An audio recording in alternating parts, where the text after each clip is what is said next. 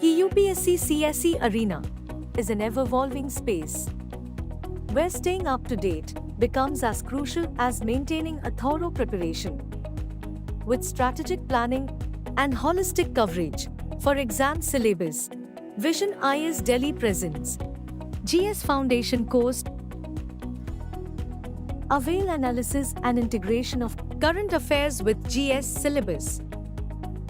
All India test series with an innovative assessment system, inculcating post-test analysis, discussion, All India ranking, and more. Explore the holistic learning modules intrinsically designed for the ideal aspirant.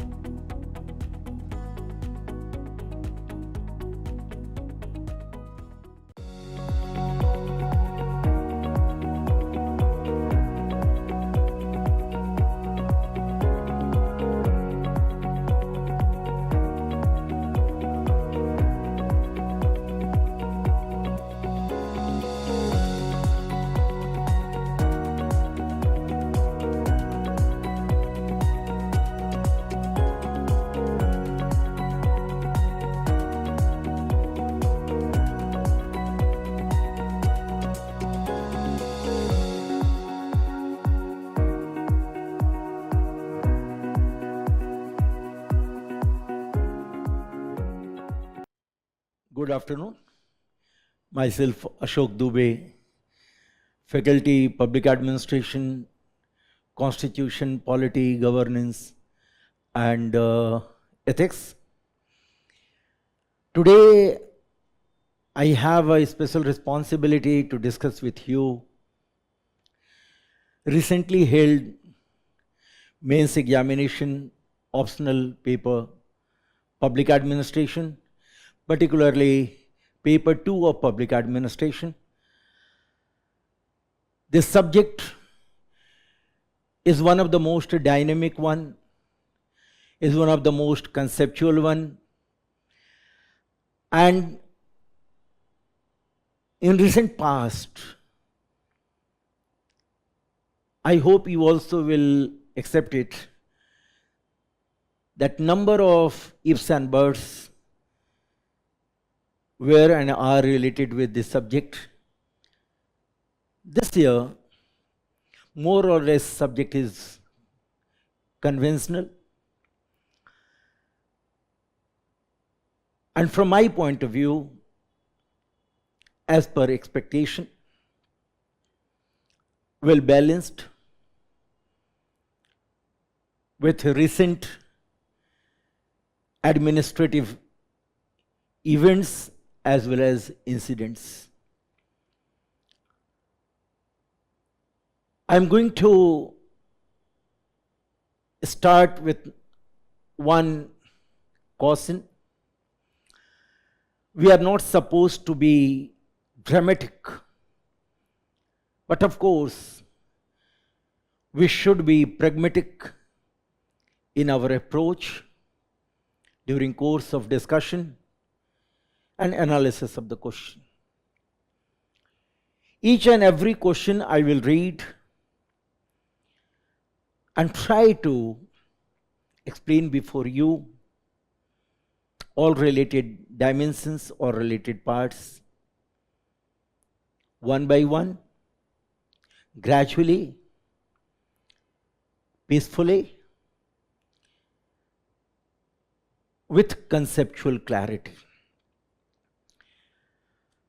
So allow me to take my first question. That first question will be related to section A.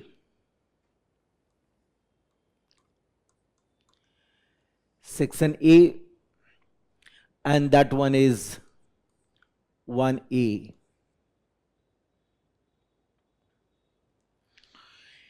Ethics in public administration has been the main concern of Kautilya's Arthashastra. Examine the statement. Ethics in public administration, all of you know, is integral part of GS paper 4, and at the same time it is related with Indian administration, that is paper 2 of public administration. Kautilya's Arthashastra is one of the seminal treatises on statecraft, written 315 to 296 BC. It is one of the most important ancient Indian texts on statecraft and governance. This book, without any doubt, comprehensively covers governance of state with the support of Saptanga, including Swami, Amatya, Janpad, Durg, Kosha, Dand, and Mitra. With the support of Saptanga, Kautilya was expecting from king to ensure good governance in his territory. It was the expectation of Kautilya from the king to ensure three obligations. One was Rakshana, second one was Palana, and third one was Yogshema. These were the primary obligations, and these all three, directly or indirectly, were supposed to establish a welfare state, and at the same time were expected to create an opportunity for Arjana and Vardhana, means revenue generation and prosperity.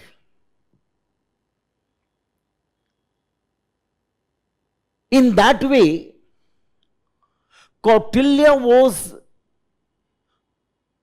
very much concerned with the development of human being in the kingdom. Directly and indirectly, he was trying to make king and his officials responsible for the development of people. And that's why he talked about Raj Dharma. He talked about good governance. When he was talking about a Raj Dharma, in today's world, it is constitutional morality and constitutionalism. As far as Raj Dharma concerned, Kautilya was expecting from king Atmavrata. What Atmavrata means? Protection of self against sadvikar, means protection of self from 6 diseases: Kam, Krodh, Mad, Lobh, Man and Hars. It means lust, anger, greed, pride, arrogance and overjoy.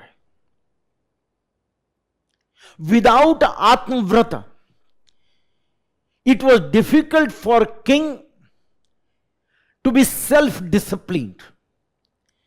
And if king at the top will not be self-disciplined, administrative officials were not supposed to be ethical, were not supposed to be a custodian of fundamental ethical, moral values, including uprightness, integrity, honesty, empathy, objectivity, or probity in administration. Kautilya was in favor of strong character building. He was in favor of not only financial discipline, but he was in favor of the principles of public administration we are supposed to take care of in today's world: impersonalism, division of labor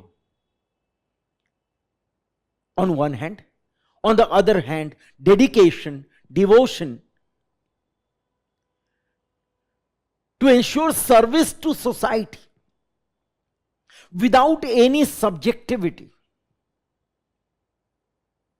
He was very much logical when he talked about higher taxation in those areas which were responsible for reducing character, like alcohol.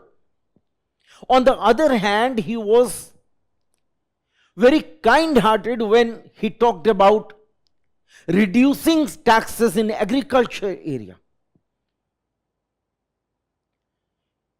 He extended support to 1/6 of the total tax, not more than that. Because the main objective was to ensure welfare of society with the support of ethical civil servants and charactered king. And that's why he said, king should be the first servant to the constitution, to the people of the area. His famous quote, "In the happiness of his subject lies king's happiness. In welfare, his welfare." This kind of philosophies we are expected to incorporate in question number 1A. So as far as the answer is concerned, we will have to divide answer into 3 parts. 1, introduction. And in introduction,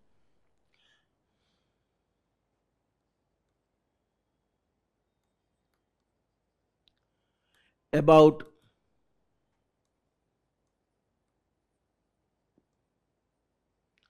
Arthashastra,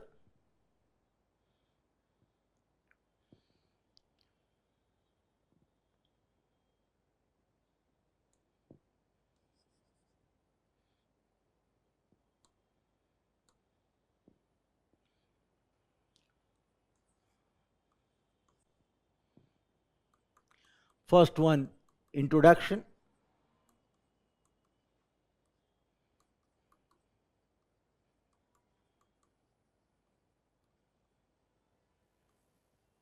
About Arthashastra. And when we will talk about Arthashastra,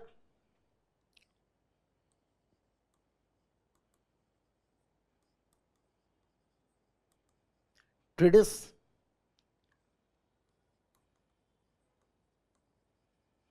statecraft,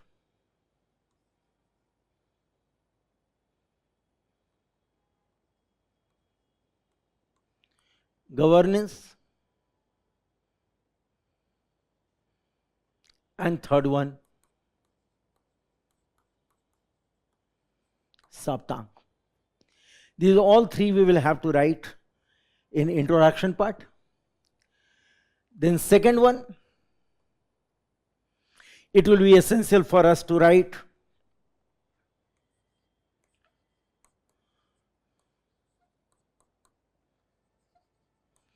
threefold obligations,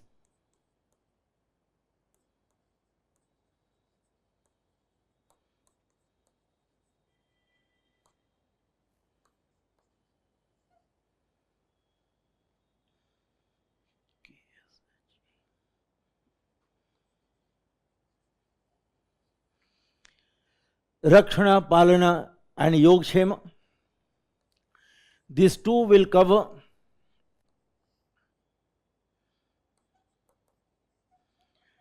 Arjuna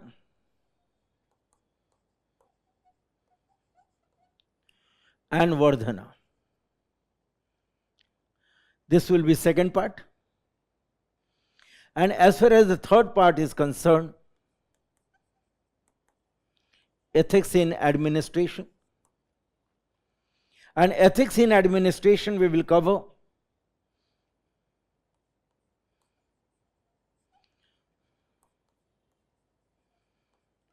Raj Dharma and good governance. As far as Raj Dharma and good governance concerned,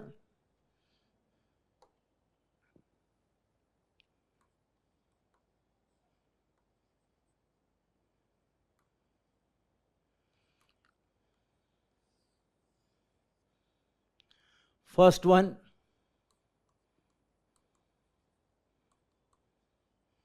uprightness. Second one, friendliness. Objectivity.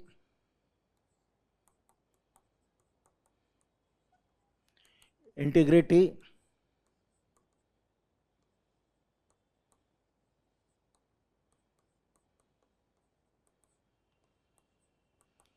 Financial discipline.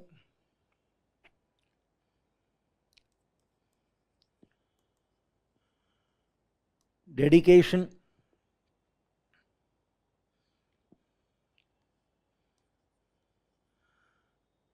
Rule of law.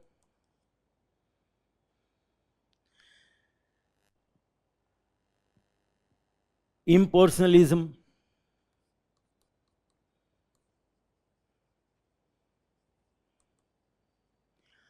Impersonalism. And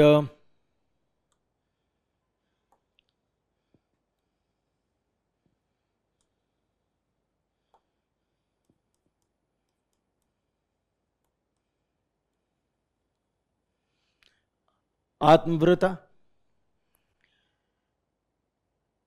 In that way, we will justify the Kautilyan philosophy, and finally we will write conclusion.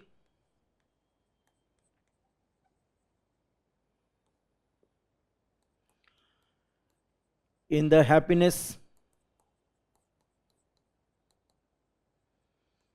of people,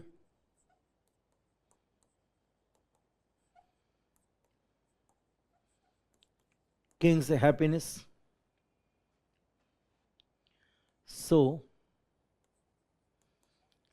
king and his administration is expected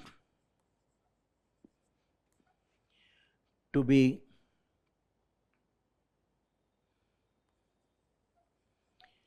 charged with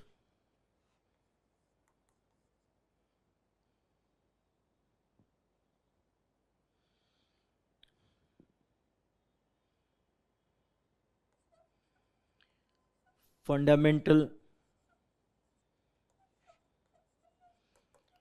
ethical values. In that way, we will complete our answer. So this will be all about question number 1A. And now I will take question number 1B. Question number 1B. The Mughal administration was by nature centralized. The Mughal Empire, which was founded by Babur, was an example of central administrative institutions, central administrative authority, in order to hold the entire power. The emperor during Mughal era was the real sovereign body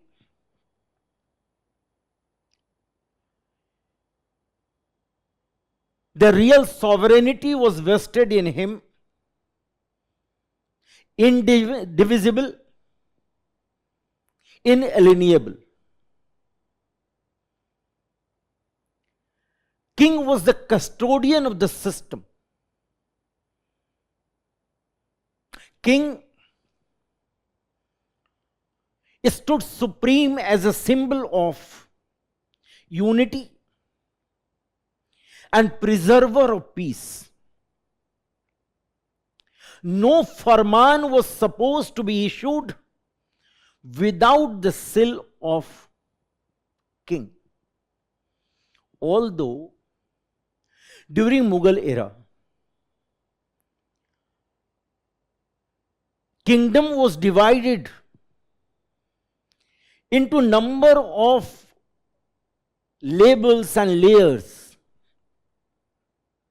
Emperor had number of officials also, like Wazir, Diwan, Khan-e-Sama, Baksi, etc.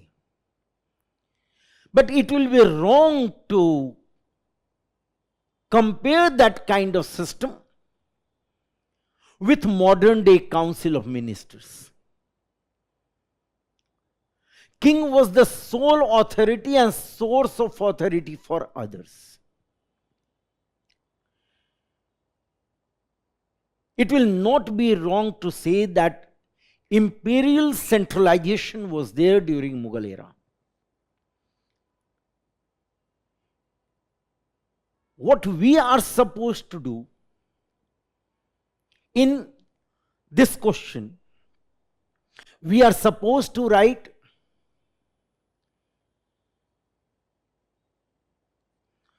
the first aspect, nature of Mughal administration. Nature of Mughal administration. And in nature of Mughal administration, we will write centralized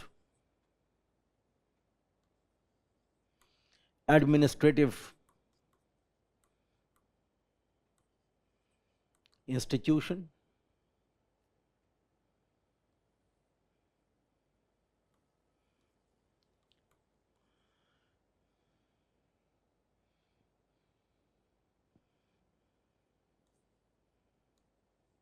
supreme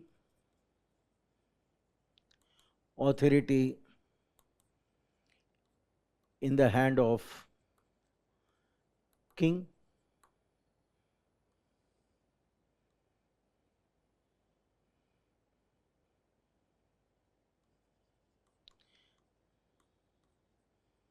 sole authority to ensure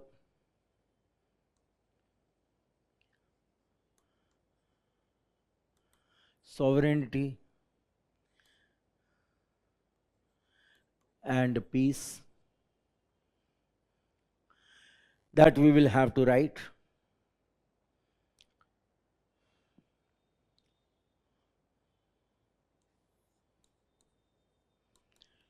King was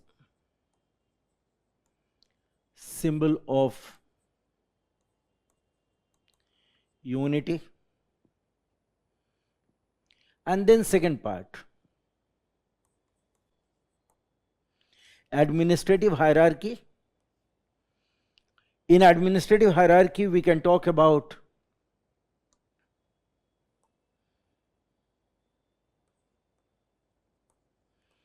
law and order, Law and order was under Mir Bakshi.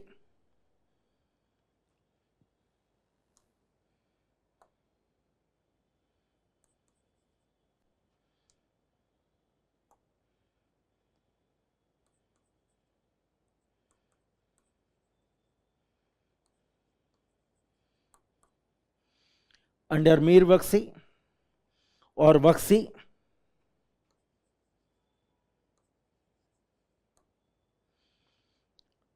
Then you will find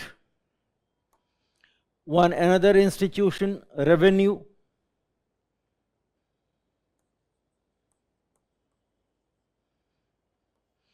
There you will find Diwan-e-Kul Amil.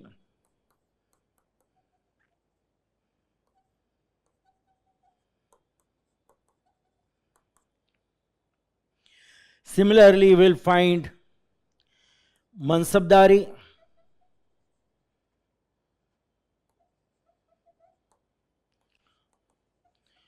Fort administration, port administration. So, number of administrative wings were there. But end of the day, these all were under control of king. So after this all, we will come to the conclusion. And what will be our conclusion?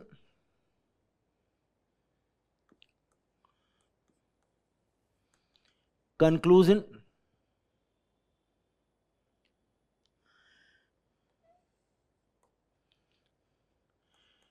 no farman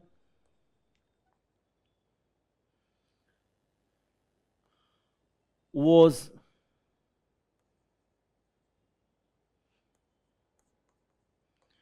supposed to be issued without seal of king. In that way, we will complete this answer.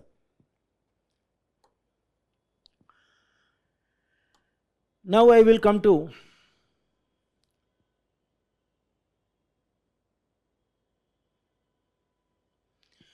question number 1C.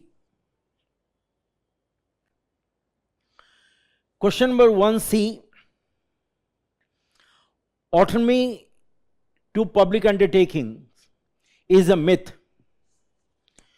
Autonomy to public undertaking is myth. This question is conceptual as well as based on the current scenario, the reality of public undertakings in India. Public enterprises have indispensable part to play in socio-economic development of this country. Regarding the measures of assets they use, the scope of aptitude they utilize, the commitment which they make or are capable to make, these public undertakings constitutes a vital sector of Indian economy. Since 1948, I am talking about first industrial policy. Public undertakings were given special attention by the successive governments. Public undertakings have been set up to speed up the process of industrial development and at the same time to satisfy Article number 39B and 39C of directive principles of state policy to lead India towards egalitarian society. And because of that, Arjun Sen Gupta Committee in 1984 categorically extended support in favor of autonomy of public undertakings. Economic ARC 1981 under renowned economist L.K. Jha tried to attract the attention of the government towards a reducing autonomy of public undertakings, which hinder the executive actions public undertakings. So we can say from very beginning, we have a challenge to maintain a balance, a delicate balance between autonomy of public undertakings and the control over public undertakings. Because ultimately, government considers itself a trustee or custodian of public purse or public fund. So government has legitimized a role in public undertakings. So essential for us to come out with a structural format of autonomy and the control related aspects as far as the public undertakings are concerned.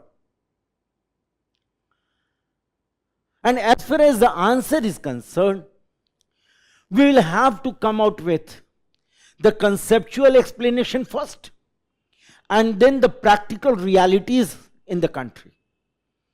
So, first one is conceptual part. And as far as the conceptual part is concerned, what we will do? Public sector undertakings. These public sector undertakings shall be divided into three parts: department,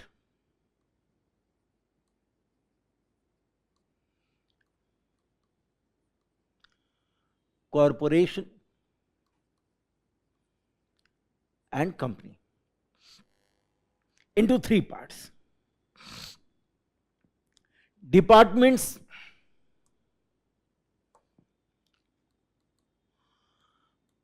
under government control,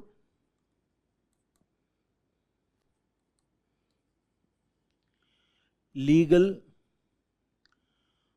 autonomy, legal and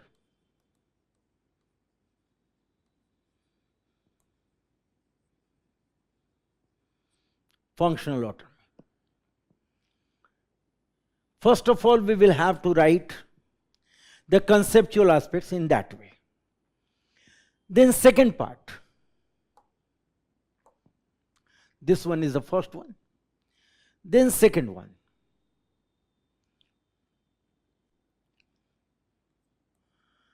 Public sector undertakings. One is autonomy and second one control. To what extent public undertakings are enjoying autonomy? There we will find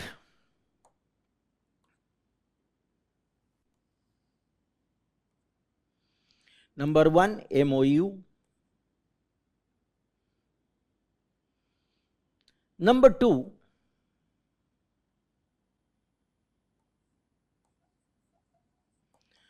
Ratna system. And in Ratna system, we will find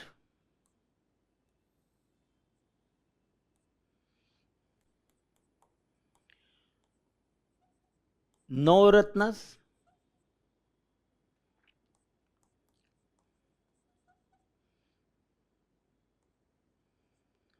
Maharatnas, and Mini Ratnas. As far as Navratnas is concerned, Navratnas have autonomy.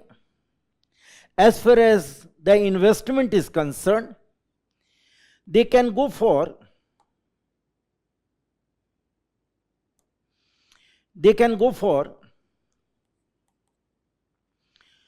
1,000 crore investment or 15% of the net worth. 15% of net worth. They can go for that.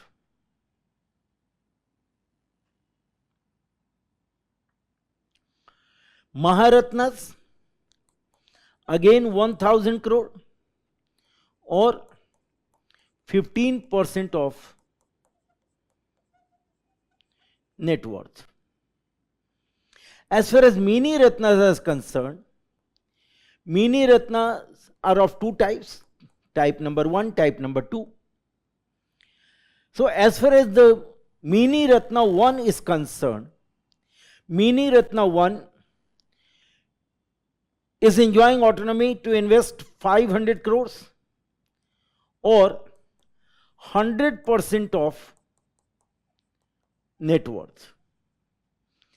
And second one, 250 crore or 250 crore investment or 50% of net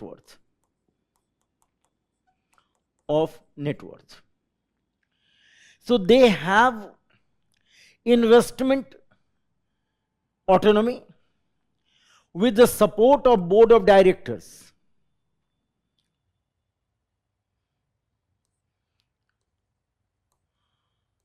Support of board of directors. They can go for that. These undertakings are capable to decide investment in joint venture. They have autonomy to decide investment in subsidiary companies or investment even outside India. But if investment will be more than this 1,000 crore, then administrative ministry will be capable to take a decision. So from here, we will find control mechanism, and that control mechanism I am going to discuss with you here in that way. Investment more than 1,000 crore. Then administrative ministry will decide. Second,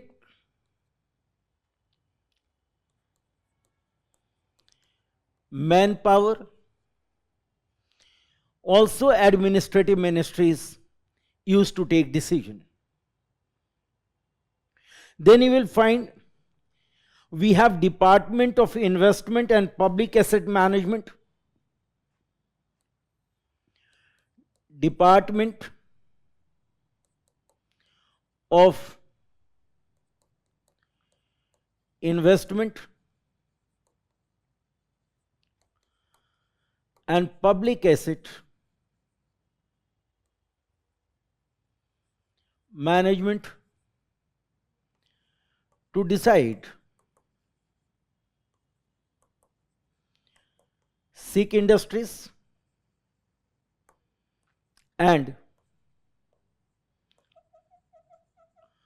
loss-making bodies.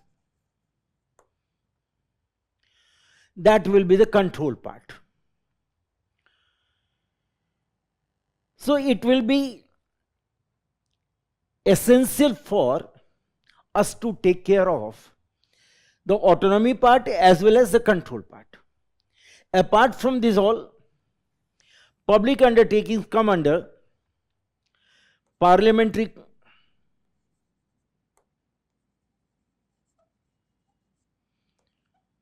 supervision,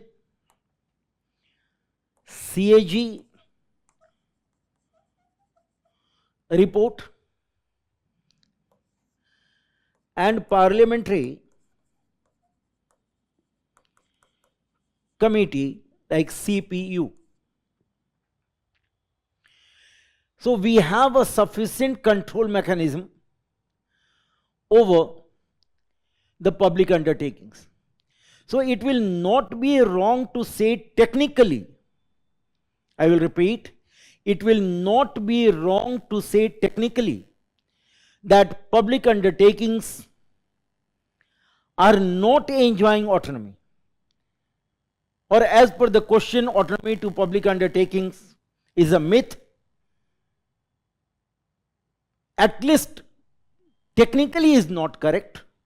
To some extent, they are enjoying autonomy, but it is also a matter of fact that lot of political interference, governmental interference is a reality in public undertaking sector. Investment decisions, pricing policy, staffing, board members, they all are regulated and guided by, directly or indirectly, by party in power or parties in power. So, when we will come to the conclusion, we will conclude that the statement that is autonomy, public undertaking is a myth, not correct technically, but yes, in reality, public undertakings are heavily controlled by administrative ministries. Even the board members, the head of the board, influenced by the party in power or parties in power.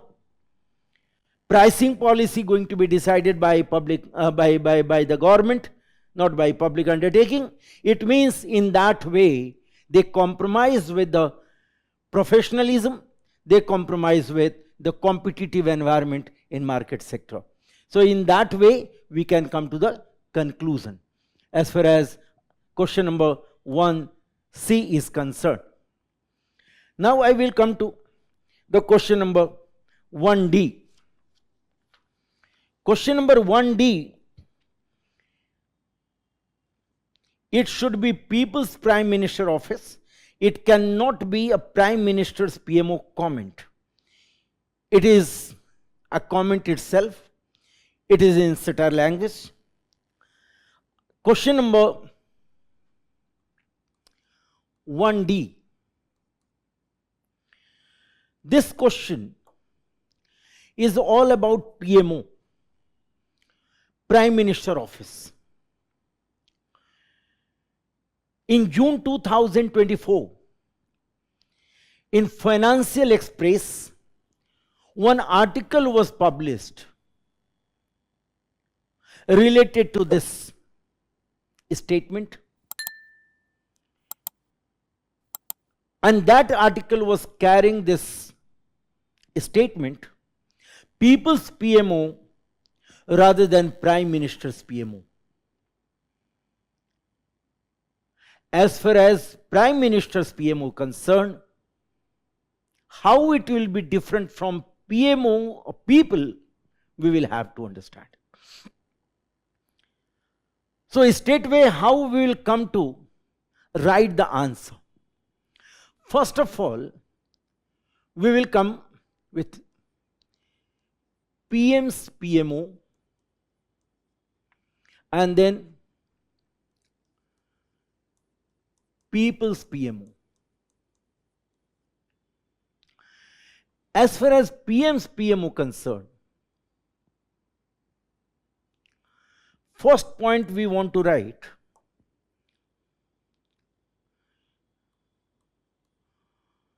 enjoying status of Department of Government of India under Business Allocation Rule 1961.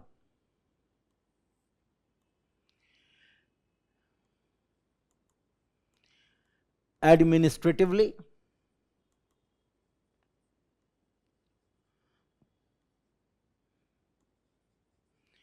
headed by Principal Secretary. That we will have to write. And then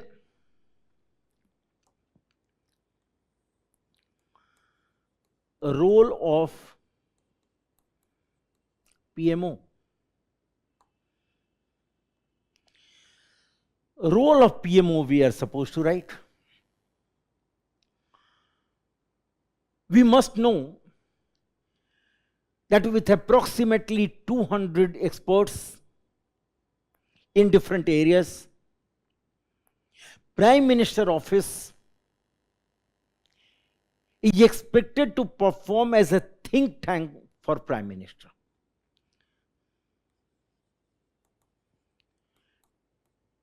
Think tank for Prime Minister.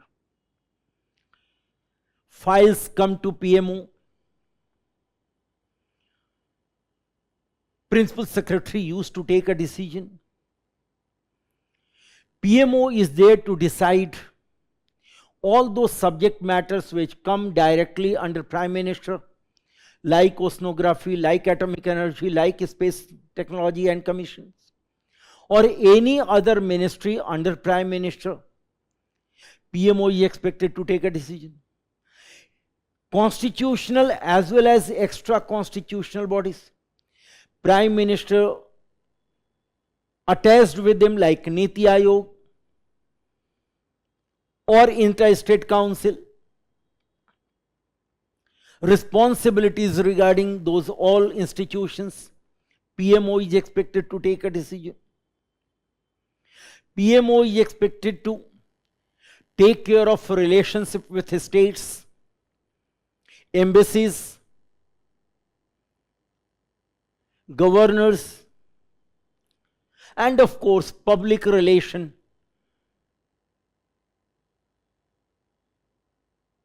like Man Ki Baat. PMO is expected to take care of this all. It will not be wrong to say, to make Prime Minister capable to be Prime Minister and to lead Council of Ministers, PMO is expected to play a vital role in that.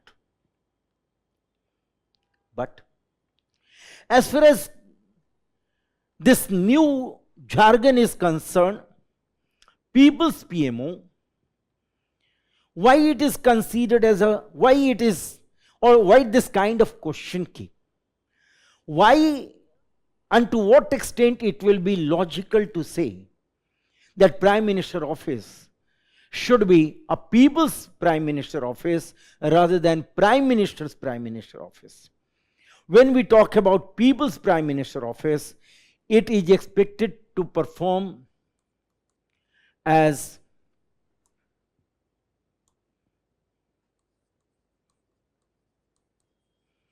catalyst or catalytic agent. Prime Minister office is expected to be a catalytic agent that will produce energy, that will produce consciousness, that will produce uprightness in entire system. Prime Minister office is expected to make Prime Minister of India relatively more attached to the fundamental values of the system,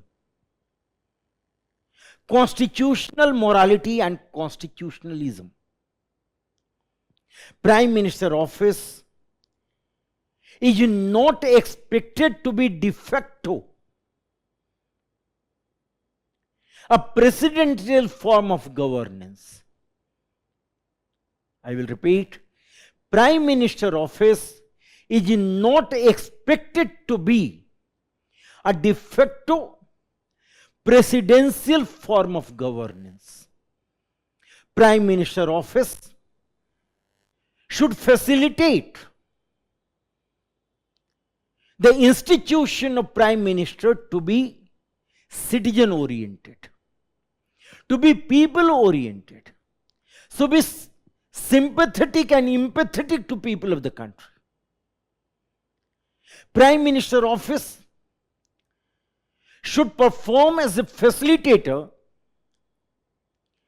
to ensure integrity, objectivity, dedication, devotion, determination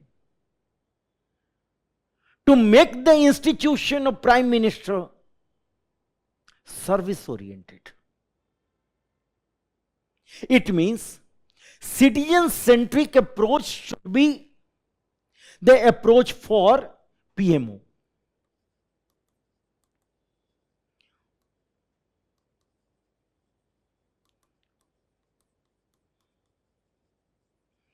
Citizen-centric approach should be approach for the PMO. It should not be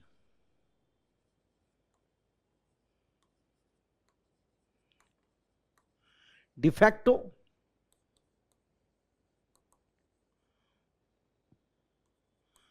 presidential governance system.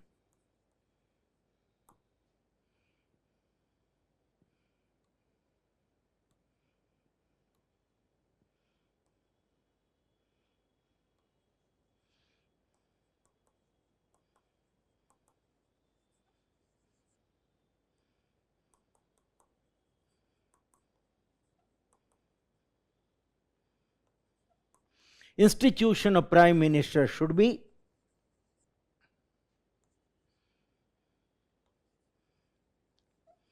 charged with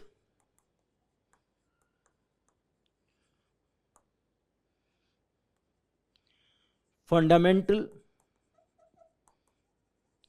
ethical values to serve society with Raj Dharma. You may know the word Raj Dharma was used by a beloved Prime Minister of India, Sri Atal Bihari Vajpayee ji. So Prime Minister is expected to perform with Raj Dharma, and in that way it should be the People's Prime Minister office. Apart from that, as far as today's setup is concerned, we have CPGRMAS. GRMS means Centralized Public Grievances Redressal and Monitoring System. I will repeat, CPGRAMS, Centralized Public Grievances Redressal and Monitoring System. That is actually under the Ministry of Personnel. Most of the time, Ministry of Personnel, you all know, guided and regulated by Prime Minister. So we have this mechanism to deal with the public grievances. To that extent, Prime Minister office is People's Prime Minister office. It deals with centralized people grievances and redressal monitoring mechanism. Redressal monitoring mechanism. Okay. So this one also is a part of the People's PMO.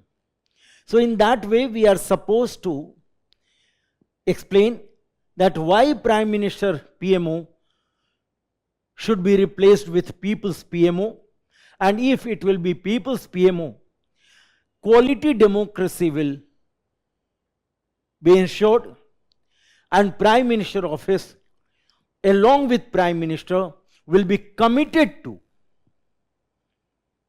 the people of the country. So Prime Minister office is expected to perform as a think tank for Prime Minister, but Prime Minister office when will perform as a catalyst and facilitator for Prime Minister, along with Prime Minister will move towards people of the country, and that's why it will be citizen-centric approach. So that was actually a philosophy behind the article I'm talking about, published in Financial Express in June 2024. This one is all about 1D. Now,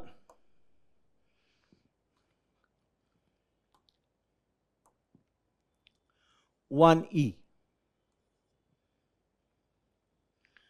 1E, implementation of goods and service tax has led to a paradigm shift in center-state relation, both financially and politically. Analyze it. Most of the time, I used to make students cautious that we don't have any word center in our constitution. We have union-state relation, but of course, when question deals with center-state, we can use the word center. Otherwise, it is union-state relationship. And question demands the implementation of GST and impact of union-state relationship. That is called paradigm shift. The fiscal and political relationship. The fiscal and political relationship or tie between union and state is very complex one, and there is a dynamic arrangement shaped by the federal structure of governance. The introduction of GST as per the demand of 101st Constitutional Amendment Act 2016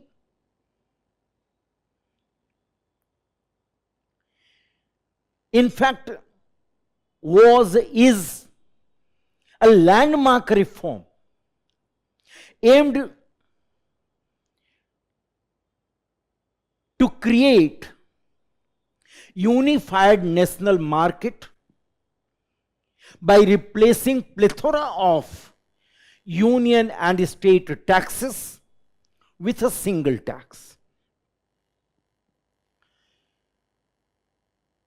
The implementation of GST has significantly altered the fiscal landscape in India. The regime of GST, as far as the question is concerned, responsible for paradigm shift in union-state relationship. So what we are supposed to do?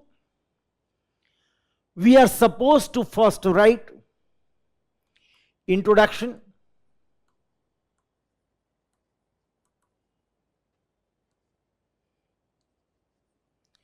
why GST? Number one, as I told you, that GST based on 101st Constitutional Amendment Act was a landmark reform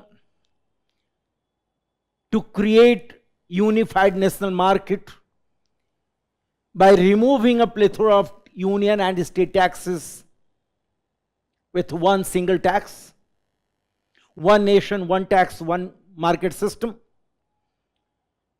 It has altered financial landscape in India. That introduction we are supposed to write. And then the second part, GST, how has changed the fiscal relation, because question is asking first financial,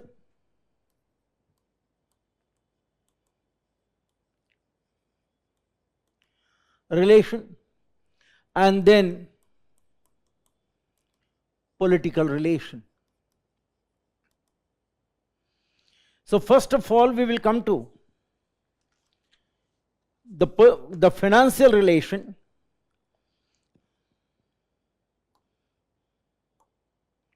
In financial relation, we are supposed to write central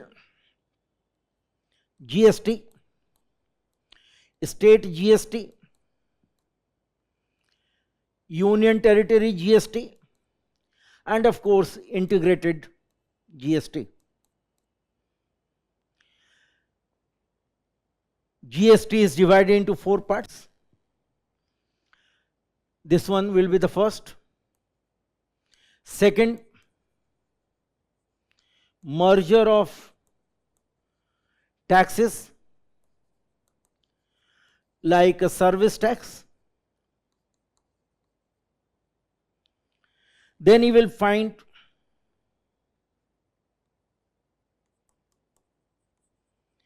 impact of destination based tax, and then you will find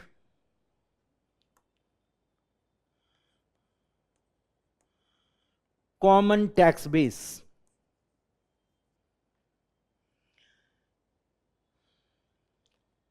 And then next topic, state autonomy in financial sector. So 5 points we are supposed to write. It is a 10-marker question. So 5 points we will have to write how financial relation going to be affected. We have 4 different GSTs. Tax base is same. Merger of taxes like service tax, TRAI, entertainment tax. Number of taxes are merged into one tax.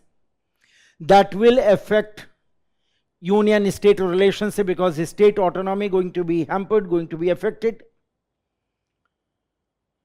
Then we will come to the political relationship, and in political relationship we will find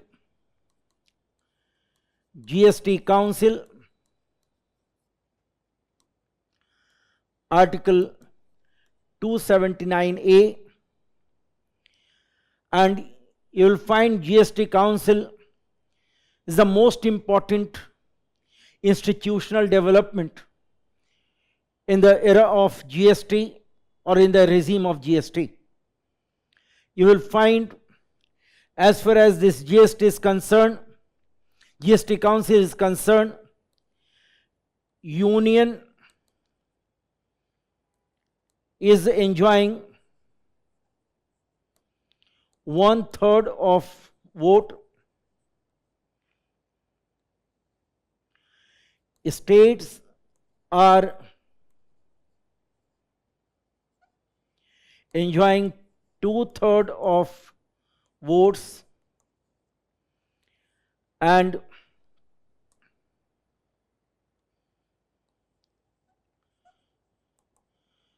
required vote to take decision is 3/4 or 75%. That we will have to explain. So prima facie, states have edge over union. But when we will go in detail, we will find on one hand, GST Council is constituted to pave the way for collaborative decision. I am slow in explanation. You can write it down, you can note it down.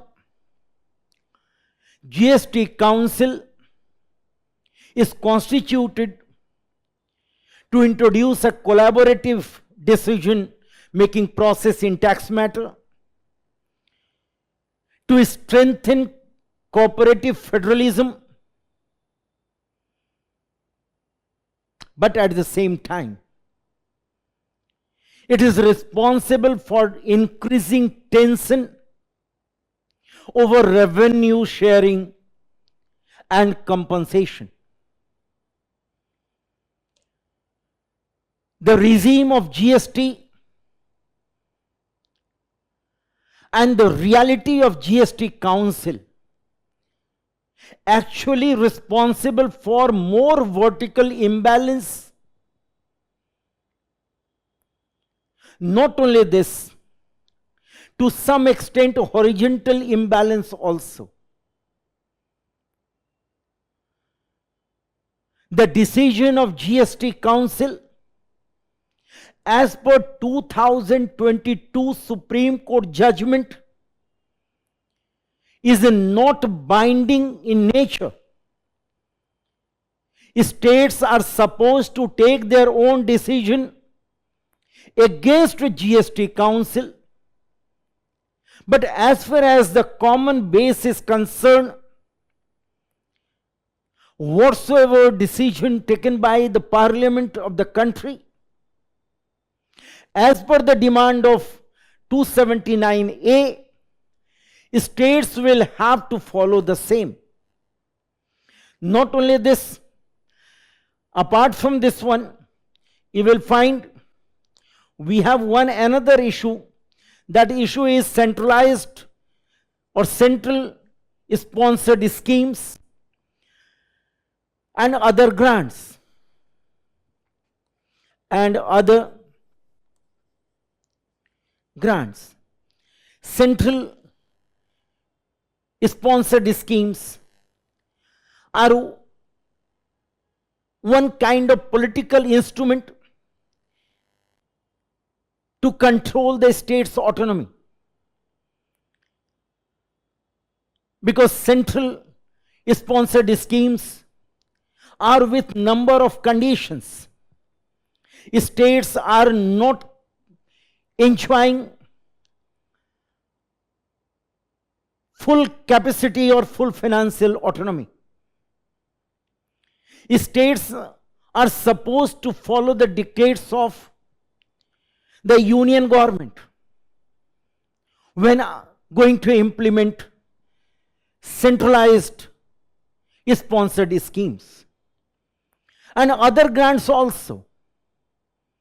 States are duty bound to follow the union government. Apart from that, when GST compensation related issues come, GST compensation related issues are related to a paradigm shift in genuine way and going to affect the financial relation as well as the political relation, union and state. Union government is responsible for fiscal stress for the states, because the states are going to sacrifice their revenue because of merger of number of taxes, and that's why GST is responsible for the paradigm shift. It is also a matter of fact that when we compare with a GST in other countries like Canada, you will find in Canada, direct taxes are given to states and indirect taxes to union. But in India, direct as well as indirect taxes to union. And union finally will decide when to disburse, when to allocate. 101th Constitutional Amendment Act had a provision for tribunal also. But after a long time period, now we have a tribunal to deal with any kind of dispute between union and state on the issue of GST. So we can hope, we can expect that this tribunal will harmonize the relationship between union and state. But of course, GST regime is symbolizing a paradigm shift as far as union-state relationship is concerned, or paradigm shift in union-state relationship concerned, financially as well as politically. So dividing into two parts, we will be in a position to write our answer, and in conclusion, after that, in conclusion, we can come out with example of Canada. We can write Supreme Court judgment 2022, and third, tribunal. So this one, and this one. With these three, we can come to the conclusion. In this way, we can complete this answer, and that will be sufficient for us. 10-marker question it is. Now I will come to the question number 2.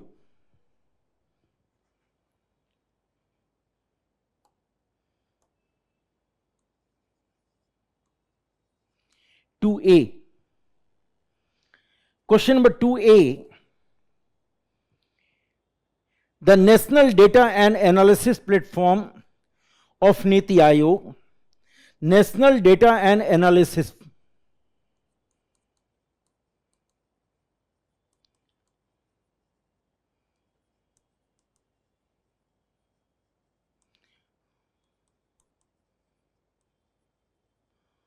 platform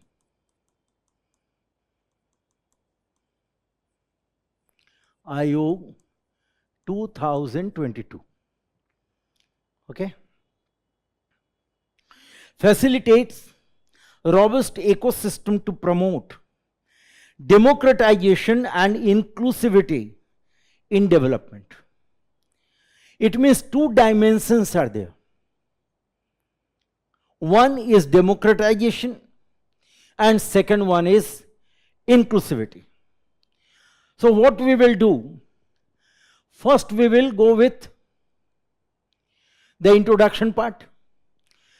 National Data and Analysis Platform was launched by Niti Aayog for open policy use in 2022. And then we will write here aim of National Data and Analysis Platform, NDAP. Aim of NDAP. And aim is to democratize. The first part of the question you are getting. The aim is to democratize access of public government data. Democratize access of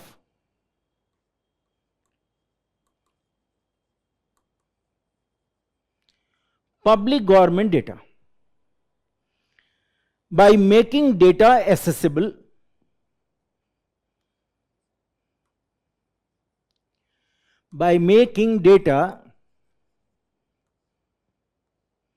number one,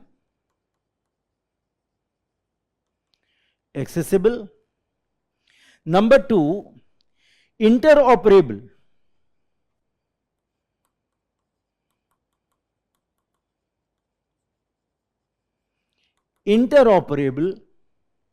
and number three, interactive and available on a user-friendly platform.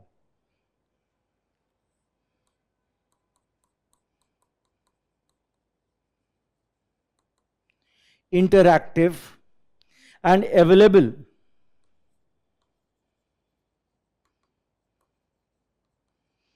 on user-friendly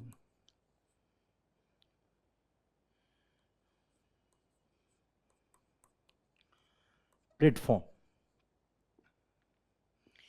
That is the basic objective or aim of NDAP. NDAP follows user case-based approach. Second part,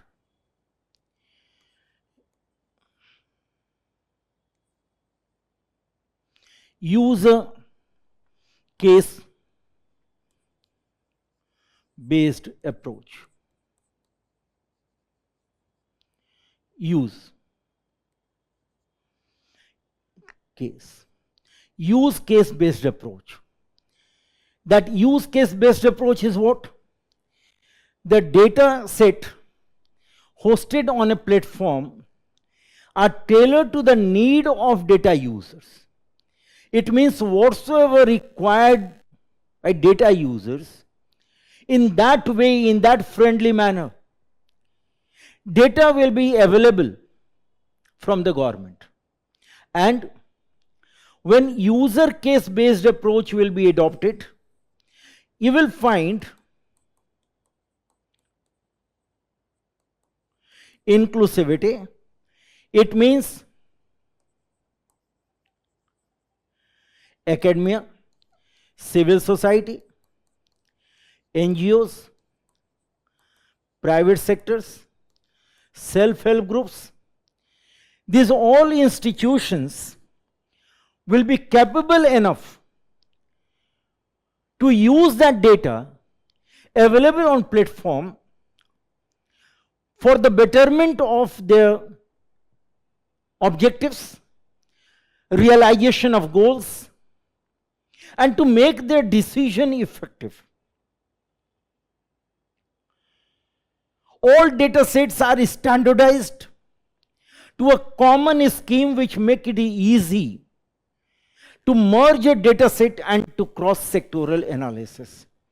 It means whenever that data will be available to institutions other than government, they will be in a position to use that data for cross-sectional analysis, cross-sectoral analysis.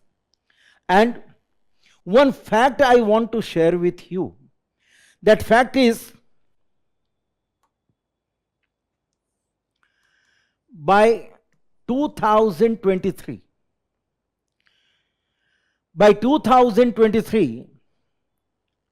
Niti Aayog, under this National Data Analysis Platform, has or is hosting 885 databases,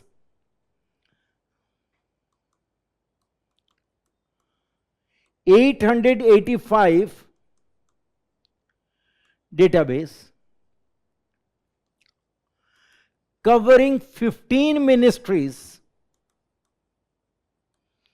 covering 15 sectors, 46 ministries and 15 sectors, 46 ministries and 15 sectors. It means by 2023, we have common platform of all data related to 46 ministries and 15 sectors. It means all those who are supposed to enjoy that data for cross-sectoral analysis to make their decision effective, to lead their decision more data-driven, more logical, more rational, to make self-capable enough to move towards a good governance, better governance, for the betterment of society, for the betterment of the institution. This kind of system going to help a lot. So first of all, you will find that is democratization, and second one you will find inclusivity. Considering this all, I am giving you one example, that Niti Aayog in 2018 itself, although this was launched in 2022, in 2018, Niti Aayog had developed a women entrepreneurship platform. And women entrepreneurship platform was developed with objective to empower women, to develop entrepreneurship among women, to make women capable to contribute in nation building. And that program today is integral part of this National Data Analysis Platform. So National Data Platform, National Data and Analysis Platform is a platform where institutions are coming, are supposed to utilize those data to make their decisions data-driven, to lead themselves towards the good governance for the betterment of the society and for the betterment of their own institution in context of the betterment of society. In that way, Niti Aayog going to facilitate ecosystem to promote democratization and inclusivity in the development. So these all are positive dimensions. Apart from that, we will have to be careful about the negative aspect also. And the negative aspect is, I will highlight negative aspect. Negative aspect. And that negative aspect is violation of Article 21, means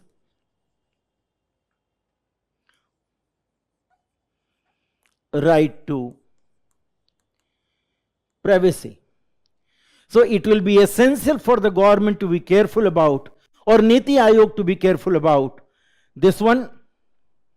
Otherwise, if with caution, with effective safety management and security management, National Data and Analysis Platform will be used, it will be a boon for the development as far as the economic development is concerned in India. In that way, we can write question number 2A.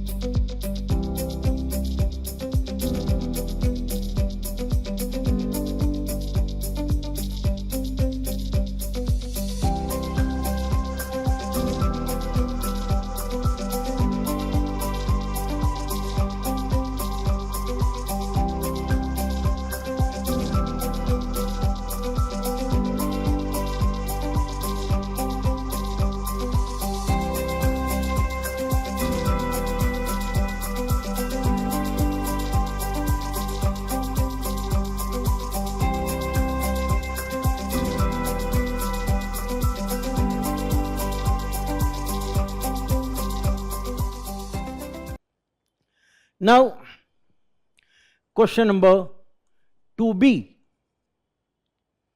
Question number 2b.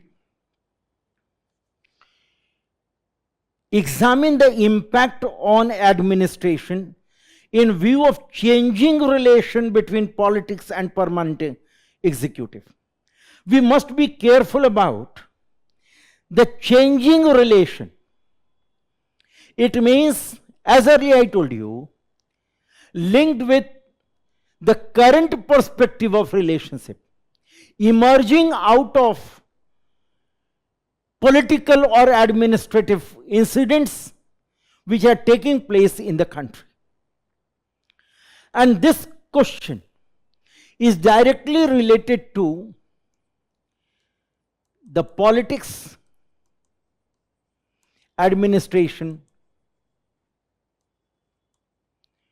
dichotomy. What we will have to do? We will have to write the very concept of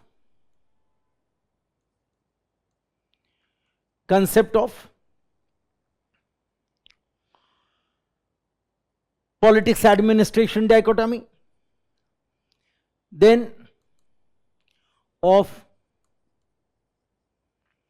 Weberian bureaucracy. Hope you all know the concept of politics administration dichotomy, as well as Weberian bureaucracy. Bureaucracy is expected to be professional. Bureaucracy is expected to be a body of skilled people. And bureaucracy is expected to be committed to rule of law. So bureaucracy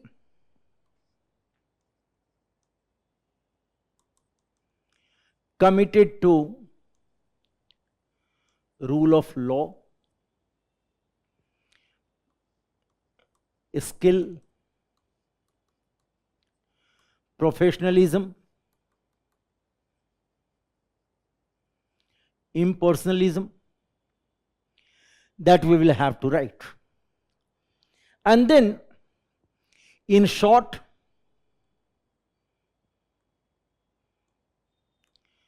models of relationship between politicians and administrative bodies, or we can use the word political and permanent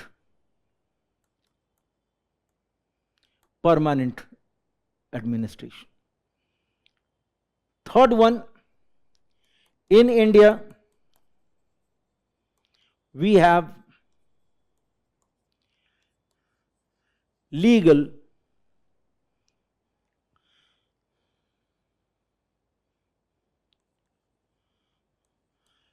constitutionally guided formal model. We have legal, constitutionally guided formal model. In practice, politics and administration are intermingled. Apart from these all, first of all, we will have to write this concept of politics administration dichotomy, concept of Weberian bureaucracy, models of relationship between political and permanent executive, like yes minister model, like village life model, like functional model, like adversarial model, like administrative state model. And we have in our country legal, constitutionally guided formal model. So different types of models are there, different models are there to deal with political executive and permanent executive. We have this kind of system. So this one should be written first, and apart from that, I'm going to change it. Apart from that, we will start with another part. In a reality,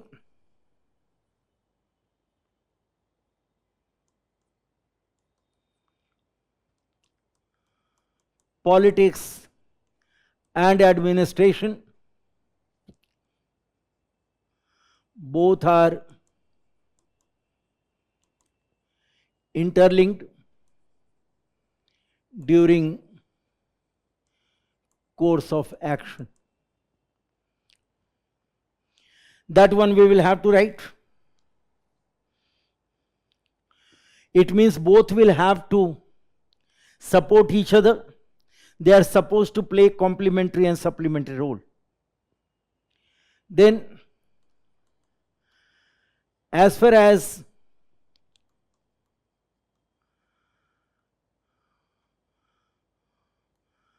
permanent executive is concerned, it has to play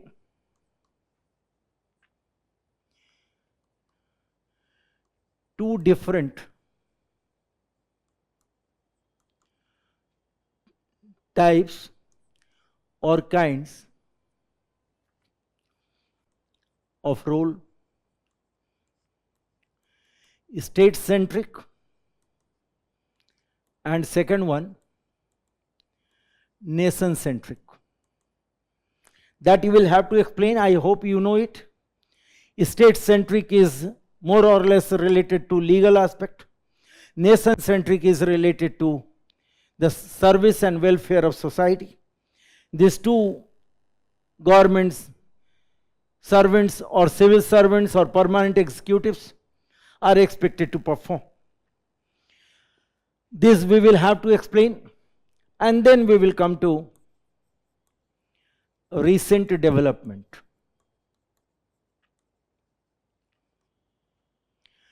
What a recent development? We can start with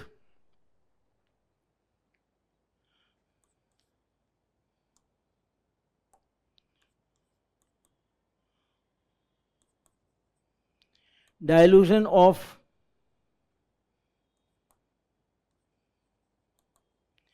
ethical values like non-partisanship,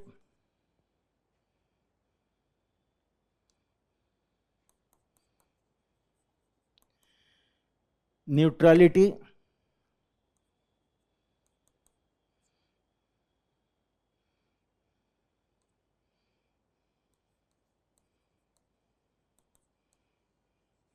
commitment to constitution, etc.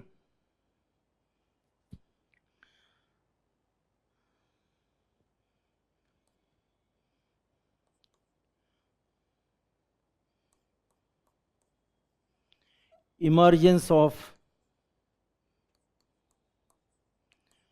politically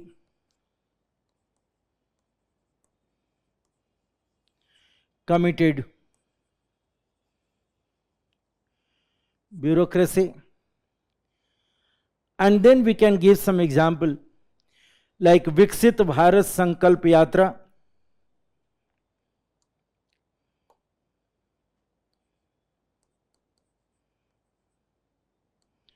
Viksit Bharat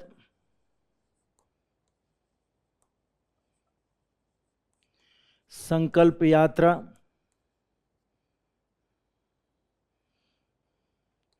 for example.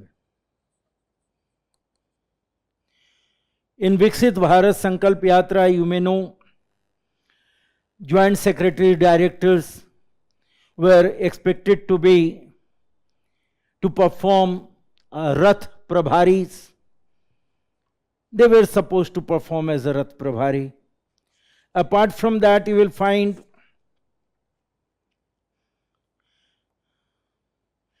Second aspect of related development, conflict. Example you can give: West Bengal Chief Secretary Alappan Bandyopadhyay. Then you will find example of Prime Minister's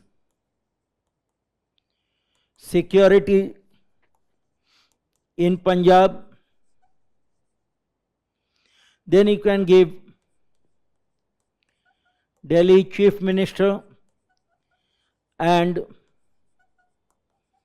Chief Secretary.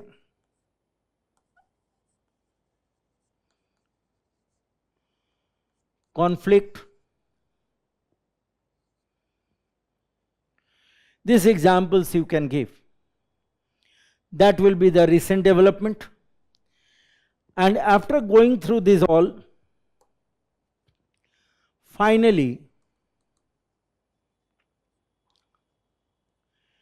impact of changing relation. Impact of changing relation, and that impact you will have to write. Impact on non-partisanship,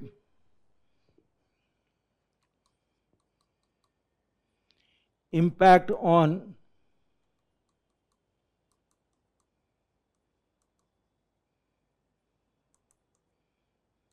second, impact on election. Third, corruption. Fourth, transfer and posting. Then you will find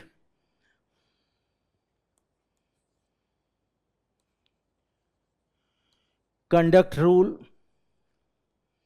that also going to be affected. Rule of law,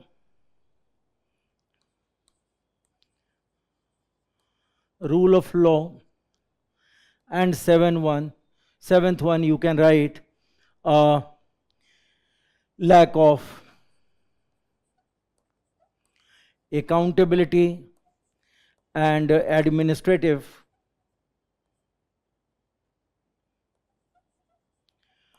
inefficiency.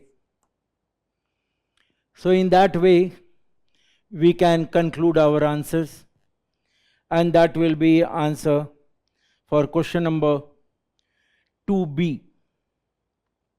That is a 20-mark question. We can write in that way.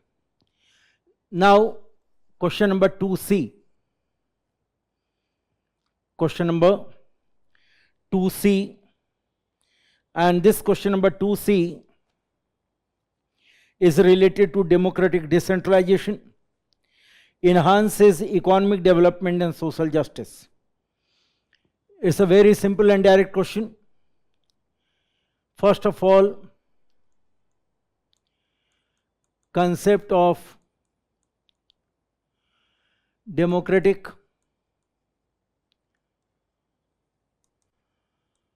decentralization we will write,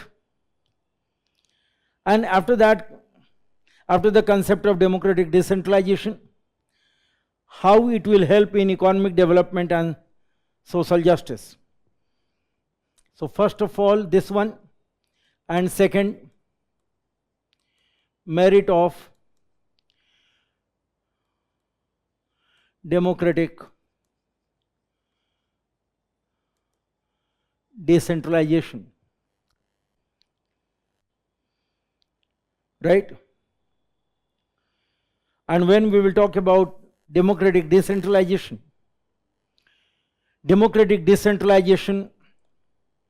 is nothing but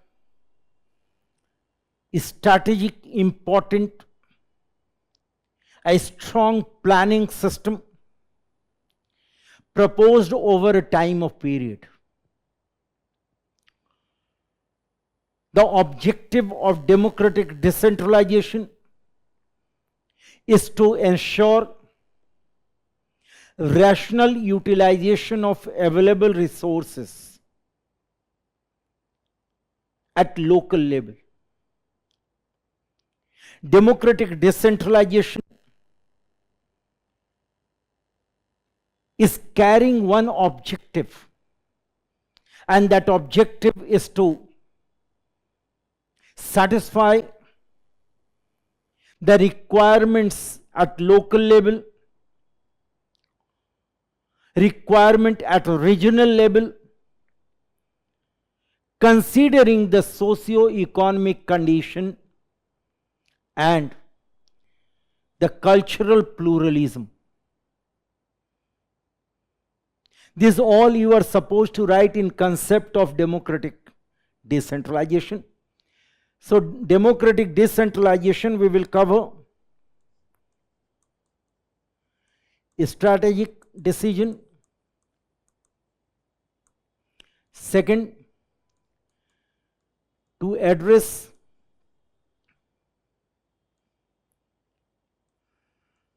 local aspirations,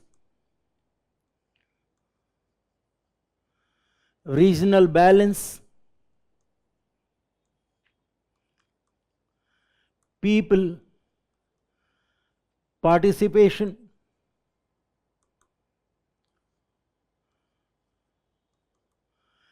cultural pluralism, socio-economic conditions. Democratic decentralization, that's why is universal phenomena today. And then you are supposed to write, apart from that, here 73rd and 74th Constitutional Amendment Act facilitates democratic decentralization under Article 243 ZD and ZE. 243 ZD and ZE that we are supposed to write. Then merit of democratic decentralization. And when we will write merit of democratic decentralization, our first point will be the local level specific requirement. Local requirement going to be addressed. Second, principle of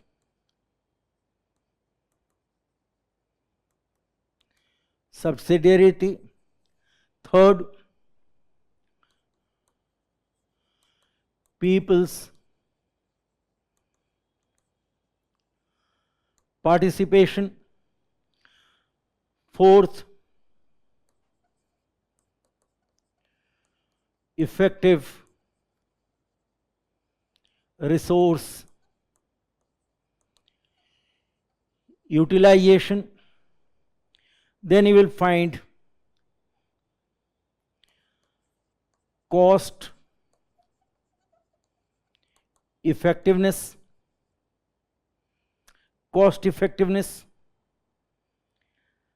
and after that you will find social development, like social empowerment,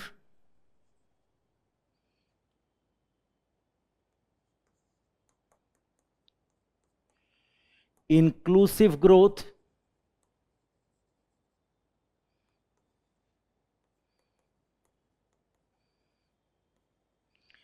environment friendly,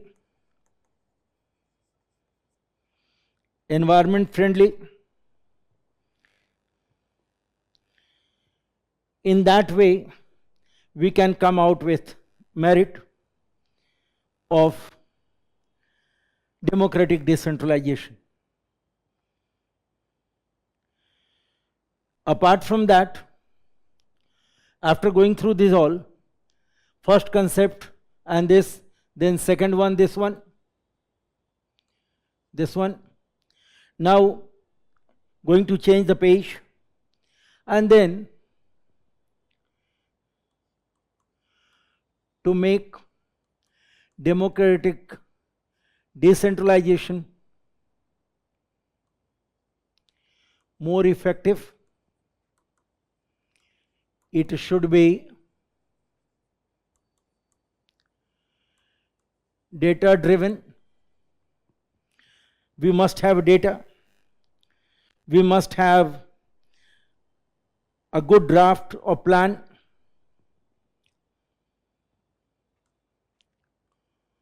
Well drafted plan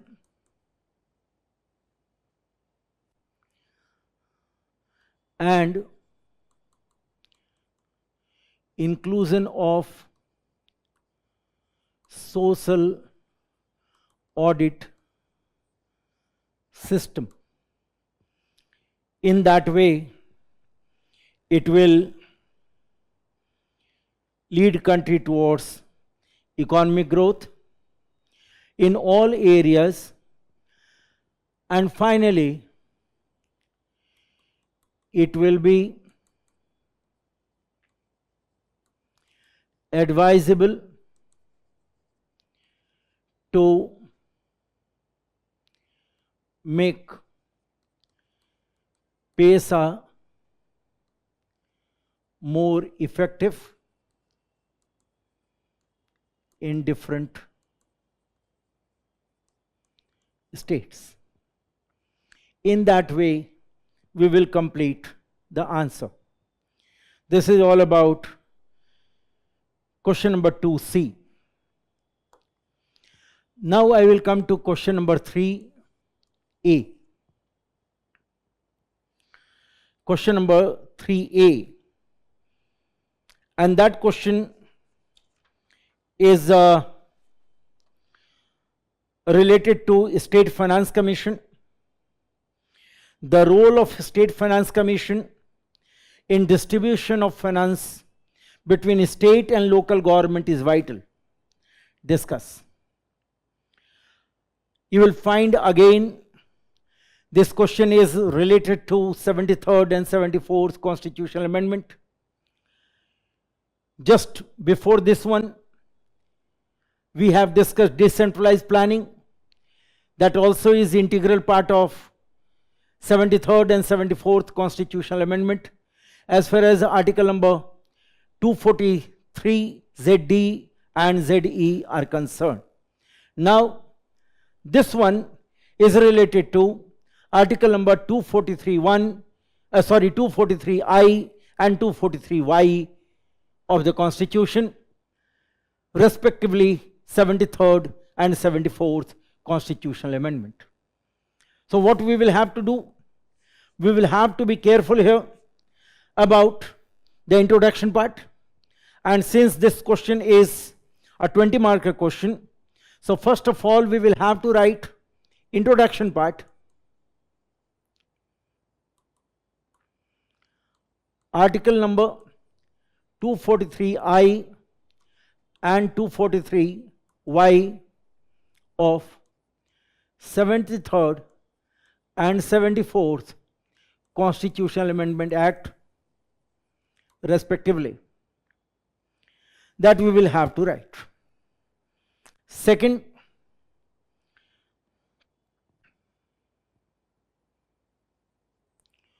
objective behind Constitution of State Finance Commission,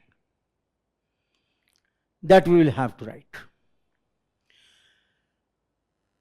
Article number 243I and 243Y.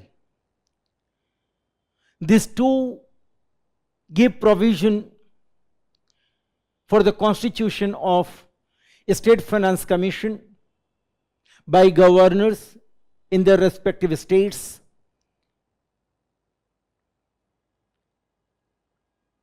with objective to review the existing financial condition of local bodies. Objective is to review the financial condition of local bodies. To review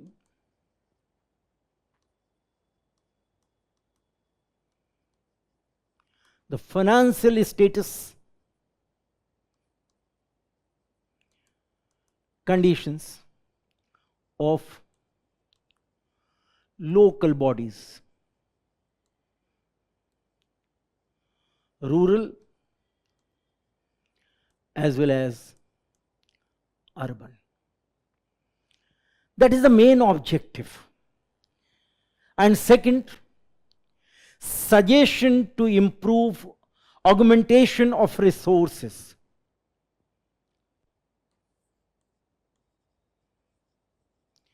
Suggestions to improve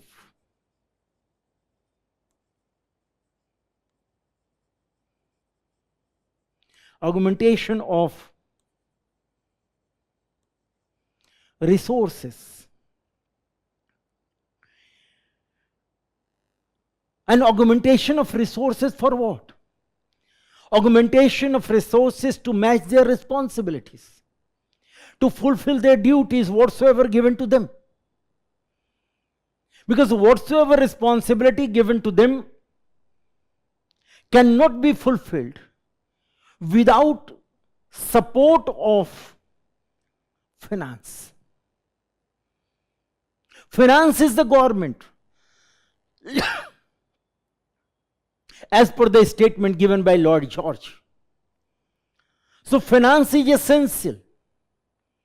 Without finance, local bodies will not be in a position to do justice with people at local level. And that responsibility is given to State Finance Commission. Then we are supposed to write, this one is number 1, this one is number 2. This one is how SFC are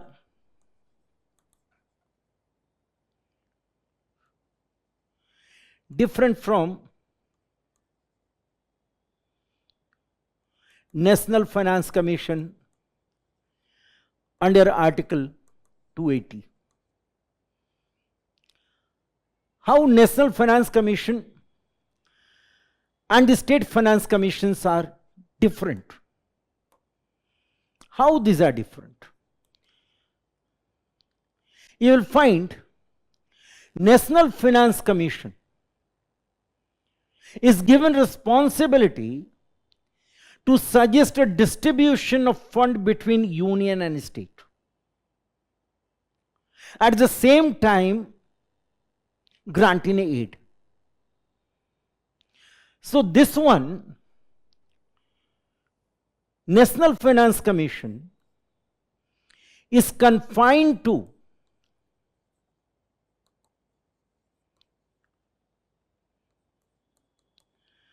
distribution of net proceeds and grant in aid. But State Finance Commission is not confined to the distribution of net proceeds and grant in aid. State Finance Commission is responsible to recommend the taxes of the state which could be assigned to the local government. Taxes of states to be assigned to local bodies. That is the first responsibility, we can say. Second one, principle of distribution of fund.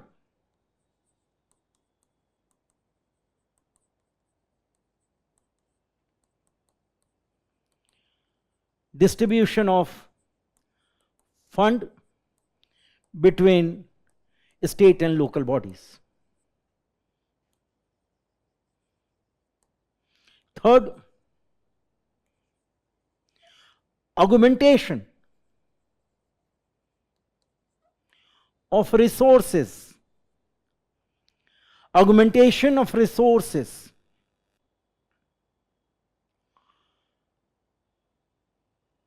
So how funds are going to be distributed?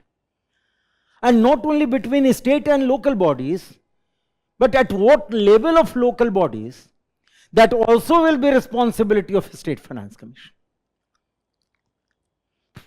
So State Finance Commission is given more responsibility if we will compare with the National Finance Commission. That one we will have to write to justify the importance of State Finance Commission.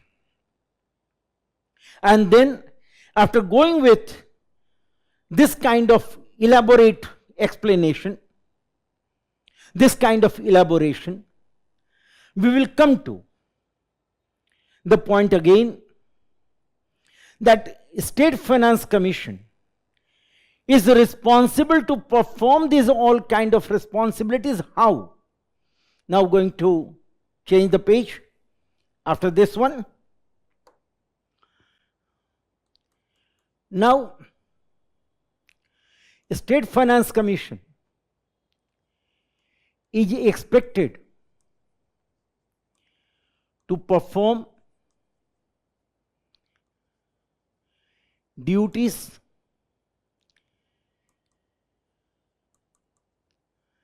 in following ways.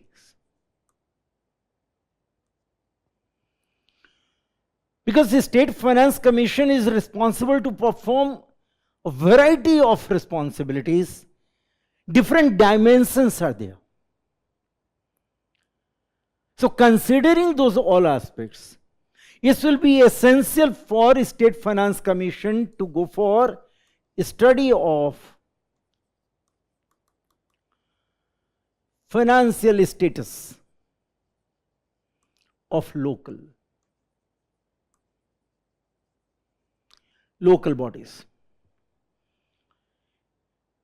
A study of the financial condition of the local bodies. Then not only the financial status, but deficiencies. That also is important to understand the deficiency in different areas. Third one, you will find manpower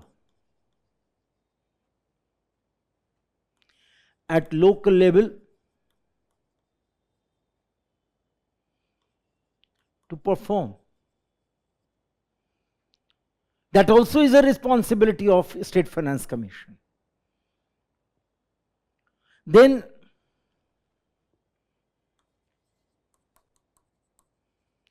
investment need. This kind of responsibilities are given to State Finance Commission as per the demand of responsibilities vested in State Finance Commission based on the Constitution. State Finance Commissions are expected to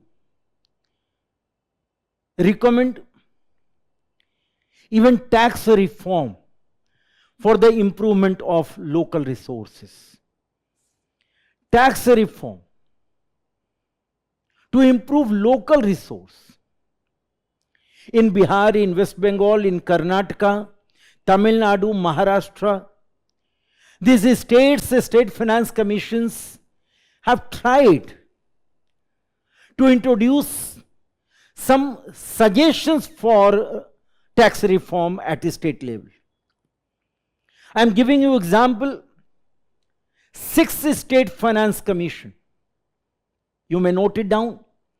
6th State Finance Commission of Tamil Nadu held that states should continue to devolve 10% of the state-owned tax revenue to local bodies.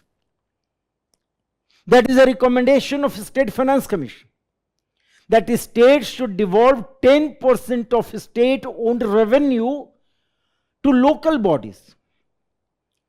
In the same way, what should be the grant in aid to local bodies? There also, State Finance Commission is expected to play a very effective role. Here also I am giving you example, 4th State Finance Commission of Karnataka. Examples I can mention here, I should mention here. Example, I gave you 6th State Finance Commission of Tamil Nadu and 4th State Finance Commission of Karnataka. That example I am going to give. Karnataka. This one is all about 10% devolution of state-owned revenue, and 4th State Finance Commission of Karnataka recommended that states should provide performance grant to local bodies.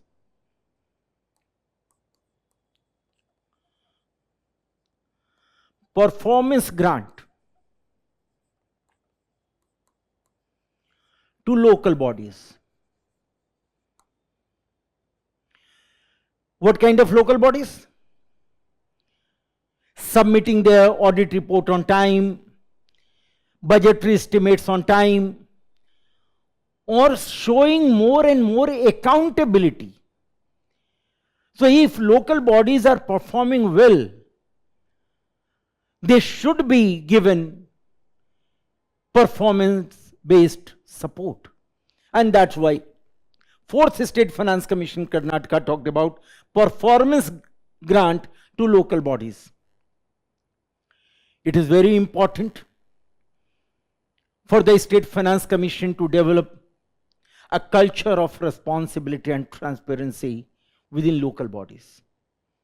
It is very essential for the State Finance Commission to make a state responsible for the betterment of local bodies as per the philosophy vested in 73rd and 74th Constitutional Amendment, and of course as per the demand of Article number 40 of the Constitution, that is all about the dream of the father of nation, Mahatma Gandhi. 15th Finance Commission, after going through that, I will give you concerns. 15th Finance Commission. What 15th Finance Commission said? 15th Finance Commission said that no state, you can note it down, no state should be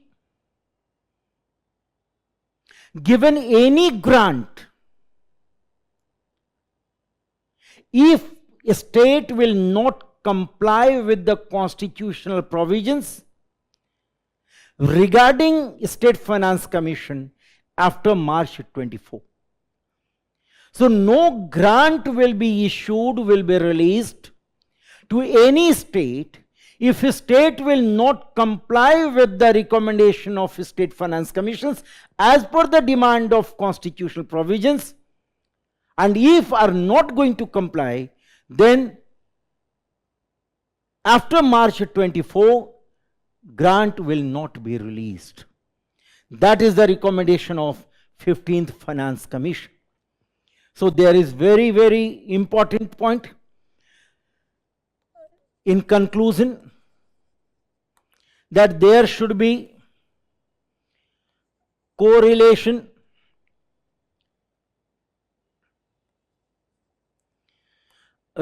between State Finance Commission and Finance Commission.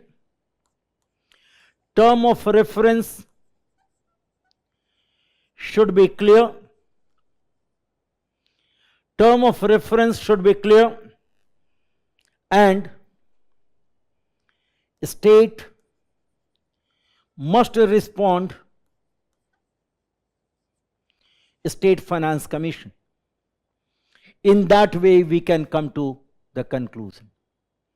So, State Finance Commission is expected to perform a vital role as far as the local bodies are concerned, and if state will perform a specific vital role in a decisive manner, state and the local bodies both will perform in a best possible manner, and in that way, that will be a boon for the state as well as the local bodies. That will be the question number 3A, and it was a 20-marker question, so we were supposed to give a details. Now, question number 3B.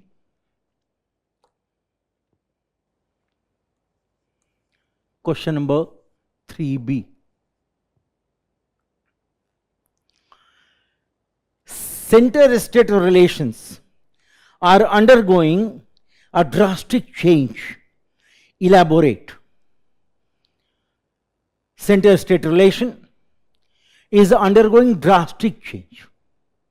It means this also is related to the recent trend, changing equation between union and state. So what we will have to do, this one also is a 20-marker question. So we are supposed to come out with detailed discussion on the changing dynamics or changing trend as far as union-state relation concerned. So what we will be supposed to do first of all, constitutional provisions related to union-state relation and related doctrines. So what we will do here, union-state relation, legislative, administrative, financial. Article 245 to 255, Article 256 to 263, Article 268 to 293.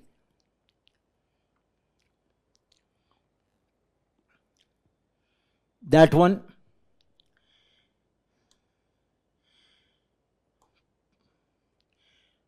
Plus what we will write? Doctrine of territorial nexus.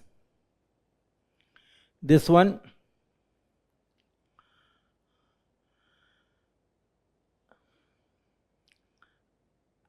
And second, relation in normal as well as emergency time. This one we will have to write first, and then the changing aspects. After that, we will come to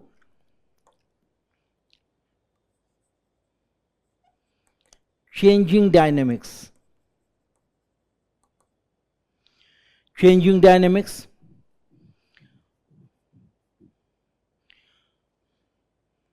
How we will write? Doctrine of colorable legislation, farm laws. This will be one controversial issue. Second, centralized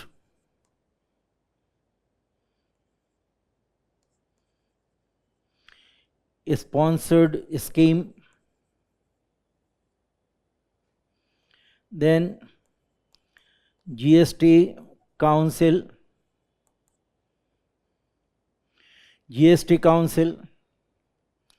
then role of Niti Ayog, a recent incident. That one we are supposed to write. Then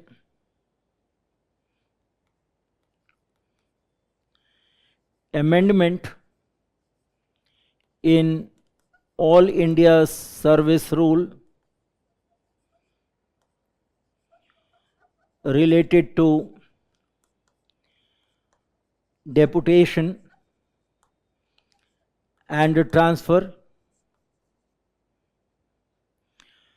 After controversy related to Chief Secretary, West Bengal, Alappan Bandyopadhyay, 1, 2, 3, 4, 5, and 6 I am going to write here. 1, 2, 3, 4, 5 and 6, 1.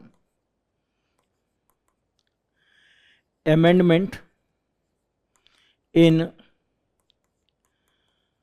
Disaster Management Act, particularly during COVID time period. The new education policy that also going to affect union-state relationship.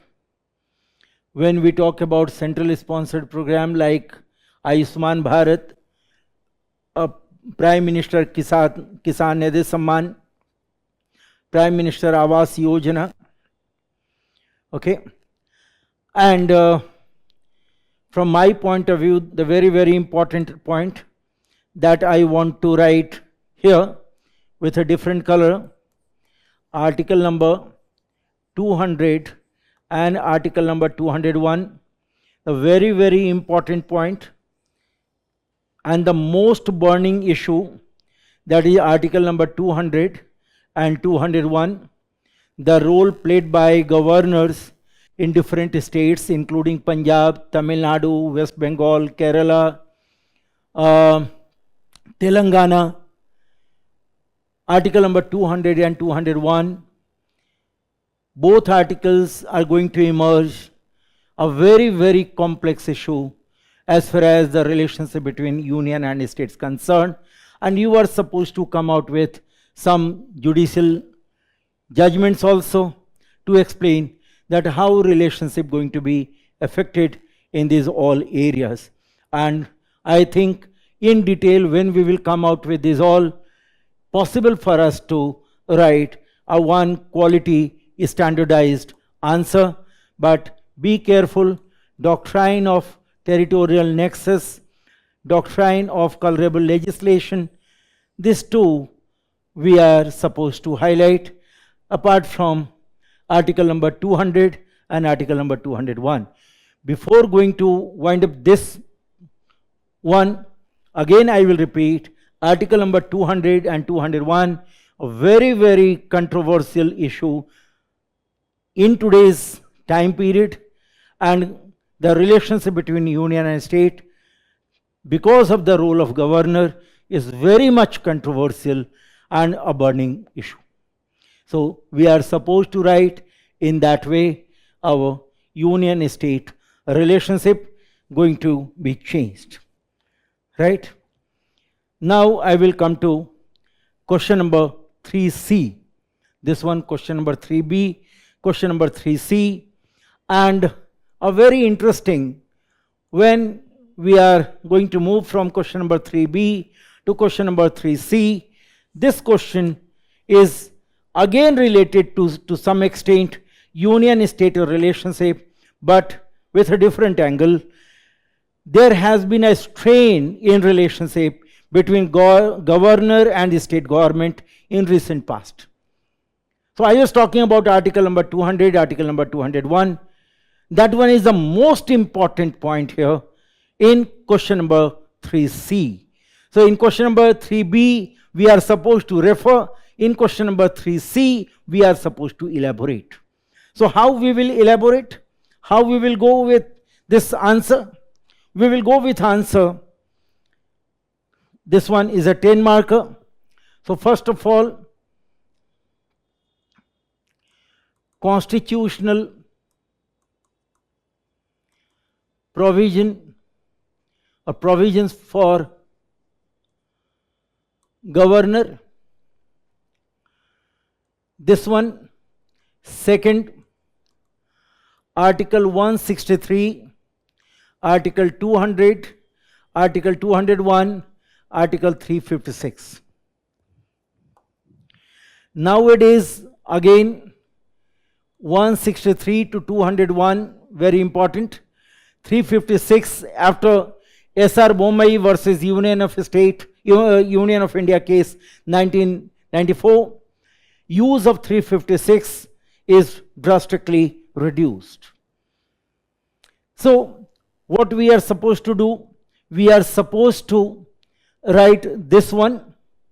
The role of governor is a very much controversial. 163, 200 and 201. Then it will be essential for us to write here. It will be essential for us to write here 2-3 cases, relevant cases. And first case I want to write Rameshwar Prasad case,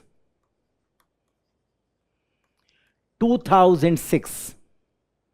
You are supposed to write Rameshwar Prasad case 2006. Then you are supposed to write BP Singhal case 2010. BP Singhal versus Union of India. You are supposed to write this one. Then you are supposed to write Nabam Ravia case 2016. After that, the latest one, Punjab versus Principal Secretary, Governor of Punjab, 2023. With this all, you are supposed to write the role of governor and the clash with state government. So there is a very big question before us, that governors are sitting on the bills. They are not going to sign the bill. In fact, they are not going to reserve the bill for the consideration of President. And after a long time, when they send the bill for the consideration of President, badly affect the legislative authority of state government. So we are supposed to write here these all 4 cases, and hope you know these all 4 cases. When you will find these all 4 cases, you will come to the point that Supreme Court categorically mentioned that governors are not immune to judicial review.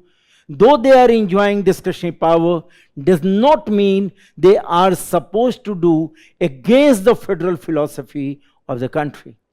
They are expected to come out with the constitutional morality. They are expected to come out with constitutionalism, and when they will come out with constitutional morality and constitutionalism, it will be the good for the governor as well as for the state government, and both in harmony will perform the role as per the demand of constitution for the betterment of common people, the state. So in that way we can write our answer, that is a 10 marker, and hope with this all and relevant cases we can explain that governor is expected to be concerned and to be sensitive about the constitutional morality, constitutionalism, and the constitutionally guided parliamentary democratic system in the country. This is all about question number 3C. Now, question number 4A. Come to the question number 4A. Public sector undertakings. Again, you will find to some extent a repetition of the question. Earlier we discussed the autonomy of public undertakings. Now there is another question. Public undertakings have been a bedrock of welfarism in India for many decades. Evaluate the pros and cons of current disinvestment scenario. Earlier question was related to autonomy and control over public undertakings, and second one, now we have a question that how, to what extent disinvestment is going to affect the scenario, positive as well as negative. So positive as well as negative, both aspects are going to be dealt with in our answer. What we will have to do? Again, introduction and objective behind public sector undertakings, egalitarian society, welfare society, Article 39B and Article 39C. That will be sufficient. Public sector undertakings come under the state sector. Public sector undertakings deal with production, delivery, allocation of services and goods for the government, for the citizen of the country.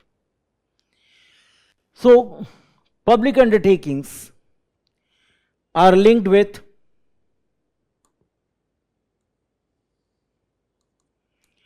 production,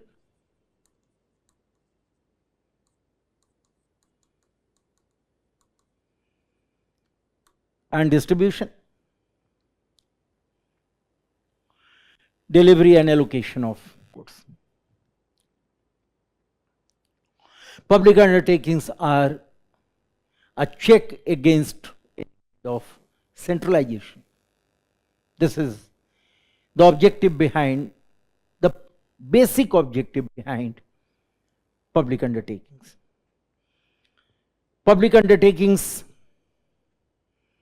are with 14% of total GDP of the country. 14% of total GDP of the country. Public undertakings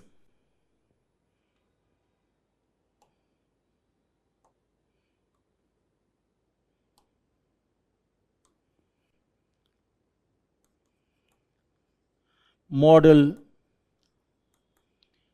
employer, performing as a model employer,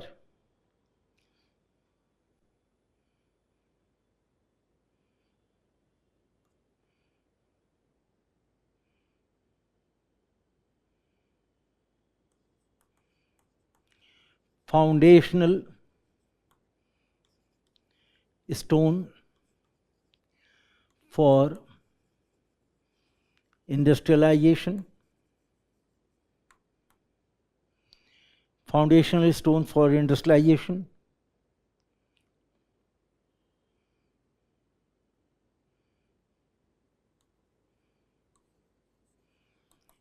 capital formation,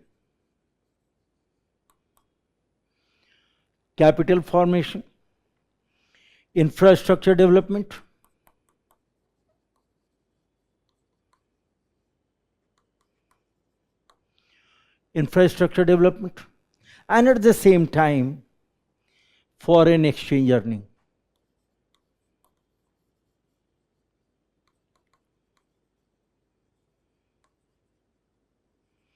Foreign exchange earning. These are the objective behind public sector undertakings. But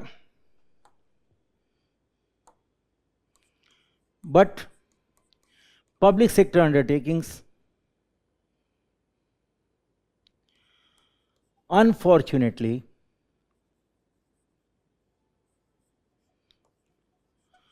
suffer from number of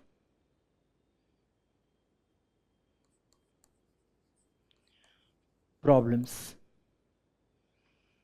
Public undertakings suffer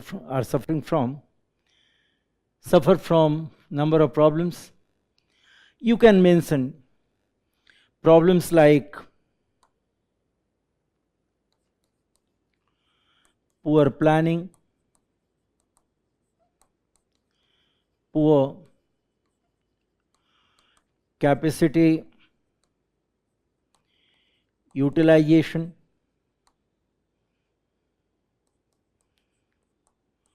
political interference,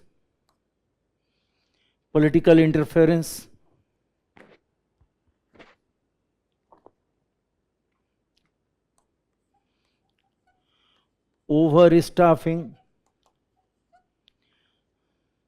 and overheads. What overheads are concerned? What is called overhead? Overhead means number of sectors are there for public undertakings to address, like health sector, like schooling, like residential accommodations, like shopping system, travel allowances. A number of heads are there to fund those areas. So what happened after going through this one? Why suffering?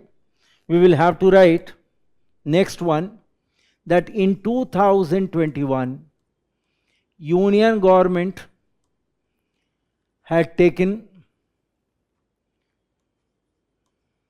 decision to go for disinvestment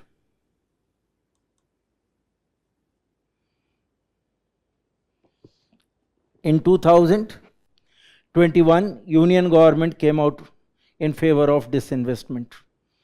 And disinvestment, when Union government came out with objective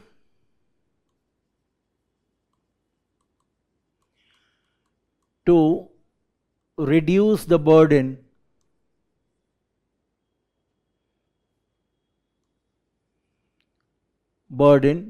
what kind of burden? Financial, on government. So whatsoever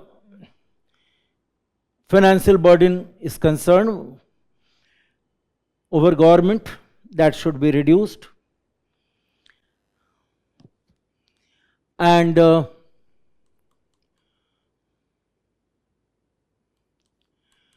disinvestment in non-strategic sector, non-strategic sector, and non-strategic sector, minority disinvestment, majority disinvestment, and third, complete privatization. Minority disinvestment, majority disinvestment, and complete privatization, but that is only in non-strategic sector. Core sector and strategic sector is still with the government, but non-strategic sector now going for disinvestment. And disinvestment means the sale or liquidation of asset by the government. In a process of disinvestment, government either will sell own share or will go for the liquidation, right? So what will be the benefit of the disinvestment as per the demand of question? Evaluate the pros and cons of current disinvestment. So first of all, we will now come to here pros of disinvestment. Okay, that will be the main part of the question. So first of all, what we will write? It help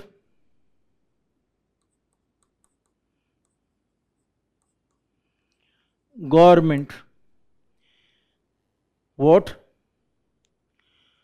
To generate money. Number two, you will find this one will encourage private ownership with increasing efficiency.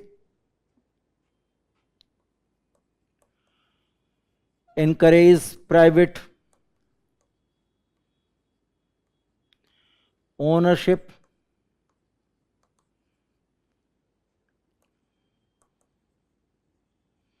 with increasing efficiency and effectiveness.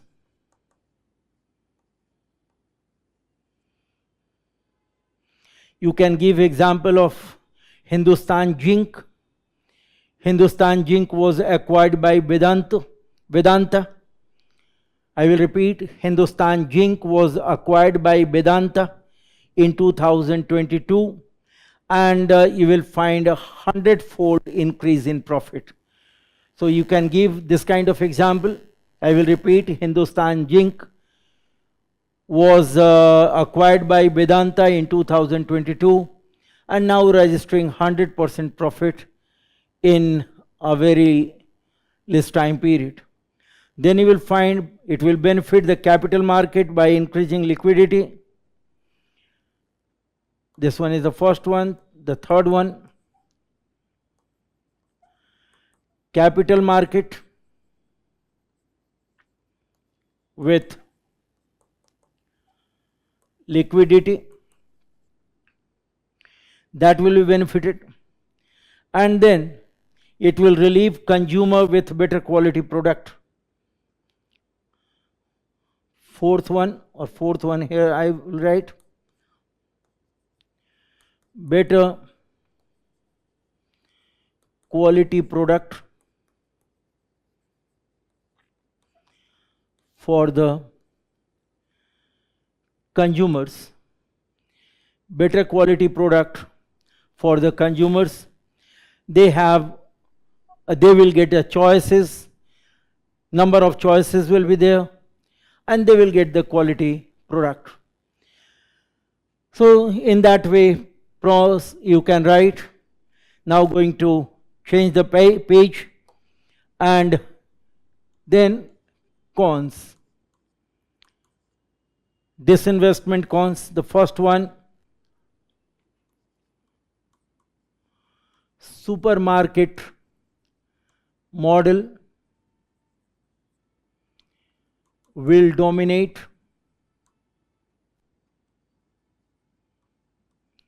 state model. It means welfarism will be affected. Second, reducing social justice. Reducing social justice and economic justice. Third one, you will find the private monopoly.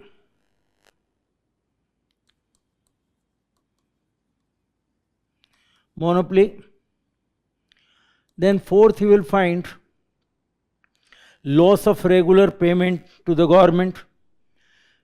After private monopoly, loss of regular income to government or payment to government. So in that way, you will find disadvantages or cons. Then conclusion. There should be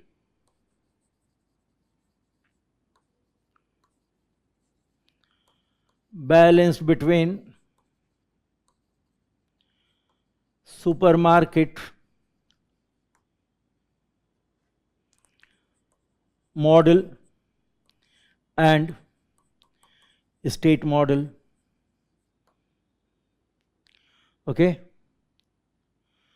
this is the demand of the constitution also.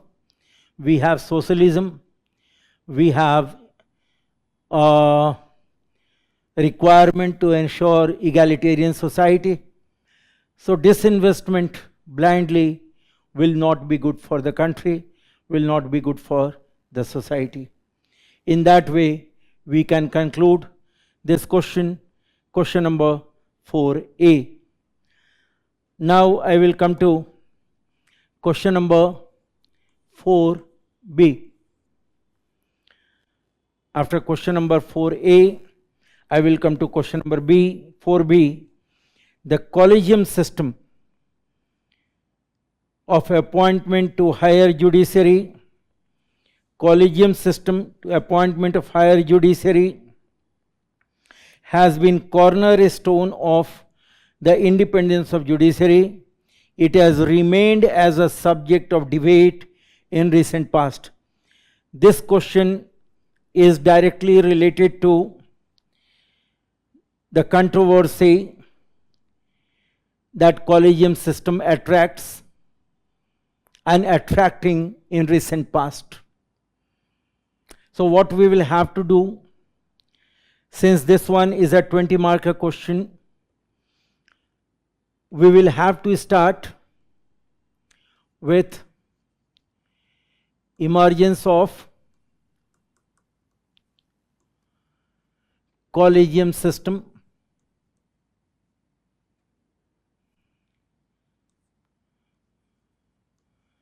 Three, judge's case we will have to write. Then Article 124, Article 217 and Article 222.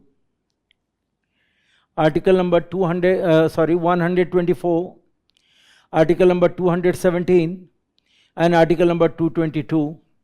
These two we are supposed to write. Here we will find the collegium. Here we will find collegium plus Chief Justice High Court plus 2 judges and of course governor also. Here you will find collegium, then this one plus Chief Justice High Court, where transfer going to take place. Okay. These all three we are supposed to write. Then the next one, 99th Constitutional Amendment Act and Supreme Court judgment in 2015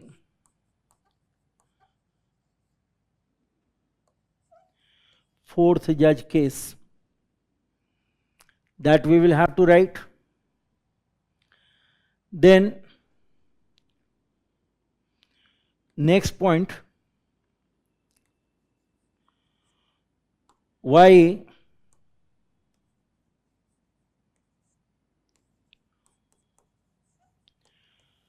collegium is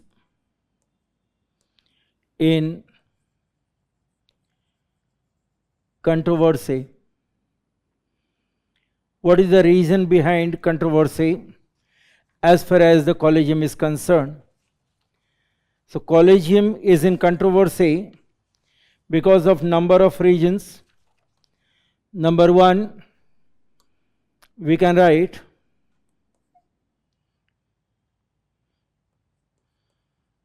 product of judicial overreach. Second, uncle judge syndrome. Third, lack of transparency. Fourth one,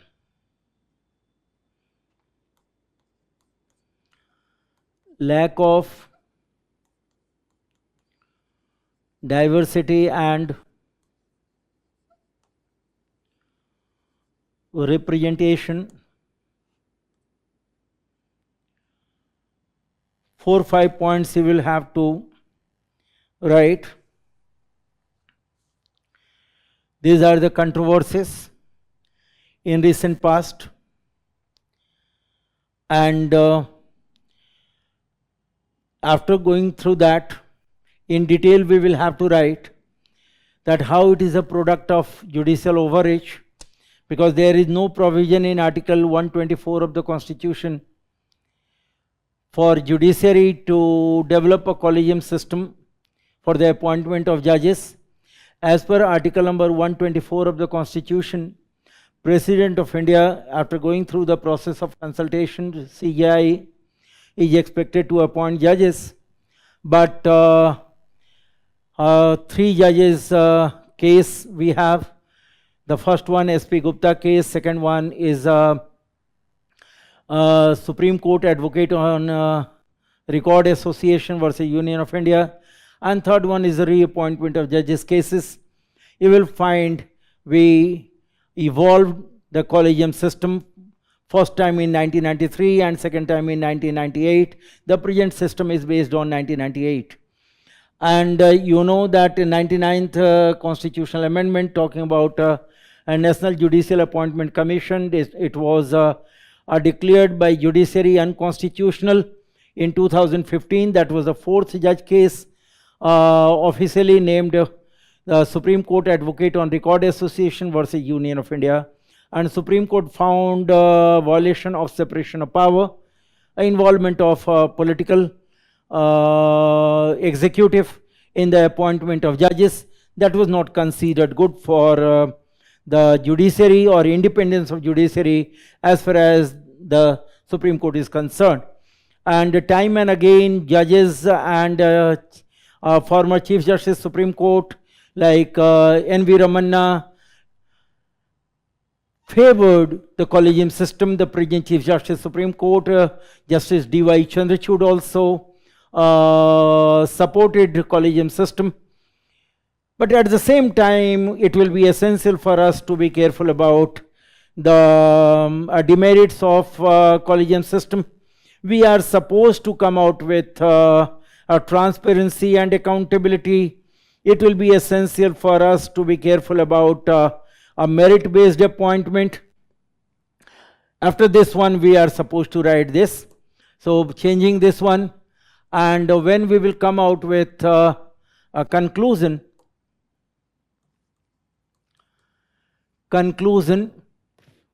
with some suggestions to make collegium effective, and you will find a law commission, Constitution Review Commission, second ARC, they all talked about National Judicial Council. We can write National Judicial Council. One is National Judicial Council as per second ARC or Constitution Review Commission under Venkat Chalaya. Law Commission also extended support to that. Then we are supposed to come out with time-bound appointment. Time-bound appointment, that is very essential. Number of posts are vacant, and we have more than 5 crores of cases are pending, approximately 40,000 at Supreme Court level. So that is very important for us to go for at least reincarnation or re-energization of the collegium system, if it is not possible to come out with the National Judicial Commission. And at the same time, we can give some examples of different countries like USA, South Africa. Right? In USA, you will find a federal judge are appointed by President with the advice and consent of Senate. In United Kingdom also, you will find a process of establishment of Supreme Court gave a provision to appoint judges on the basis of merit. Canada, South Africa, and other countries, they have their own systems. So you can give some examples of different countries like USA and South Africa. That will be more than sufficient. So with this kind of conclusion, we can do justice with the question given in a question number 4B, that is a 20-marker question. So we'll have to write this all in detail. Now I'm coming to the next one, that is question number 4C. And question number 4C is purely conceptual in nature. Question number 4C is purely conceptual in nature from my point of view. That question is the concept of a bureaucratic authoritarianism. Bureaucratic authoritarianism is one of the models of non-democratic rules. So bureaucratic authoritarianism is one of the model of non-democratic rule. So that question from my point of view is conceptual and very straightforward question. We are supposed to start with bureaucratic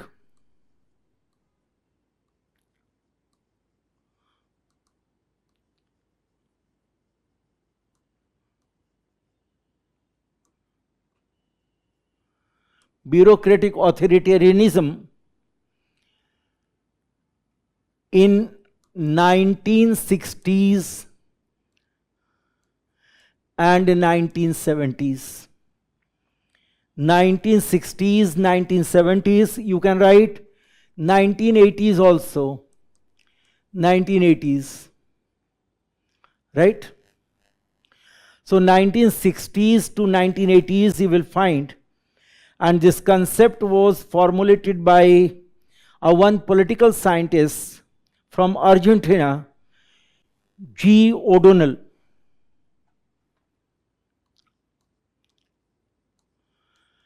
Concept was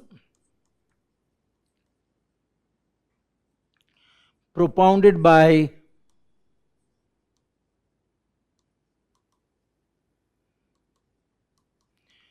political scientist G. O'Donnell. G. O'Donnell. Double L. So Argentina's political scientist G. O'Donnell had developed this concept or propounded this concept of bureaucratic authoritarianism to characterize civil military dictatorship. That is all about civil military dictatorship. Okay. Bureaucratic authoritarianism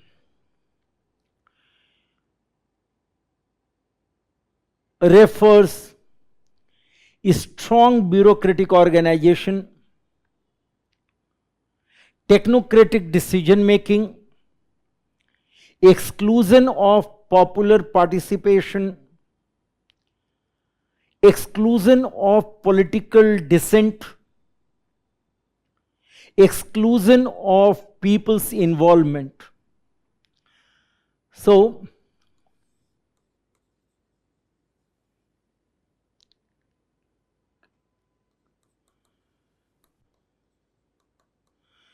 characteristics: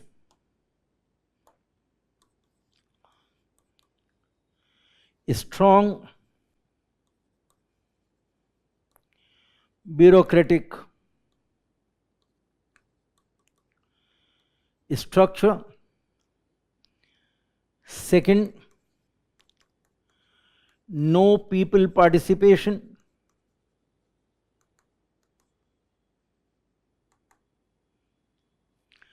Third,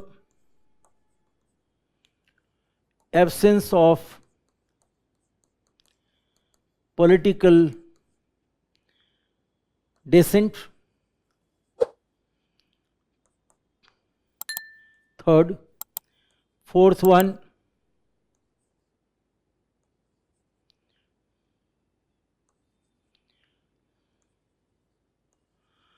technocratic decision making. Technocratic decision making, and these all will be in the name of modernization. So, democratic flavor will be suppressed in the name of modernization. These all will be for modernization, even at the cost of democracy. Okay. So this is all about bureaucratic authoritarianism, and then you can write here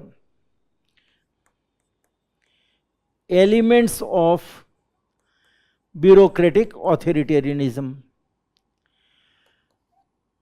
Elements of bureaucratic authoritarianism. Then should I change the color? dominance of top level management, centralization of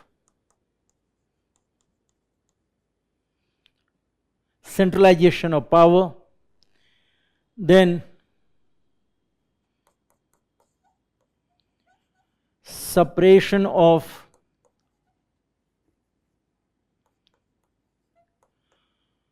political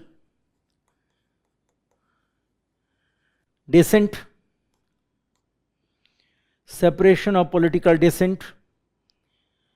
and closure of democratic channel,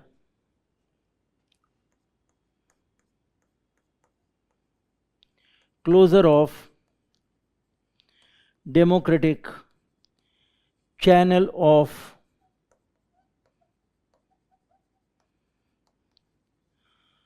communication. In that way, we can explain how it is undemocratic. So wherever bureaucratic authoritarianism you will find, that will be against the democracy, and that will lead country towards non-democratic rule. So bureaucratic authoritarianism is inversely proportional to the democracy. Whenever democratic authoritarianism will increase, democracy will be reduced. In that way, 10-mark question we can write. I will repeat, this concept was propounded by Argentinian political scientist G. O'Donnell, right? During the time period 1960s, 70s, 80s, that was a time period. So first formulated by Argentinian political scientist G. O'Donnell. So this is all about 4C, and now we will go for half an hour break, and then I will come with the section B of this paper, Public Administration, Paper 2. So thank you. Does the vast syllabus of general studies for the UPSC prelims overwhelm you to initiate your preparation for the civil services examination? Is your apprehension and self-doubt coming in the way of your success in joining the civil services? Comprehend your preparation for UPSC Prelims 2025 with the fast-track course targeting general studies with innovative curriculum, revision and mentorship. Starting from 19th November at 1 p.m, the course offers coverage of UPSC GS Prelims subjects, dedicated mentorship support and guidance for performance maximization, access to PT 365 classes for current affairs preparation, sectional mini tests for regular assessment and performance, personalized student portal to access study material, access to live and online classes.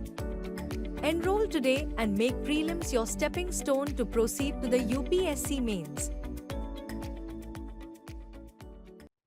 Welcome to the second part of this session, and in the second part of the session we will cover section B of paper 2, and that will be the end of the discussion. Section B, we will start with question number 5A. Question number 5A, the constitutional stature provided to the public service commissions accord them the autonomy to work towards fair recruitment. This question is related to public service commissions, Union Public Service Commission, State Public Service Commission, and Joint Public Service Commission. It means article number 315 to 326 are supposed to be covered, but not in a factual manner. We are not supposed to write all articles, but it will be essential for us to write the very status of public service commissions which are given place in the Constitution.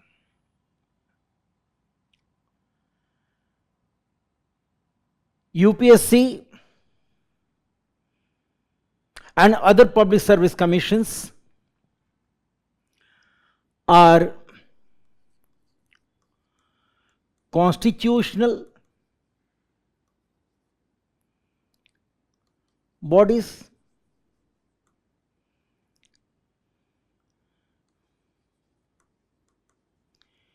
advisory in nature. These are constitutional bodies, but advisory in nature. And these bodies are given constitutional status with sufficient protection. I am talking about independency, because these bodies are responsible to provide meritorious manpower to people of this country and to the government. It will not be wrong to say that Union Public Service Commission and other public service commissions are responsible to decide the manpower or human resource at national level and at the state level. According to Henry Fayol,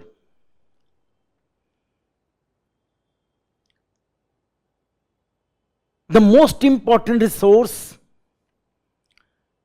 in any organization is a human resource.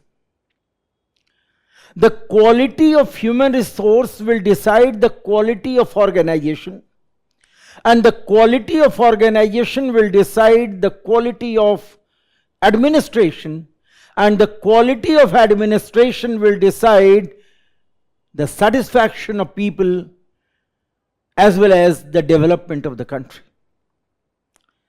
So most important resource is human resource, and that human resource is going to be provided by public service commissions, which are independent constitutional bodies.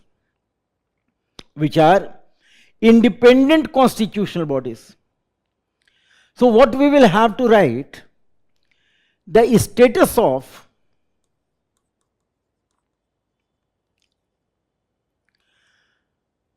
public service commissions.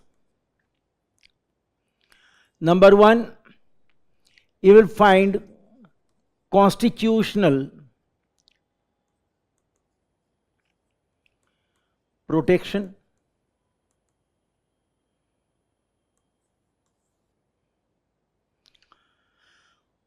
Constitutional protection you will find related to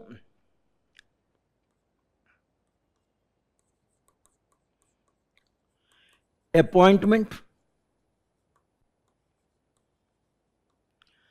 and a removal,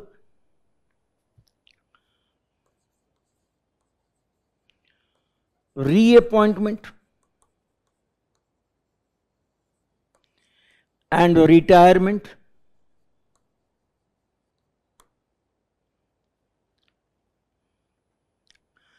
Fourth,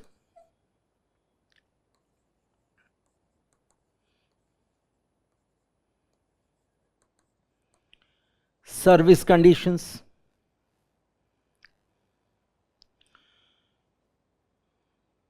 These all are mentioned in the Constitution. And that's why they are protected. Dr. Ambedkar was very categorical when he said, this is one of the most important pillars along with CAG, Finance Commission and Election Commission. Because this one going to man Indian administrative system at national level as well as at a state level. So independency of this commission must be ensured. And that's why Constitution talk about this all, including service conditions. I am talking about the tenure, I am talking about the expenses, I am talking about their retirement procedures, and I am talking about the power of extension of their functions. These all are given in the Constitution. These commissions are apex recruitment body. So after this status, we are supposed to write Article 320 of the Constitution.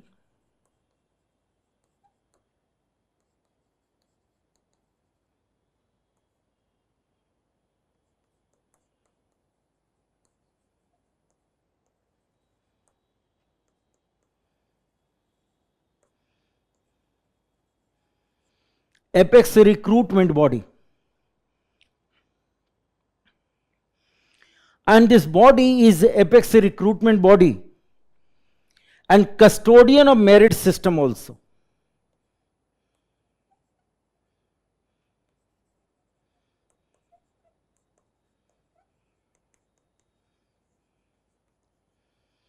Custodian of merit system also.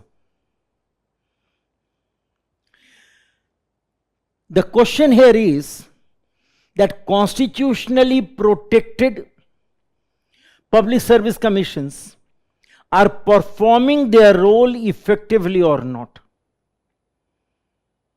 Because as per the question, constitutional stature provided to public service commissions accord them the autonomy to work towards fair recruitment. Now question is, that really they are performing their role as a recruitment body with autonomy, considering their advisory aspect. So what we will have to write in analysis,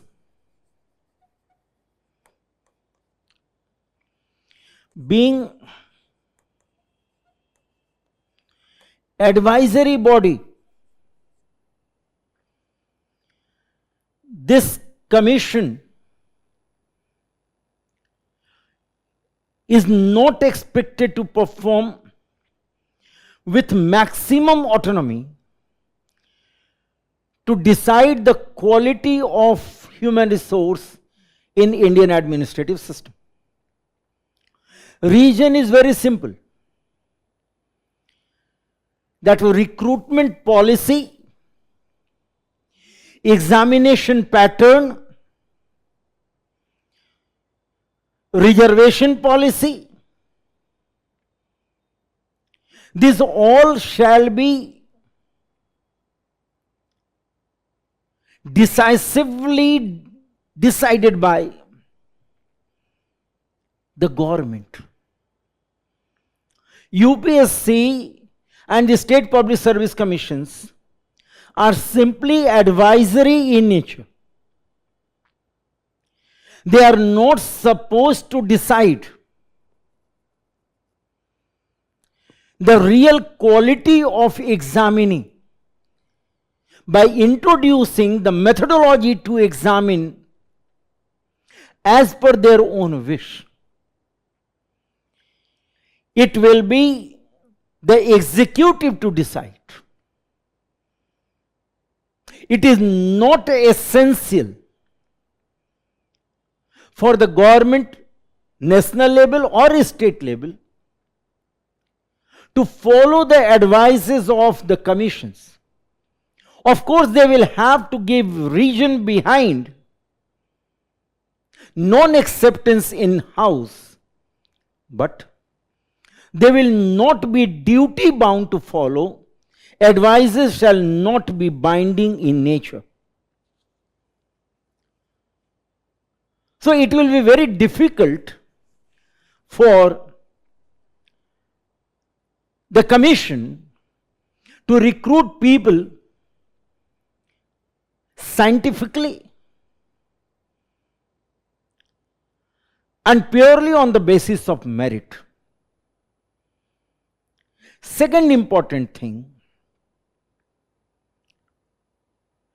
that recruiter must be streamlined first to make recruitment scientific. The second point I am going to share with you.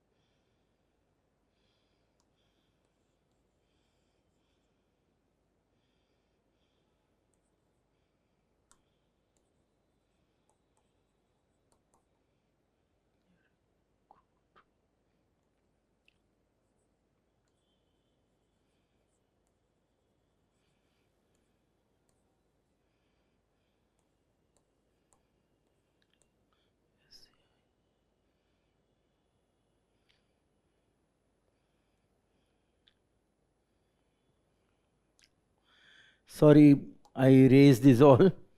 So first of all, what we will have to write in 5B, I will have to write again. Article 315 to 323, second, constitutional status to commission and opinion of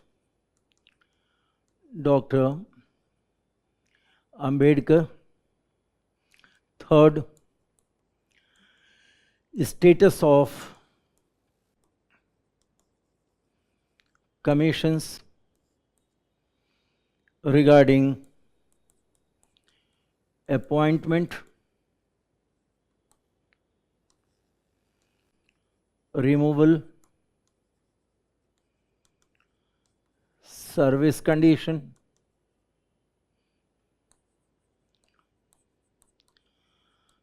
reappointment,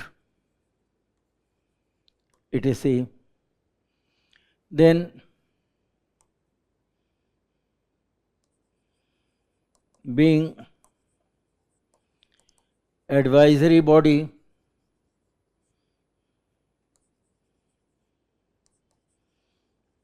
how these commissions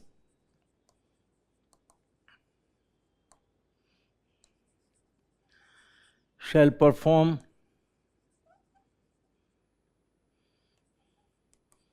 with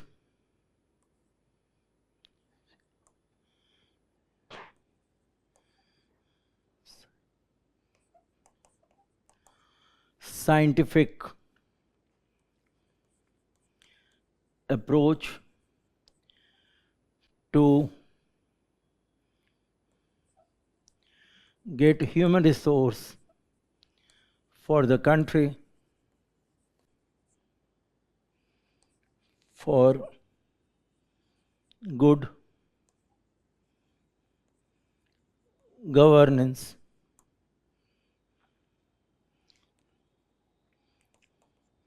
Second, how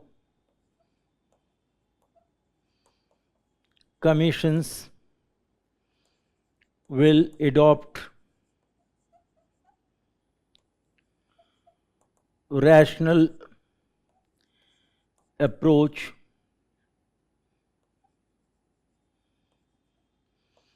and method to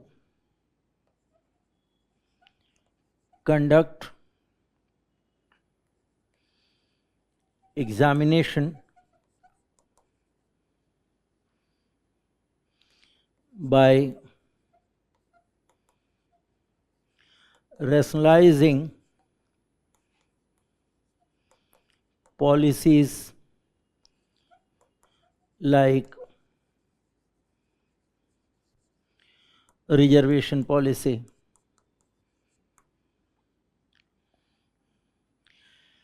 So on the basis of this all, we are supposed to write this certain marker question, and conclusively we will have to write that although Constitution provides autonomy to public service commissions, but in practice public service commissions are directly or indirectly influenced by the political executive, and it will be essential for us to go with the recommendations of National Constitution Review Commission that was talking about a professional personnel board, and at the same time the recommendation of second ARC also should be accommodated in the answer. In that way we will write question number 5A. Now going to wind up, and then question number 5B. Question number 5B. Question number 5B, the neutrality of civil service has become a myth. As earlier I was talking about similarity of questions, you will find again we had a question earlier, relationship between political executive and permanent executive. Again we have a similar kind of question, that the neutrality of civil service has become a myth. Has become a myth. It means again in current perspective we will have to write our answers. So in current perspective, when we will try to write our answer, first of all we will go with the concept of neutrality in civil service.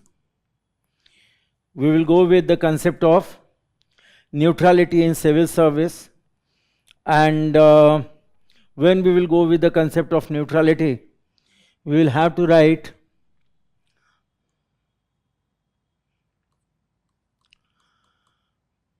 politically impartial and neutral. Politically impartial, neutral, or non-partisan. That we will have to write. Then second one, preconditions for neutral civil service. Some preconditions are there. One is cultural or class congruence between ruling political group and administrative elite. Means class congruence. That is the first important thing. Absence of fundamental disagreement. Second one, absence of fundamental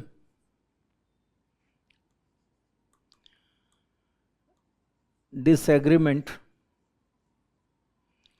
on societal values. And third one, you will find presence of shared belief system.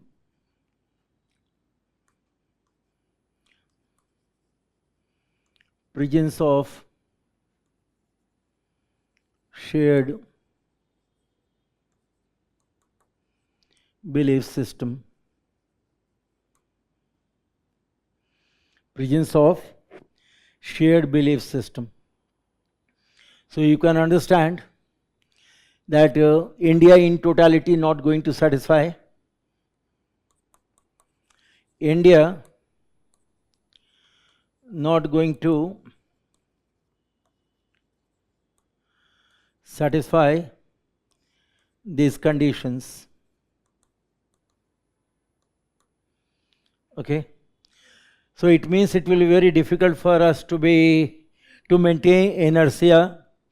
It will be very difficult for us to be ideal in our approach and notion. At the same time, the traditional concept of this neutrality is not functional in nature.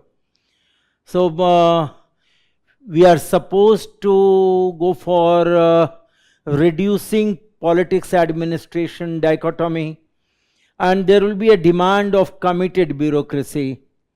So now you will be supposed to write India demands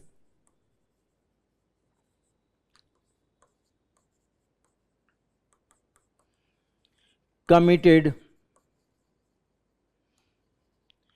bureaucracy, but commitment to the constitution, not to the party in power. Commitment to the constitution, not to the party in power. So civil service in India should be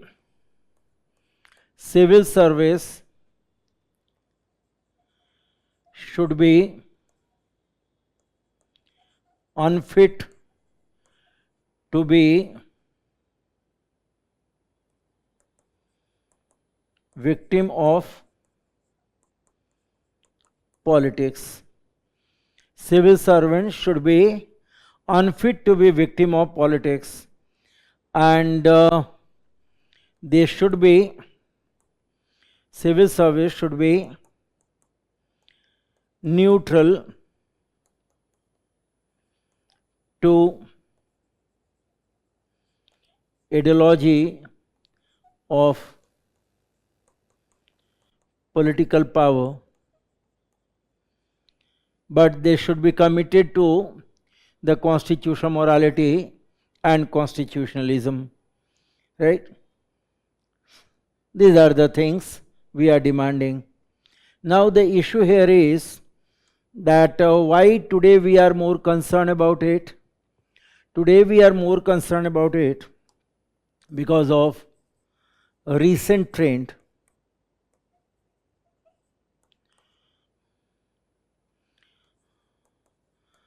Civil servants are joining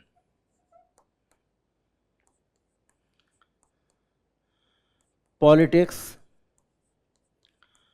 and political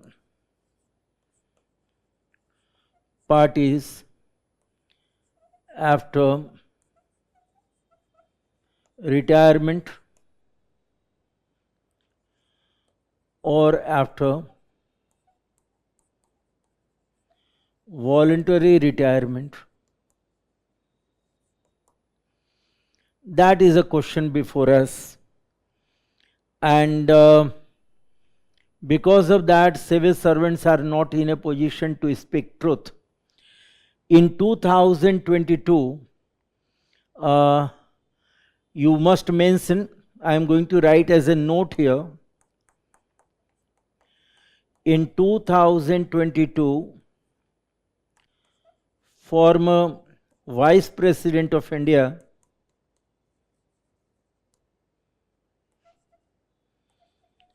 advised civil servants to be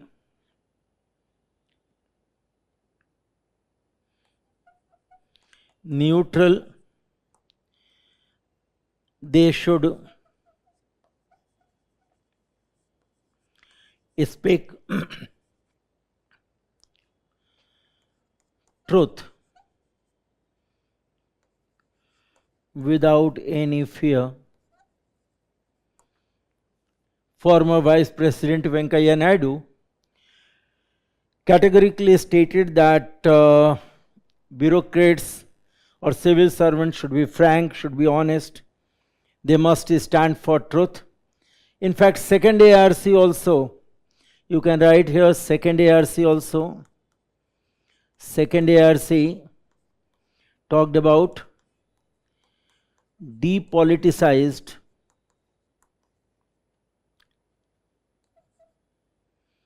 civil service. So they also talked about depoliticized civil service. So we are supposed to write these all points, and if we will go with these all points, it will be sufficient for us to write our answer in a best possible manner. Now, I will come to another question. That question is 5C. 5C.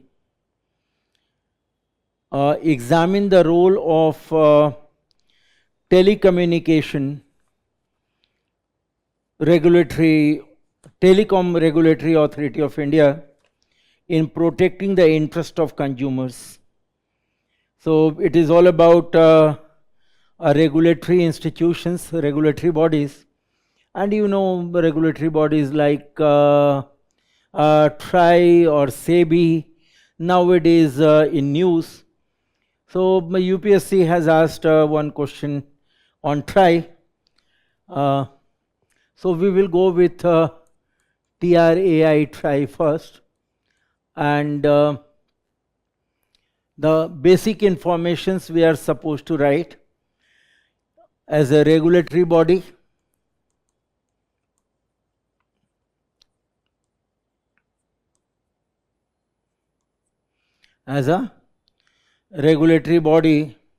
it was set up by Government of India under Section 3 of TRAI Act. It was set up by Government of India under Section 3 of TRAI Act 1997. That we will write first, and then we will write that how TRAI is protecting our interest. So TRAI, here role, we will write point number 1, TRAI monitor the quality of service, monitor the quality of service, inspection of equipments used in the service, then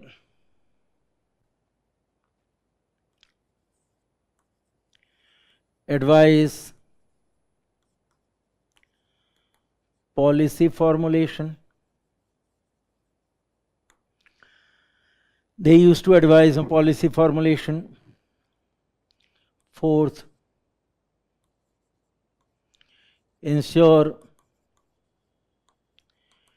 technical capability of service provider. Fifth, level playing field. There should not be autonomy in favor of one telecom. And then telecom dispute settlement appellate tribunal. Telecom dispute settlement appellate tribunal. Telecom dispute settlement appellate tribunal, that also is constituted to adjudicate disputes, disposal of appeal, and protection of interest of service providers as well as consumers. Apart from that, TRAI has laid down a standard of quality service. TRAI had laid down the standard of quality service. I was talking about quality of the service. So, standard of the quality service, here you can write standard of quality service, that will be prescribed by TRAI. Then Telecom Regulatory Commission will always go for the support of NGOs which are responsible or which are playing their role in consumer protection. TRAI established a telecommunication consumer education and protection fund. I will repeat, this one is important. Telecommunication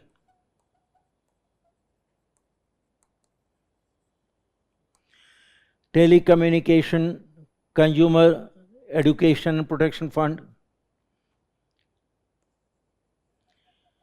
Consumer protection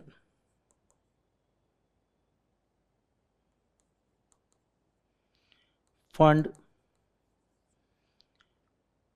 consumer protection fund, and of course the consumer education and protection fund, education and protection fund.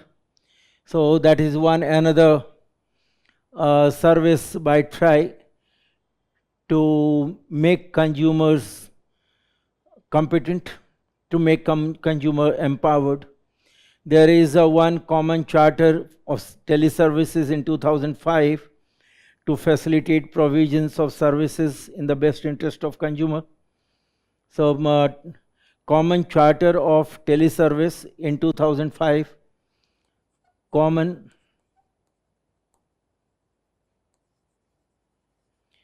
charter of teleservice 2005. This one is one another contribution by TRAI to facilitate provisions of services in best interest of the consumers.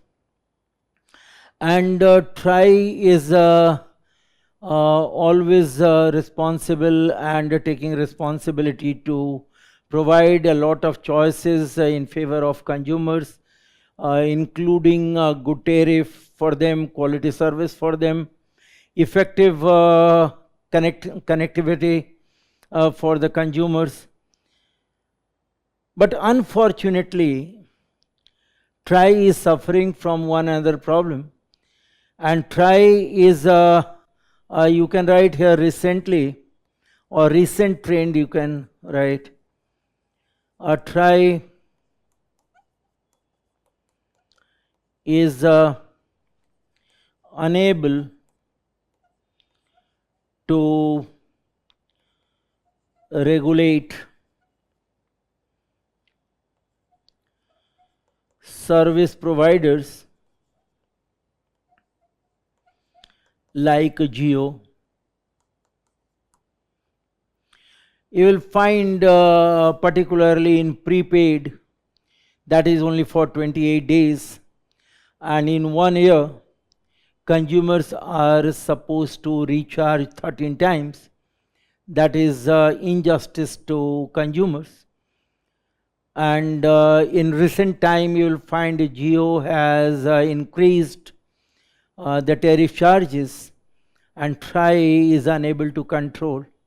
So these kind of things you will have to write as a negative aspects of TRAI.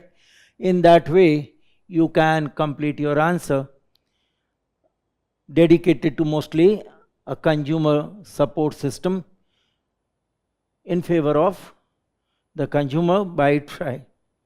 So this one will be question number 5C, and now I will come to question number 5D. Question number 5D, parliamentary control over public expenditure is declining. Parliamentary over public expenditure is declining. This one is a question frequently asked in general study paper 2 also, and in paper 2 public administration this question is asked. So students who are appearing in exam or who are supposed to appear in exam must be very much careful, and they should be pleased also, they should be happy also that paper 2 of public administration along with paper 1 to some extent directly related to the paper 2 general studies and to some extent paper 4 also. So it will help public administration as well as paper 2 and paper 4 of general studies. Anyway, I will come to the question number 5D, that is parliamentary control over public expenditure is declining. Again it is related to the recent trend. You will find UPSC in paper 2 of public administration asking number of questions based on recent trend. So we are not supposed to write the concept only, but we will have to give the recent scenario also. We will have to give the recent trend also. We will have to attract attention of examiner towards the recent trend also. So what we will have to write, we will start with the conceptual aspects like a parliamentary control over expenditure, and that will be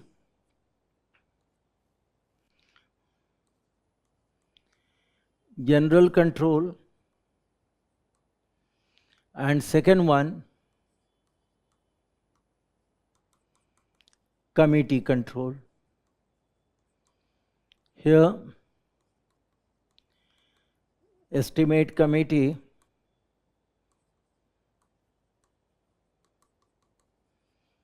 then public account committee, and then committee on public undertaking. Here you will find again routine control, and second budgetary control. There you will find question hour, calling attention motion, adjournment motion, etc. Here you will find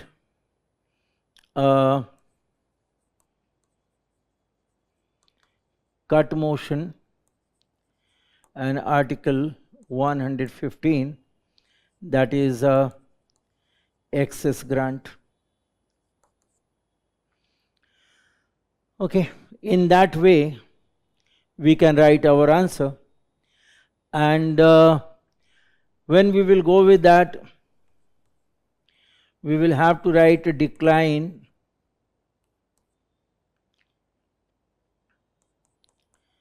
number of sitting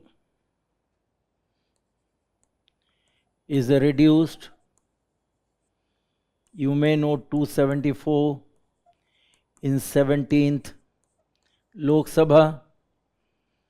This one is the first one. Second, only 11% of bills to committees, right? Third, dominance of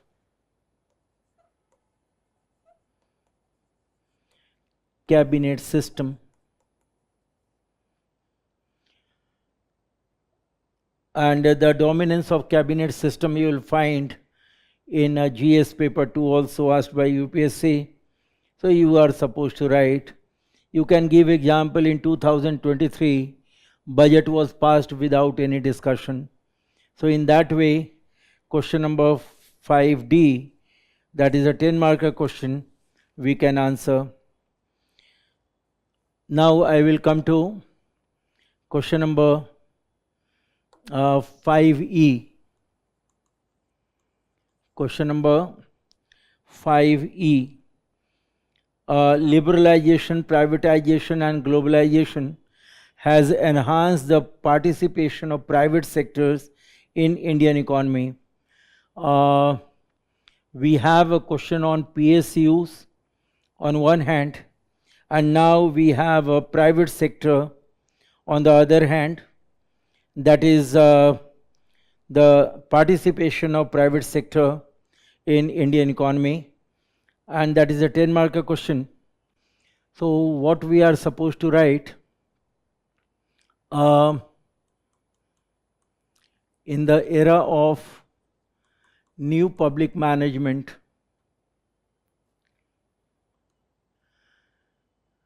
we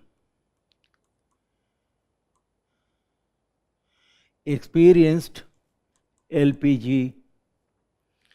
That was the beginning of new public management. Paper 2, paper 1 you are supposed to incorporate here.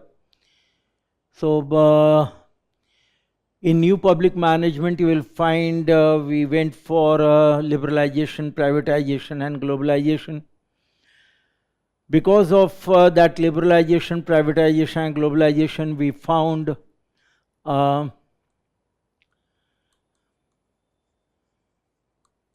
paradigm shift from state-centric model to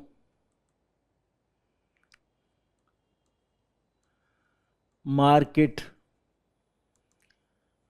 dominated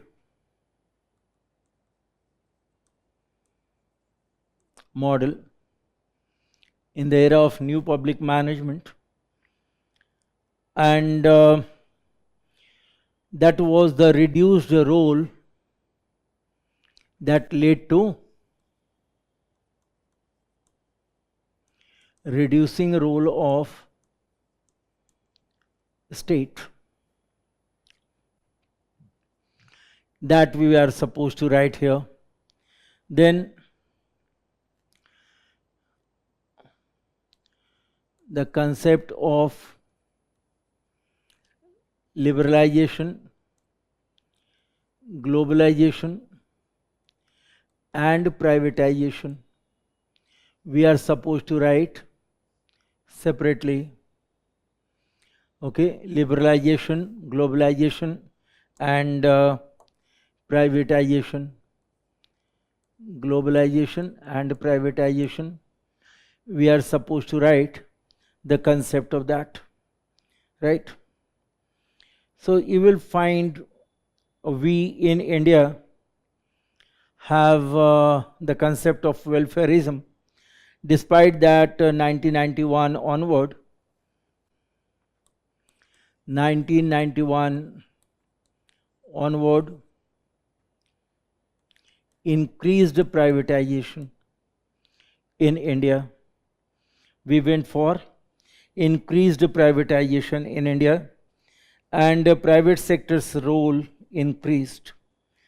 So when private sector role will increase, then you will find, first of all, that will lead country towards disinvestment. ठीक? and disinvestment is a minority disinvestment, majority disinvestment, and complete privatization in non-strategic sector.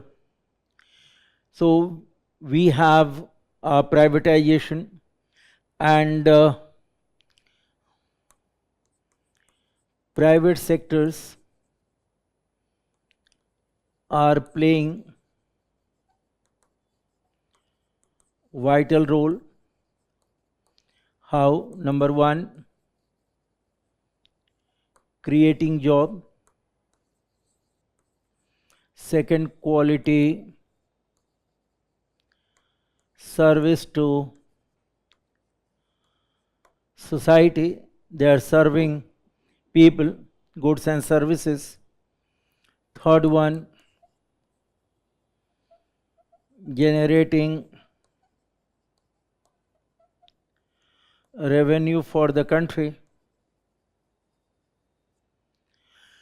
They are generating revenue for the country. You will find 26.7% in 2022 as far as the percentage of GDP concerned. I will repeat, 26.2%, 26.7% in 2022 according to World Bank collection of development indicator. I will repeat, 26.7% in 2022 according to World Bank collection of development indicators. According to World Bank collection of development indicators. Then you will find these organizations are serving in CSR, providing support in form of CSR. Then you will find sustainable development. They are contributing in sustainable development. Then you will find a collaboration with PSUs. So in that way, private sectors are contributing a lot in our country. But at the same time, as per the demand of question, we are supposed to comment on that. So we are supposed to comment with negative aspects also. And what we will have to write, that although private sectors are contributing to national economy, but some areas of concerns are, so areas of concern are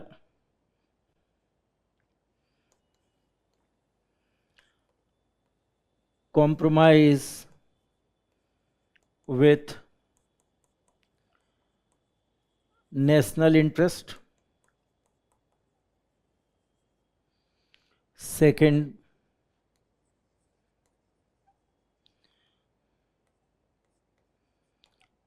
monopoly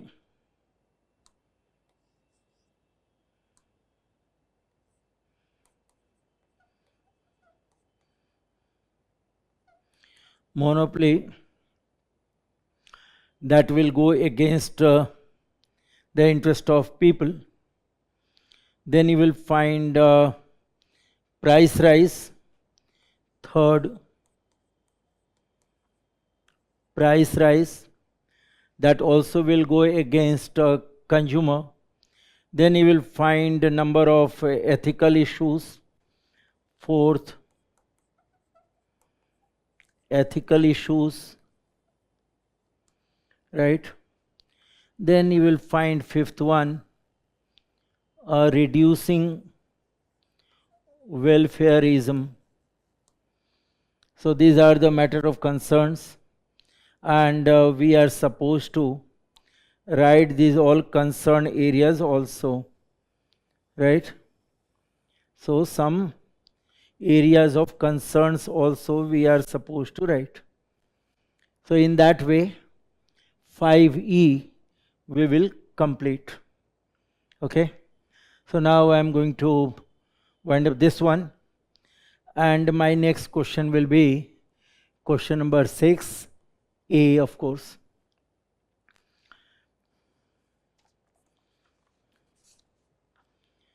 Question number 6A. The success of administrative reforms in a country like India depends upon the political will. This question is related to administrative reform in a country like India depend upon the political will. So how we will have to respond? This question is a combination of a concept and the application of the concept. So first of all, we will have to go with the concept of administrative reform, right?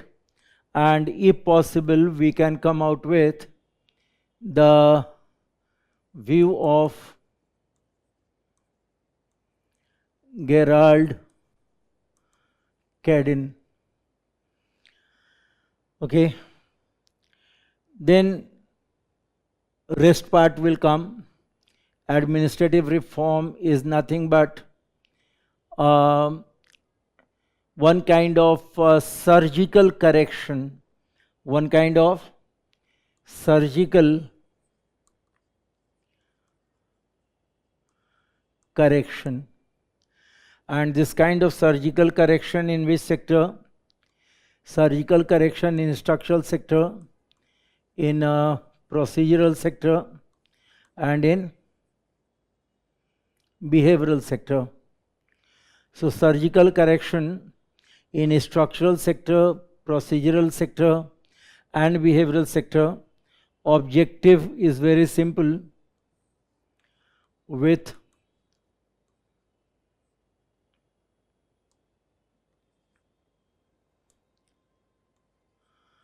objective to ensure economy, efficiency, effectiveness, and accountability. So in that way it will be for transparency. Now the question is that this one will be the first part, and then second one I will take here. In India, administrative reform is difficult to introduce effectively because of number of obstacles. Okay, what kind of obstacles are? Concentration of power, complexity. Number one, concentration of power. Then you will find complexity in procedure.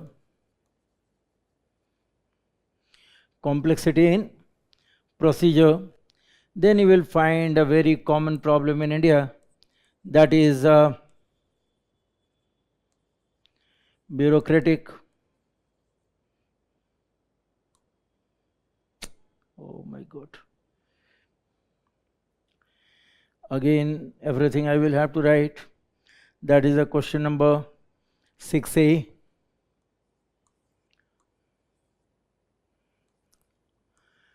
Concept of administrative reform, view of Gerald Kedin, and then surgical correction, that surgical correction is structural, procedural, and behavioral. Okay. Objectives: economy, efficiency, effectiveness, accountability. Now, second part, in India, it is difficult to introduce a reform because of number of problems or obstacles, like number one,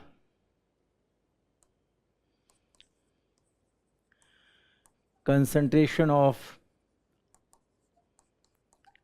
power. Number two, complexity in procedure. Number three, bureaucratic inertia, and number four, insufficient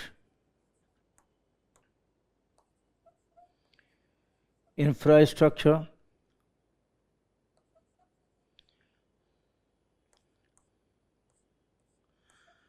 lack of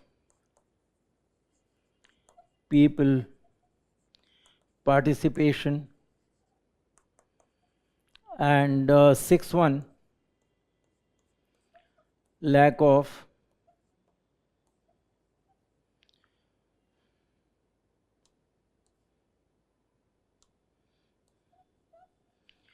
coordination. These kind of problems are there. So after writing this all, I will go for the last part, and that last part will be to check these all obstacles, political willpower will be must. Political willpower will be must for what? Will be must for number one,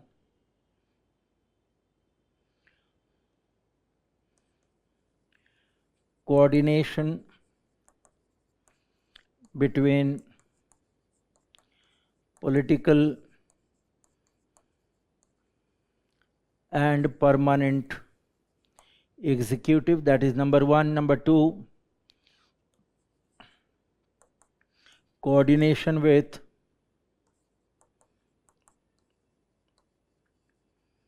civil society. Number three, active engagement of stakeholders, active engagement of stakeholders. Then you will find fourth one, performance review mechanism, and of course finally effective union state relation. If union state relation will not be ensured, then very difficult for the country to go for administrative reform. And we have number of examples like Swachh Bharat Abhiyan, we have example of Ayushman Bharat. Very difficult for the country to go for that. And apart from this all, we can write in last part, that is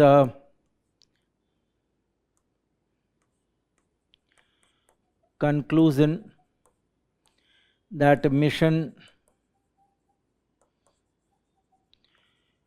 Karma Yogi like program, citizen charter, Sevottam model, right? These all programs will be effective when political willpower will be there to implement. So we can conclude that Mission Karma Yogi, Citizen Charter, Sevottam model, e-governance, etc. will demand political willpower. So in that way, we will be in a position to write our answer. That is the demand of question number 6A, and it is a 20-marker question. So we are supposed to elaborate all those things whatsoever I mentioned in the answer. Now I will come to the another question. That question is 6B. Question is 6B, and this one also is related to local bodies. Earlier also we have discussed the concept of local body. Of course, that was related to decentralized planning, that was related to State Finance Commission, and now it is related to simply a local bodies along with Gram Swaraj. I am saying it. The journey of transformation of local governance has been long. Examine the challenges to realize the spirit of Gram Swaraj. So we are supposed to be careful here that question number 6B is not expecting anything in detail as far as the transformation of local governance is concerned. We have a journey of transformation of local governance, but question is examine the challenges to realize the spirit of Gram Swaraj. So how we are supposed to start? We are supposed to start with the statement of the question itself, the journey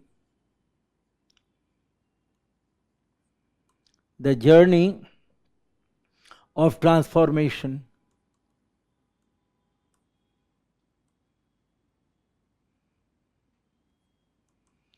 Journey of transformation of local governance.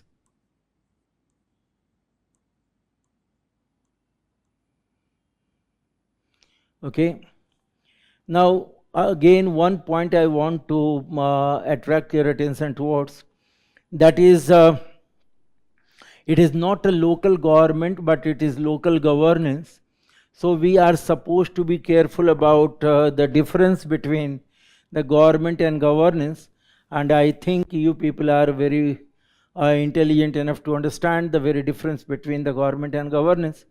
So we should be careful about the terminology going to be used, that is the local governance, and to realize the goal of local governance in our country. We have Article number 40 of the Constitution, and that Article number 40 of the Constitution led us towards 73rd and 74th Constitutional Amendment Act, right? And we have 243 in Part 9 and Part 9A of the Constitution. So we have a very important attempt to lead country towards the local governance, and that is based on Gandhian philosophy, right? So that part we will have to write. And then second part, concept of Gram Swaraj. We will have to write the concept of Gram Swaraj. The concept of Gram Swaraj actually is not a political. It touches all aspects of life: cultural, social, economic, ecological, etc. Gram Swaraj is genuine and a real democracy. So what we will have to write here, it is non-political, talking about culture, talking about society, talking about ecology, and talking about the economy. In that way, it leads us towards true democracy. That is Gram Swaraj. In true democracy, we will find Gram Swaraj is all about rural reconstruction. It is all about rural reconstruction. Rural reconstruction, it means revitalization of rural energy. It is all about revitalization of rural energy. Mahatma Gandhi was of the view that India's true independence and true democracy will be a democracy when people will be empowered at a rural level. So true democracy will come when people will realize their own energy, when they will be empowered. Then true democracy will be in India. And that Gram Swaraj will always be based on the philosophy of Mahatma Gandhi. And we know that Mahatma Gandhi was talking about self-reliance. Mahatma Gandhi was talking about self-reliance, self-sufficiency. Mahatma Gandhi was talking about ethical economy. Mahatma Gandhi was talking about trusteeship. So Mahatma Gandhi actually was in favor of Atmanirbhar Bharat, we can say in today's context. So Gram Swaraj is nothing but a model of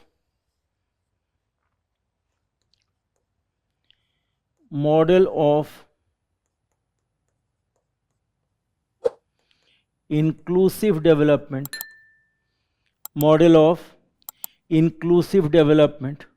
And whenever you will find inclusive development, you will find sustainable development also. Inclusive development and sustainable development. Okay, so inclusive development as well as sustainable development. So this one is nothing but an alternate model to serve humanity, and that also I want to write.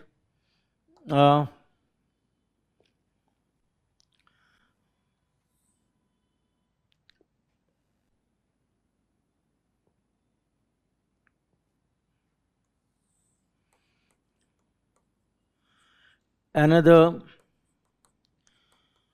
alternate model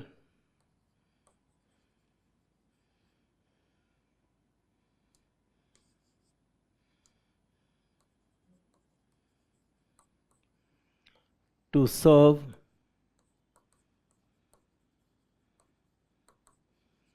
humanity. So this is all about a Gram Swaraj, and that Gram Swaraj demand some basic aspects. We are supposed to inculcate those values. Only then we will be in a position to realize the goal of Gram Swaraj. So what kind of challenges we are facing, that we are supposed to write now. Challenges. What kind of challenges we have? Number one, Western philosophy. Directly or indirectly, we are dominated by Western philosophy. Western philosophy in industrialization and in society also. Then second thing we will find that local institutions are ignored. Third, you will find we are not very much concerned about democratic decentralization. Centralized administration rather than decentralization.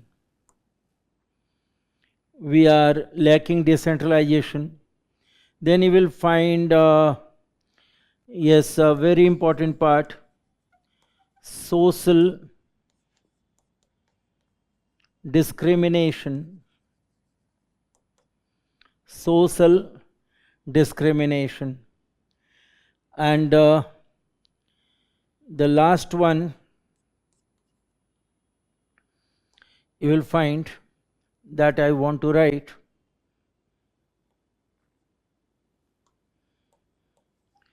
the problem of fund, function and functionary. So this kind of problems we have, this kind of challenges we have, and because of these all challenges we are struggling, we are unable to realize Gram Swaraj. So all those points whatsoever we have mentioned here, we are supposed to write one by one. We are supposed to write this all, and then our answer will be completed. That is a 20-marker question. So it will be sufficient for us to write these all points I was talking about. So now we are going to switch over from this question to another one, and that one is question number 6, C. Question number 6C. That question number 6C is all about again civil service. With what aims and objectives was the Capacity Building Commission established? With what aims and objectives was the Capacity Building Commission established? evaluate how far it has come in realizing the goals. So this question is almost a straightforward question, and we are supposed to write aims and objectives of capacity building commission. So under mission Karma Yogi, we have a new mission called Karma Yogi. So under Karma Yogi, we have actually 4 aspects. Under mission Karma Yogi, we have 4 aspects. Number 1, first one is related to Prime Minister Human Resource Council. First one, Prime Minister Human Resource Council. Second one, Cabinet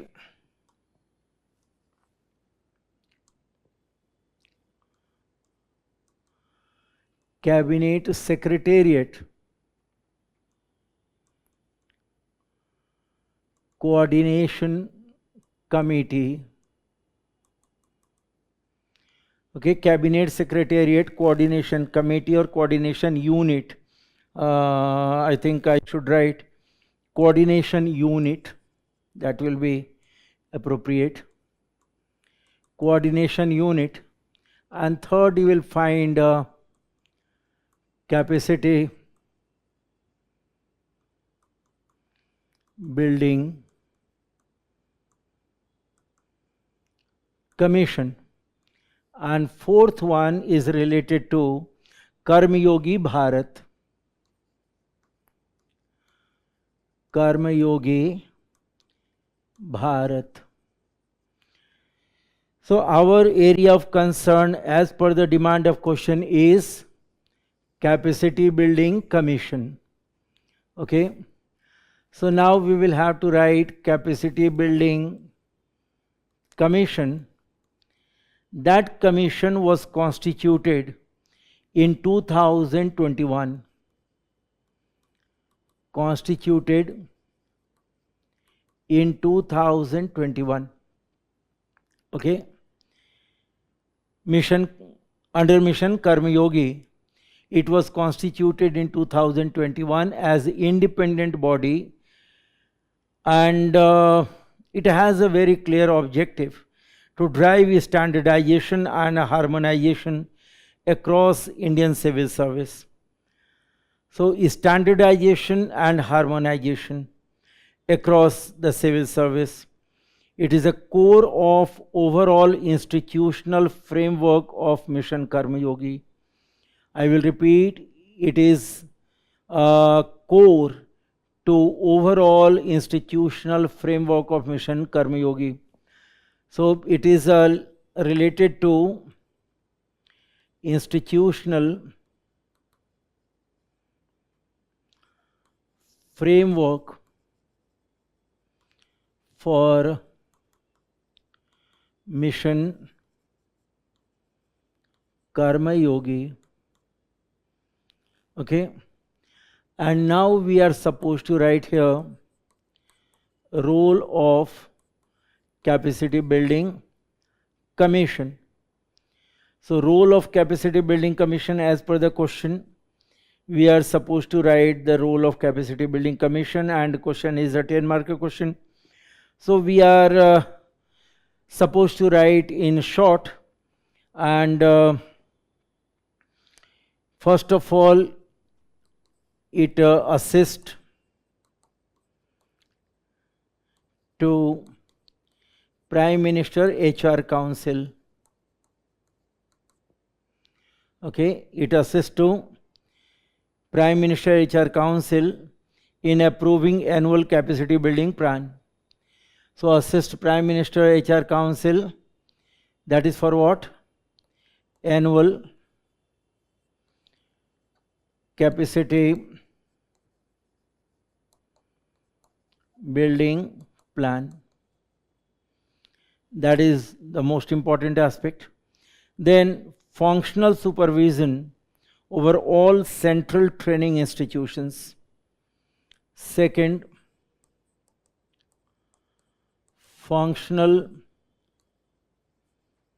supervision over all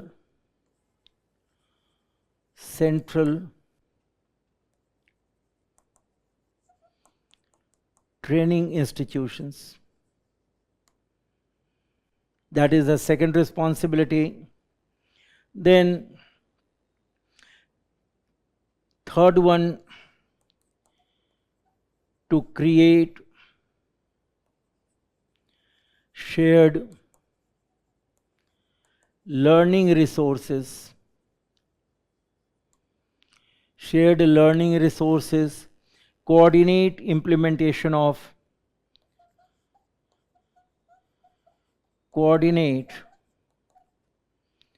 the implementation of capacity building programs.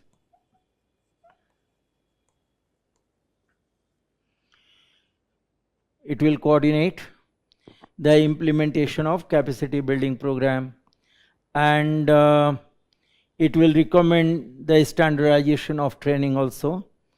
So recommend standard training module. So 4-5 points you can write for the role of capacity building commission, and then you will find question is all about the aims and objective, and then evaluate how far it has come in realizing the goal. So now we will have to write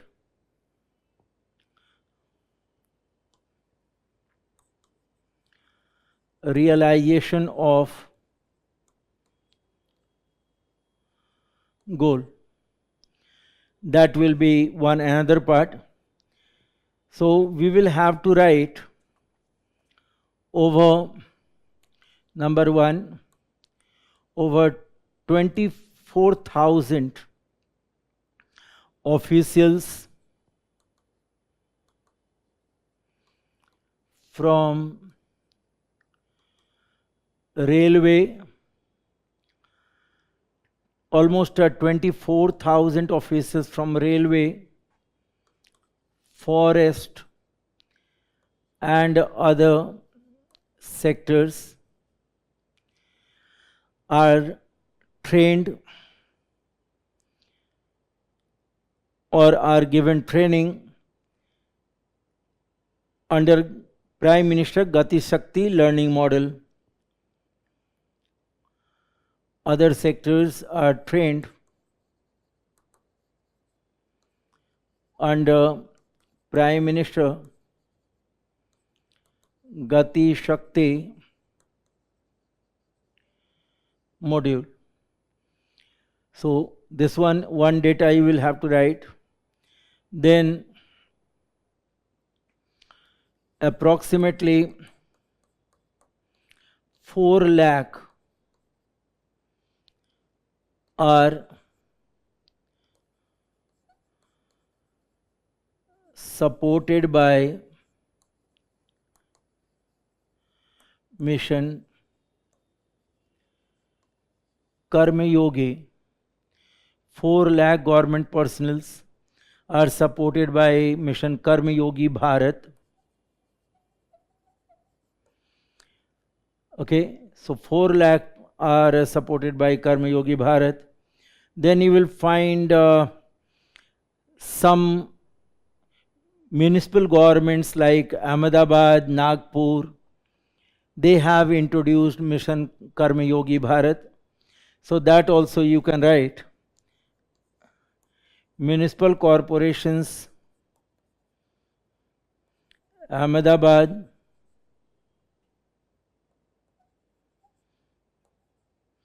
and Nagpur have introduced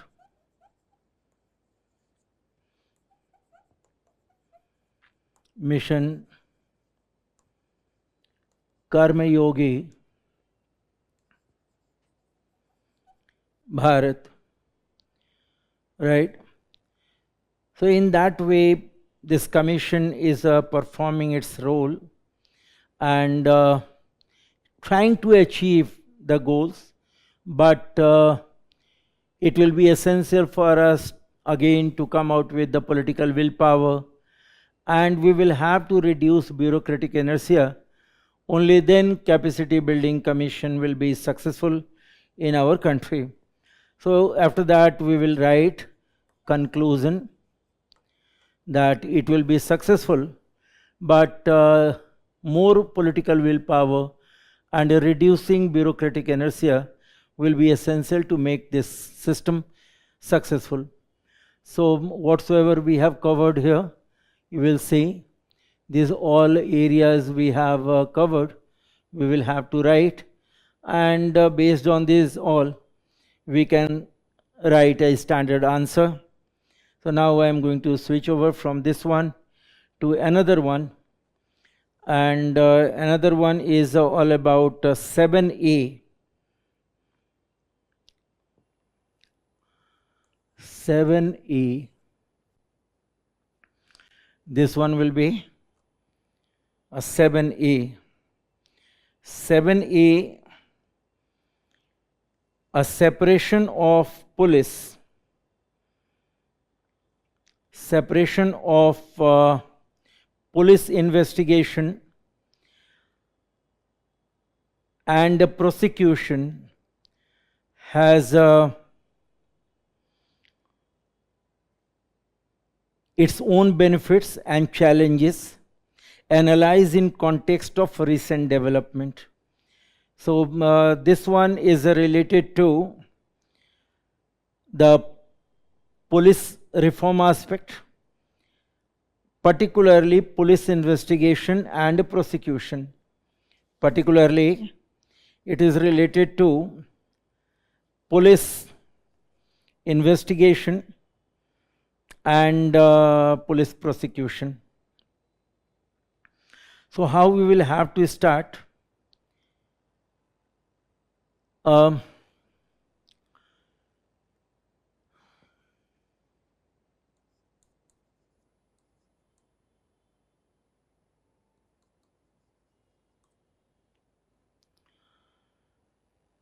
The citadel of criminal justice system, the citadel of criminal justice system is pillared on a pentagon, is pillared on pentagon.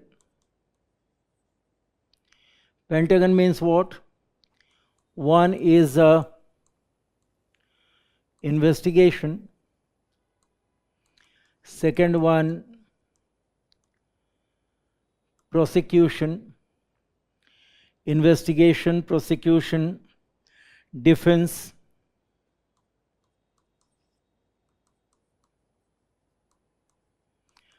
fourth one judiciary, and fifth one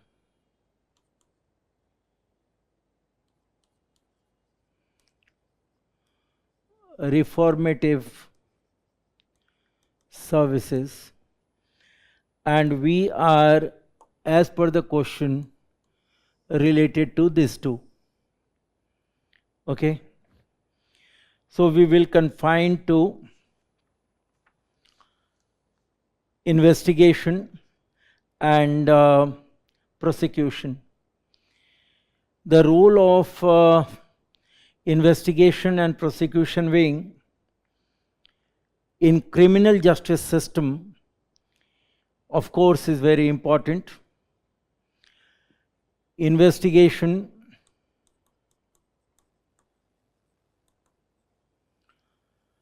and prosecution.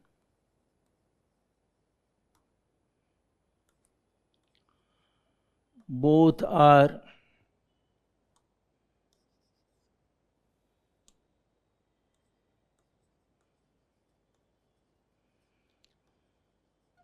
very important in criminal justice system.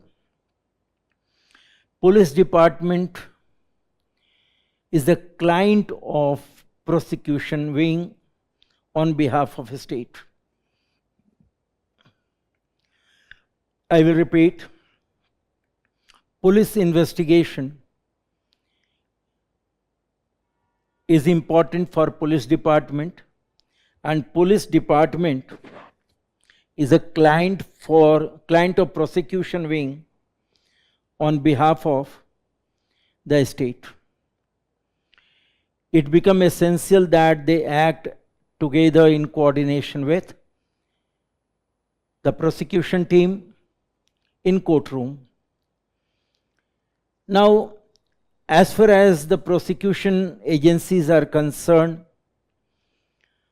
we have little bit a different kind of system. Prosecution agencies across the nation not uniform, right?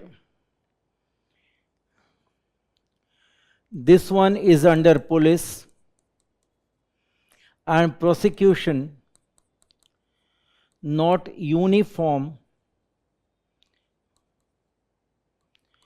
across the country. Okay.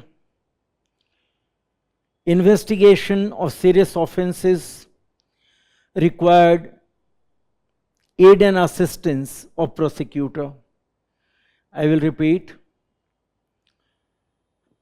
Investigation of serious offenses requires support of prosecutor, because prosecutors are nothing but a legal brain. They know nitty-gritty of the judicial system. They know ifs and buts of judiciary. It will be essential for prosecutors to guide police department or police administration not only in one area, but in all those areas which are related to investigation, including evidences.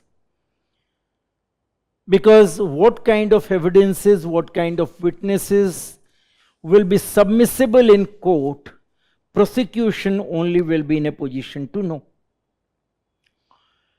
As far as the 14th Law Commission concerned, 14th Law Commission in 1958 categorically stated that prosecution must be separated from investigation. So what we will have to do here, view regarding separation of investigation and prosecution. And first point we will have to write, that is 14th Law Commission 1958. 14th Law Commission was in favor of complete separation of prosecution from investigation. As per the Law Commission, prosecution should be separated from the investigation, not only to ensure specialization in the area, but to ensure independency also. Prosecution must be separated. There should be a new code, and appointment of public prosecutors should be as per the code 1973 CRPC followed the recommendation of 14th Finance Commission and separated or demarcated the separation between the investigation and the prosecution. So, whatsoever advice given by 14th Finance Commission, that was accepted by the government, and government went for separation of investigation and prosecution. As I told you, prosecution is nothing but a custodian of legal brain. Public prosecutors are really ministers of justice. They have their job to administer the justice. And that's why this commission, law commission, had extended support in favor of the separation of this prosecution and separation of prosecution and investigation. But on one hand, we are supposed to come out with separation. Not only law commission, even judiciary is in favor of separation of prosecution and investigation. You will find one case, S.B. Sahane. I will write here another point. S.B. Sahane versus State of Maharashtra, State of Maharashtra, 1995. In that case also, Supreme Court extended support in favor of separation between prosecution and investigation. So, it will be essential for us to separate to ensure autonomy. That was the objective to realize when we were talking about separation. But another aspect it will be essential for us to know, that the full separation will be good or not. Do you think separation between investigation and the prosecution will always be productive? There is no doubt that separation will play effective role.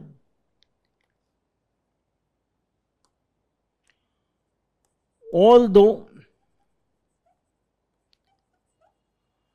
separation will make prosecution more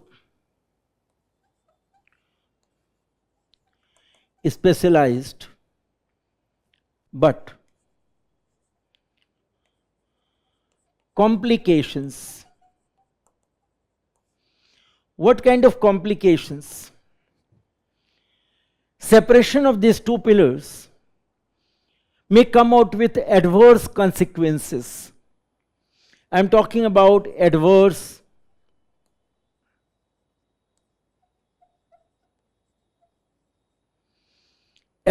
consequences. What kind of adverse consequences? If two agencies will not coordinate each other, then what will happen? Investigation will be affected, and of course prosecution also will be affected. Prosecution must be conducted by independent officers as an officer of the court without biasness. But if investigating body will not coordinate and prosecution body will not coordinate each other, both will collapse and both will fail. Public prosecutor will have to guide the public official and will have to keep the check on their action. So there must be a collaboration between prosecutor and the investigator. I am not writing, but you can note it down. There must be a collaboration between public prosecutor and the police investigator. Police officer should have authority to arrest a person without prosecution approval. But the question is that whosoever going to be arrested will be successfully prosecuted in court or not. In recent time period, we have number of examples that police arrested people, ED arrested people, CBI arrested people, but successfully were not prosecuted. So very important for us that public prosecutor could act as a quality controller of the arrest proceedings. I will repeat, public prosecutor should act as the quality controller. I will repeat, public prosecutor should act as a quality controller of the arrest proceedings. Only then it will be possible for us to come out with the effective arrest and effective prosecution. It will be essential for us to come out with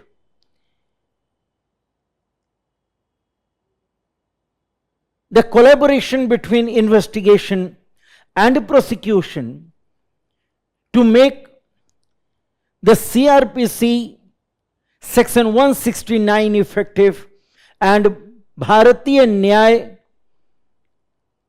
Suraksha Samhita Section 189 effective. So Section 189 of BNSS and 169 of CRPC 1973, if we want to make it effective, it will be essential for us to ensure collaboration. In 1996, 154th Law Commission, 154th Law Commission of India, 154th Law Commission of India, 54th Law Commission of India, 154th Law Commission of India, 1996. This commission made a report and came out with recommendation to make amendment in the Office of Independent Prosecuting Agency. This 150th Law Commission of India 1996 recommended amended in the prosecution department and extended support coordination between two. They extended support, a coordination between two, and then you will find another very important matter, that is Malimat report. That is a Malimat Committee report 2003.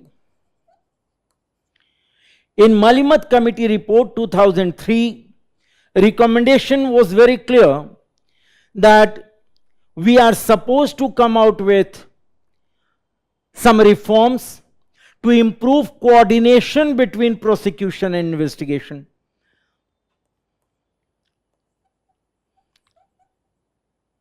Cooperation between investigation and prosecution. In fact, that Malimat committee said that the post of director prosecution, the post of director prosecution should be given to IPS officer. So if that post will be given to IPS officer, there will be a effective coordination between police department responsible for investigation and the prosecution. So it will not be correct to say that prosecution and investigation should be separated in totality. So we are supposed to come out with this kind of cases. SB Sahane, State of Maharashtra 1995, then 14th Law Commission 1958, then 154th Law Commission 1996, then Malimath Report 2003, and with this all, we are supposed to support, I am talking about conclusion, that coordination is must. Coordination is must. So prosecution and investigation both are essential, and it will be essential for us to respond both organizations in a coordinated manner. In that way, we can answer our questions. So now I will come to another question, that is 7B. A strong hold over current affairs is your way to succeed in the UPSC Civil Services examination. Brace yourself and get detailed coverage of relevant news both nationally and internationally. With the monthly current affairs revision program starting from 26th October at 5 p.m. Enroll today and elevate your current affairs knowledge with comprehensive coverage of current affairs compiled through relevant sources such as the Hindu, Indian Express, Economic Times, PIB Yojana, and others. Expert support and personalized mentoring. Comprehensive assessment through MCQs and mains-oriented questions. (7B) Lack of financial resources and independence in managing local funding. You will see another local government question. Lack of financial resources and independence in managing local funding is hindering economic and social development of urban areas. So lack of financial resources and independence of managing local funding is a problem. So major issue is related to the local funding and the management autonomy of local bodies in this country. So we are supposed to answer the financial aspect of urban local bodies and managerial autonomy of local bodies. So financial aspects of local bodies and managerial autonomy of local bodies. So sustainable financing is paramount importance to ensure a discharge of function. So first of all, we are supposed to write sustainable finance is must. Sustainable finance is must. And whatsoever 74th constitutional amendment talked about urban local bodies, it will be essential for urban local bodies as per 74th Constitutional Amendment Act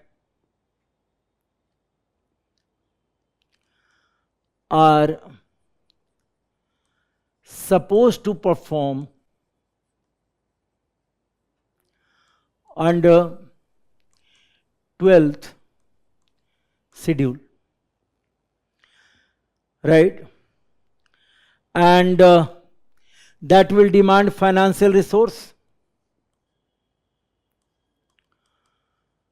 Financial resource will be required.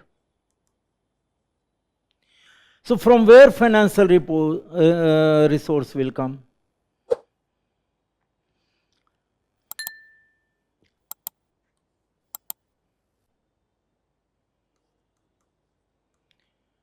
Transferred own. Means either a state will transfer through union or directly, or urban local bodies will generate their own resources. Here we can write role of State Finance Commission. Already we have discussed it, so it will not require more. State Finance Commission.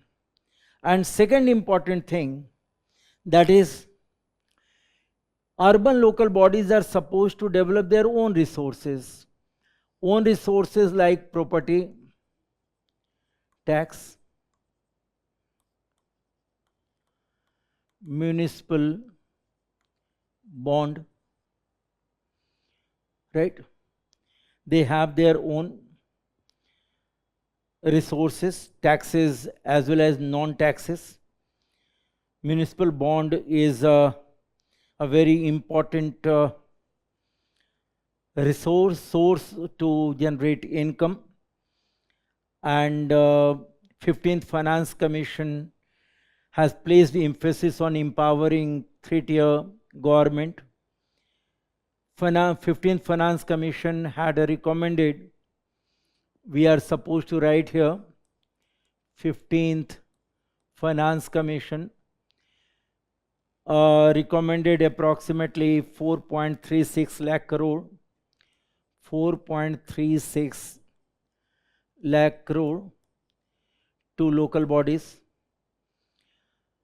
So Finance Commission has increased the support system, and Finance Commission has given a support to million plus cities, 100% grant based on the performance. Million plus cities, 100% grant, that is performance link grant. So essential for municipal bodies to come out with their own grant, and they must have their own resource system also. So it will be essential for them to come out with their own resource system. It will be essential for them to come out with their new resources. They will have to come out with augmentation of resources. They must be efficient in property tax, they must be efficient in water tax, they must be efficient in toll tax. It will be compulsory for them. You will find in a country like China, municipal resource include a business tax, urban construction, maintenance tax, etc. We can give example of China. Local bodies have taxation power, right? And that kind of taxation, business tax, maintenance tax, right? They have a business tax, they have maintenance tax, they have urban construction tax, this one is tax, then they have urban construction tax. So we also are supposed to come out with that kind of taxation. This one is example. So we also are supposed to come out with new revenue sources, right?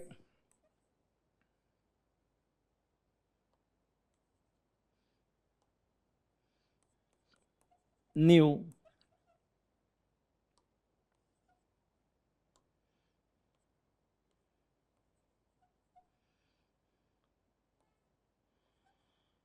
source of revenue, including municipal bond and taxes like China, and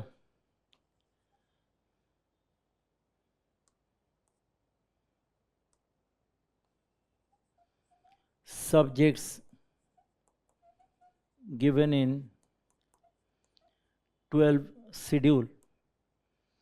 So we are supposed to come out with that kind of thing, right? And apart from this all, we will write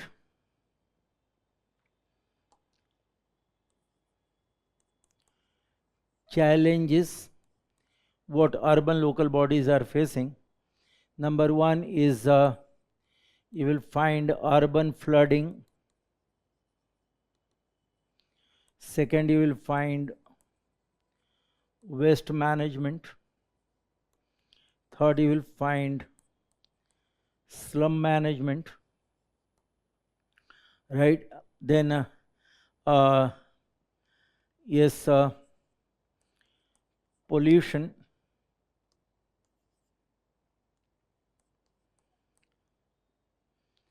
Pollution, particularly air pollution. Pollution, particularly air pollution, right? Then fifth problem you will find urban local bodies are facing, that is transit driven, highway oriented development. Highway oriented development. That highway oriented development means wherever you will find transit development, wherever you will find metro corporation, wherever you will find expressways, then you will find a concentration of population, density will increase, and that will be another challenge for the local bodies, right? So it will be essential for us to come out with the new kind of resources. And RBI even in 2020-21 talked about revenue reduction at urban level, local level, but expenditure going up. So RBI talked about revenue of urban local bodies coming down and expenditure going up. So more than 70% of corporations are showing reducing revenue and implementation going up to 71% or 72%, right? It will be essential for us to make our urban local bodies effective, at least in property tax, because you will find OECD, Organization for Economic Cooperation and Development, categorically stated that India has the world's lowest property tax collection rate. I will repeat. Organization for Economic Cooperation and Development said that India has world lowest property tax collection. So it will be essential for us to perform, to do something good for the improvement sector, and only then local bodies, urban local bodies will be in a position to perform. So we can conclude it how RBI 2020-21 what said? Revenue going down, but expenditure going up, and OECD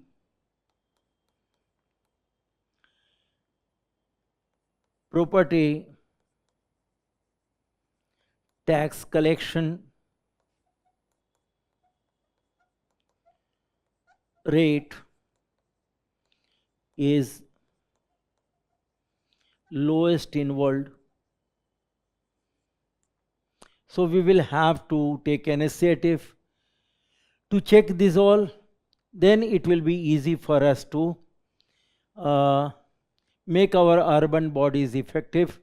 So we are supposed to write these all points effectively, and that will be the standardized answer.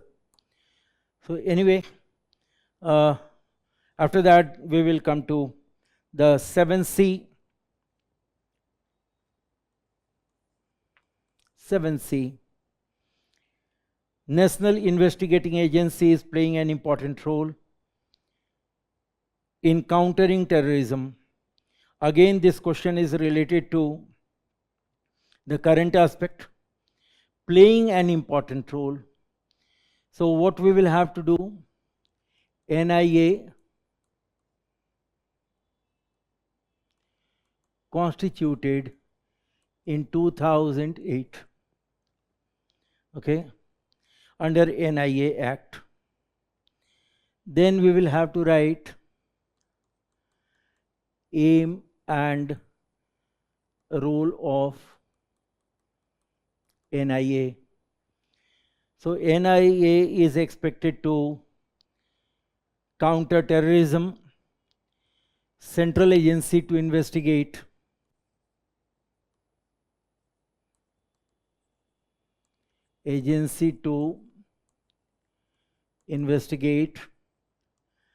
and prosecute, right? Prosecute offenses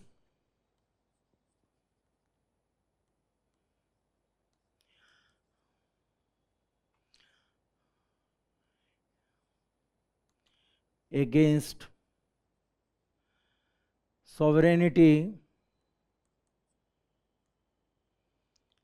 of the country, against the sovereignty of the country, against the sovereignty of the country, security and integrity of the country, security and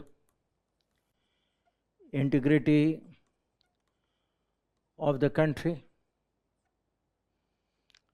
Third, human trafficking. Human trafficking, that also is a part of that. I will repeat, human trafficking. Okay, should I write clearly?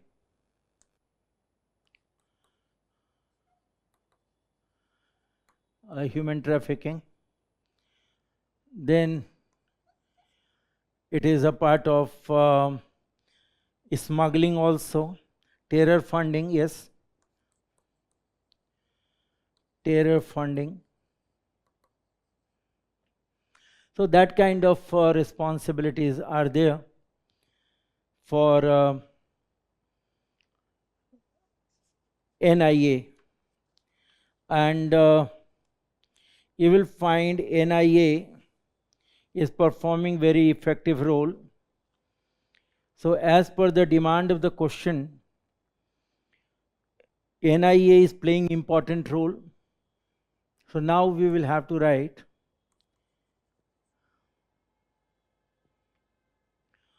do one thing, my dear, leave this one.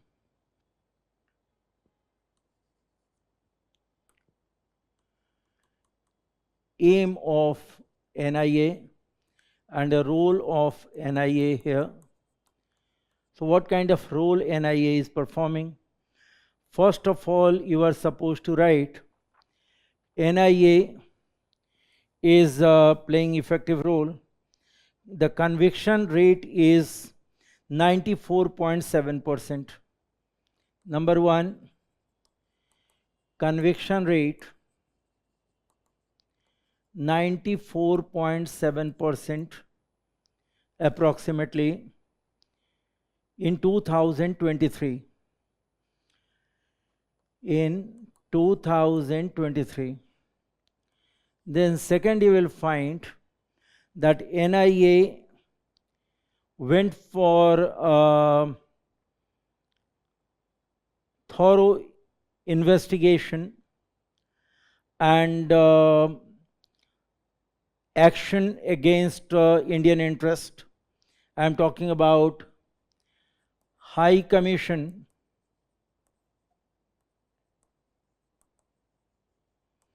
Canada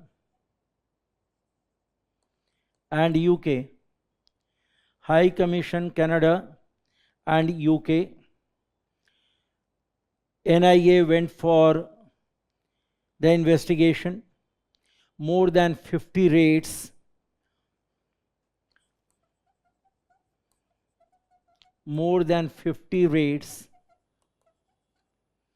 right, in 2023 itself. So whatsoever they did, we went for that. Even in USA also, you can write USA also. So whatsoever happened near High Commission Canada, UK, High Commission in Canada, UK and USA, against the national interest of the country, NIA went for that, against them. After that, you will find NIA arrested people in 2023, approximately 625. So against people who were performing like a member of ISIS or whosoever jihadi terrorist, 45 accused of human trafficking case, 28 accused of terrorist. So third one, more than 40 terrorists,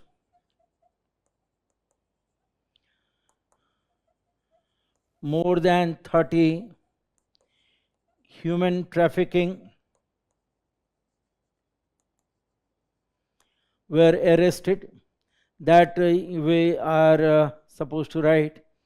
And then you will find our NIA went for check on terror funding also, or terror gangster nexus working against India. So fourth one, terrorist gangsters nexus in Kashmir. And fifth one, check on terror funding. So in that way, NIA is performing a very effective role in our country, and NIA is expected to be a custodian of law and order in India. NIA is expected to check any kind of jihad against the country. NIA is expected to check left-wing extremism also.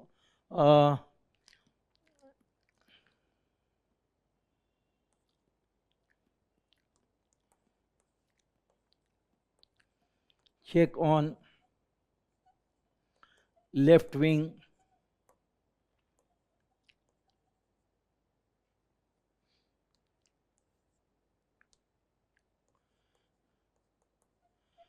extremism. So these all 5-6 points we are supposed to write. In that way, NIA is performing very effective role in our country. We can write it down. Now, it was a 10-marker question, so that will be sufficient for us to write this all. Okay. Now I will come to the question number 8. Question number 8A. Police public relations are poor in India. Again, this question is related to police reform. Police public relations are poor in India. What measures are required to strengthen this relation? Question very simple. That question is related to police public relation. That is a poor relation. So we are supposed to write reason behind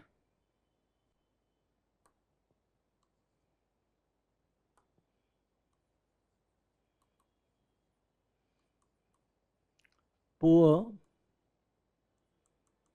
police public relation. Why there is a bad relationship? Number one, working and a living condition.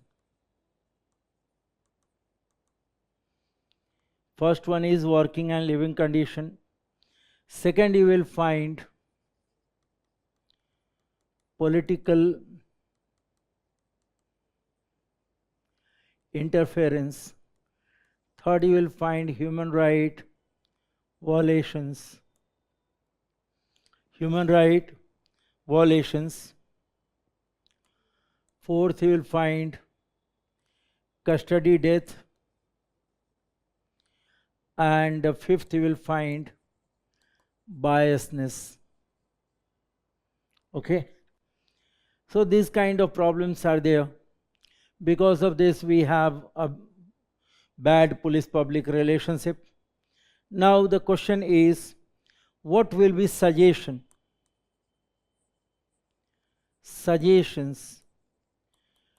to improve a relationship? First one,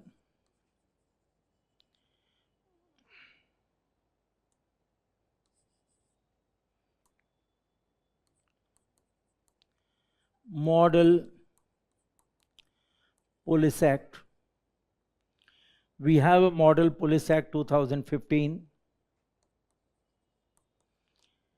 that is for to make police socially responsible, socially sensitive. Second one,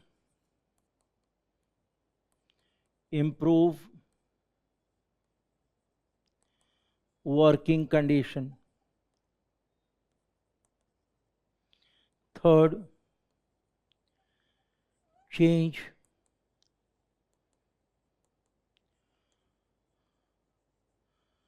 training module. Fourth, community policing.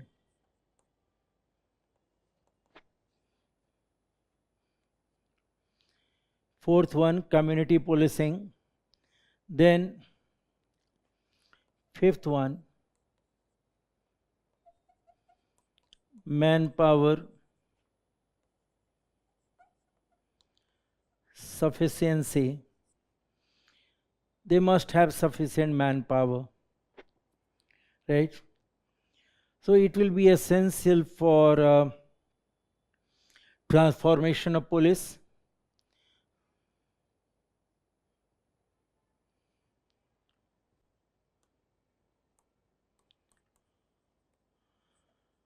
Transformation of police public relation. Apart from these all suggestions will be possible when direct communication between police and public.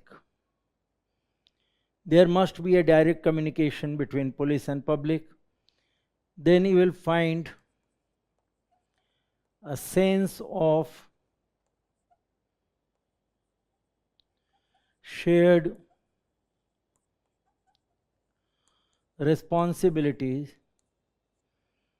Along with police, public also should be careful about law and order. They also must have watchful eyes. If public will be with watchful eyes, then it will be easy for police to control any kind of crime going to take place in society. It will be essential for police to come out with transparency, and accountability.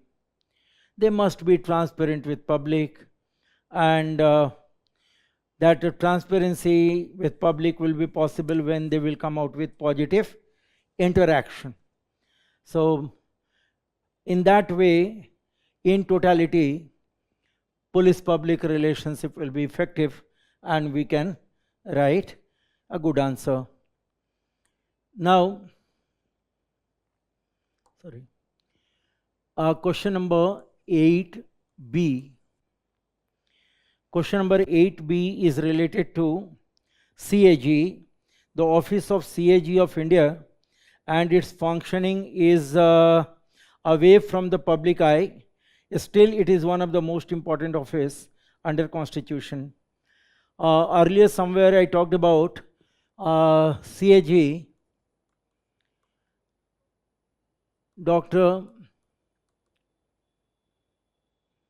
Ambedkar said one of the 4 pillars, along with Finance Commission, Election Commission, and UPSC, right? Then you will find CAG is called modern Lokpal to ensure integrity in financial management. Okay, and then we can write Article 148 to Article 151 deal with CAG. In short, we are supposed to explain. Short explanation. Then the role of CAG is vital because he is expected to play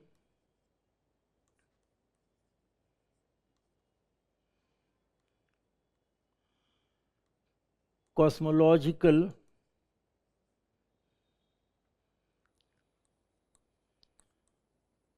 responsibility by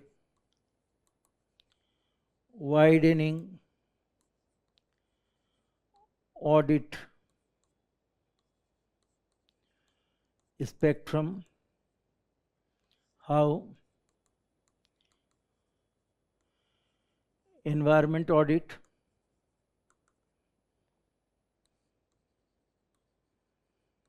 social audit, propriety audit,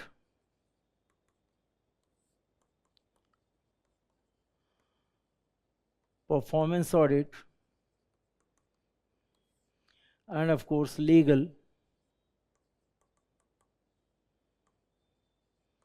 financial audit. Apart from that, is expected to follow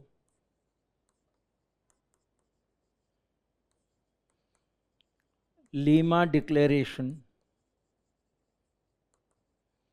1977.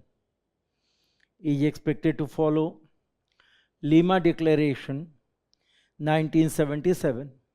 That Lima Declaration is all about the vision and mission for CAG, or Supreme Audit Institution of India. As per that declaration, CAG is expected to perform as an institution of a research body to come out with upgraded methodology to conduct audit. It will be essential for CAG to maintain own credibility. It is essential for CAG to come out with a timely reporting.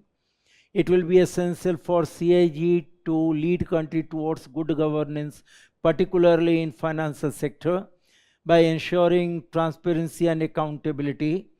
So CAG is expected not only to perform audit like a clerical job, by confining itself to the legal financial audit, but CAG is expected to touch these all new spectrums along with the policy evaluation, because if policy will be wrong, then the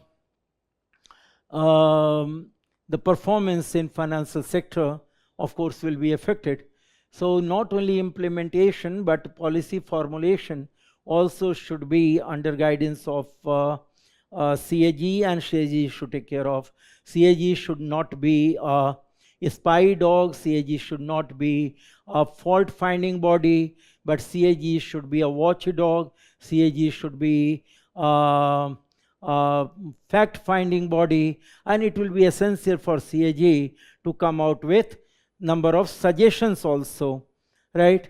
But unfortunately,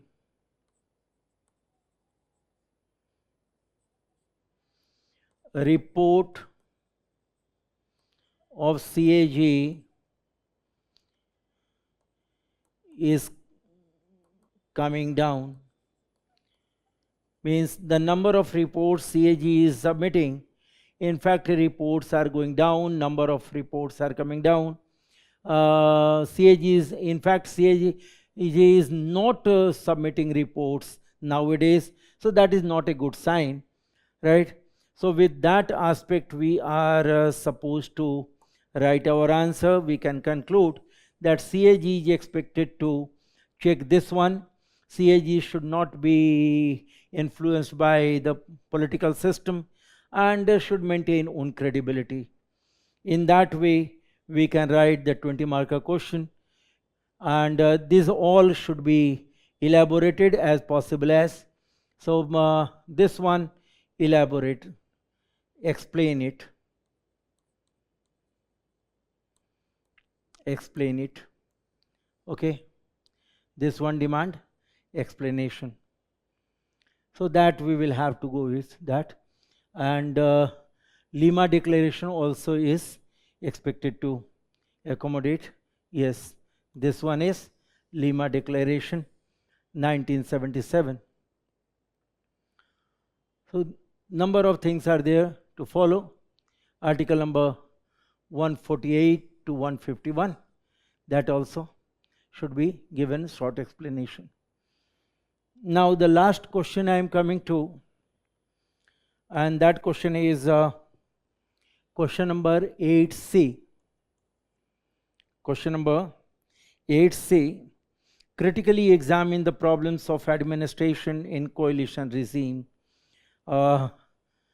Very simple question, and perfectly based on the current scenario, the political scenario of India. We know that we have a coalition government after almost 10 years. So what we are supposed to write? What is coalition government? Okay. So we are supposed to write in brief what is coalition government, what and why. That one we are supposed to write, and then impact of coalition on administration. That is very simple for us to write. So how administration going to be affected, that we are supposed to write. So more or less indirectly the negative aspects of coalition government we are supposed to write. So first one is low morale. Second one, increase in corruption. Third one, delay in decision making. Why corruption? Because no one will take responsibility, no one will be accountable, there will be tussle between political groups, and that will affect the decision making also. There will be political pressure,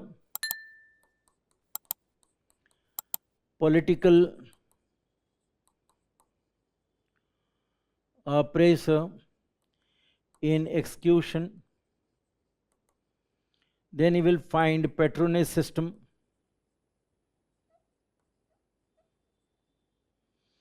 Then you will find a reversal of policies and uncertainty. That problem also we will face, right? And then fragmentation, fragmented governance,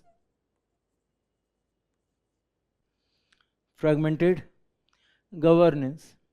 So this kind of points we are supposed to write. Whenever coalition government will come out, I will repeat, whenever coalition government will come out, you will find that coalition government based on compromise, because of diverse ideologies. Coalition governments will always be victim of diverse ideologies. There will be conflicting interest also. It will affect the governmental stability, in fact. So at top level, as far as the political leadership concerned, we will find instability. So whenever we will come out with instability at national level or at state level, wherever you will find this kind of problem, it will be difficult for administration to be neutral, it will be difficult for administration to be impartial, it will be difficult for administration to come out with all fundamental ethical values to serve the society or to serve the constitution, because there will be a chaotic condition at governmental level, and the political parties will try to satisfy their own interests. They will come out with fight for resource allocation. There may be unreasonable resource allocation. You will find recently we experienced a special package versus special status to states. We have example of Bihar and Andhra Pradesh. Both states got allowance here in the budget because of their dominant place in the coalition government. So administration also will be influenced, will be affected by that. Public perception and legitimacy also will be different. I will repeat, public perception and legitimacy will be different, and administrators who are performing at ground level, they will be affected, they will be affected by that kind of hostile environment, and their administrative ability will be suffering. So in that way we are supposed to write our answers, right? That will be 10 marker question, so we can write in that way. And our coalition government, how will affect the system, we can display. So conclusively, we have completed the discussion, and that completion will ultimately hope that will help you in understanding of the questions, and not only understanding of the question, but in future whenever you will write answer or answers, it will be possible for you to understand what the demand of question is. Number of questions you will find demanding the recent trends. So we are not supposed to simply write the concept, or we are not supposed to simply write the role of, or we are not supposed to simply write what are the functions of NIA, or what are the functions of State Finance Commission, but how in present scenario performing. Similarly, how in present scenario civil servants are performing, how in present scenario CAG is performing or expected to perform. This kind of things are very essential for us to be careful about, right? So I hope you will be benefited after discussion and analysis of all questions thoroughly, whatsoever asked by UPSC in a recent UPSC Mains 2024 examination, paper 2, public administration. You will enhance your ability, you will be more skilled whenever you will appear in exam, and I hope you will perform better. With that with that wish, I want to wind up the session. Thank you very much. Thank you. Good luck.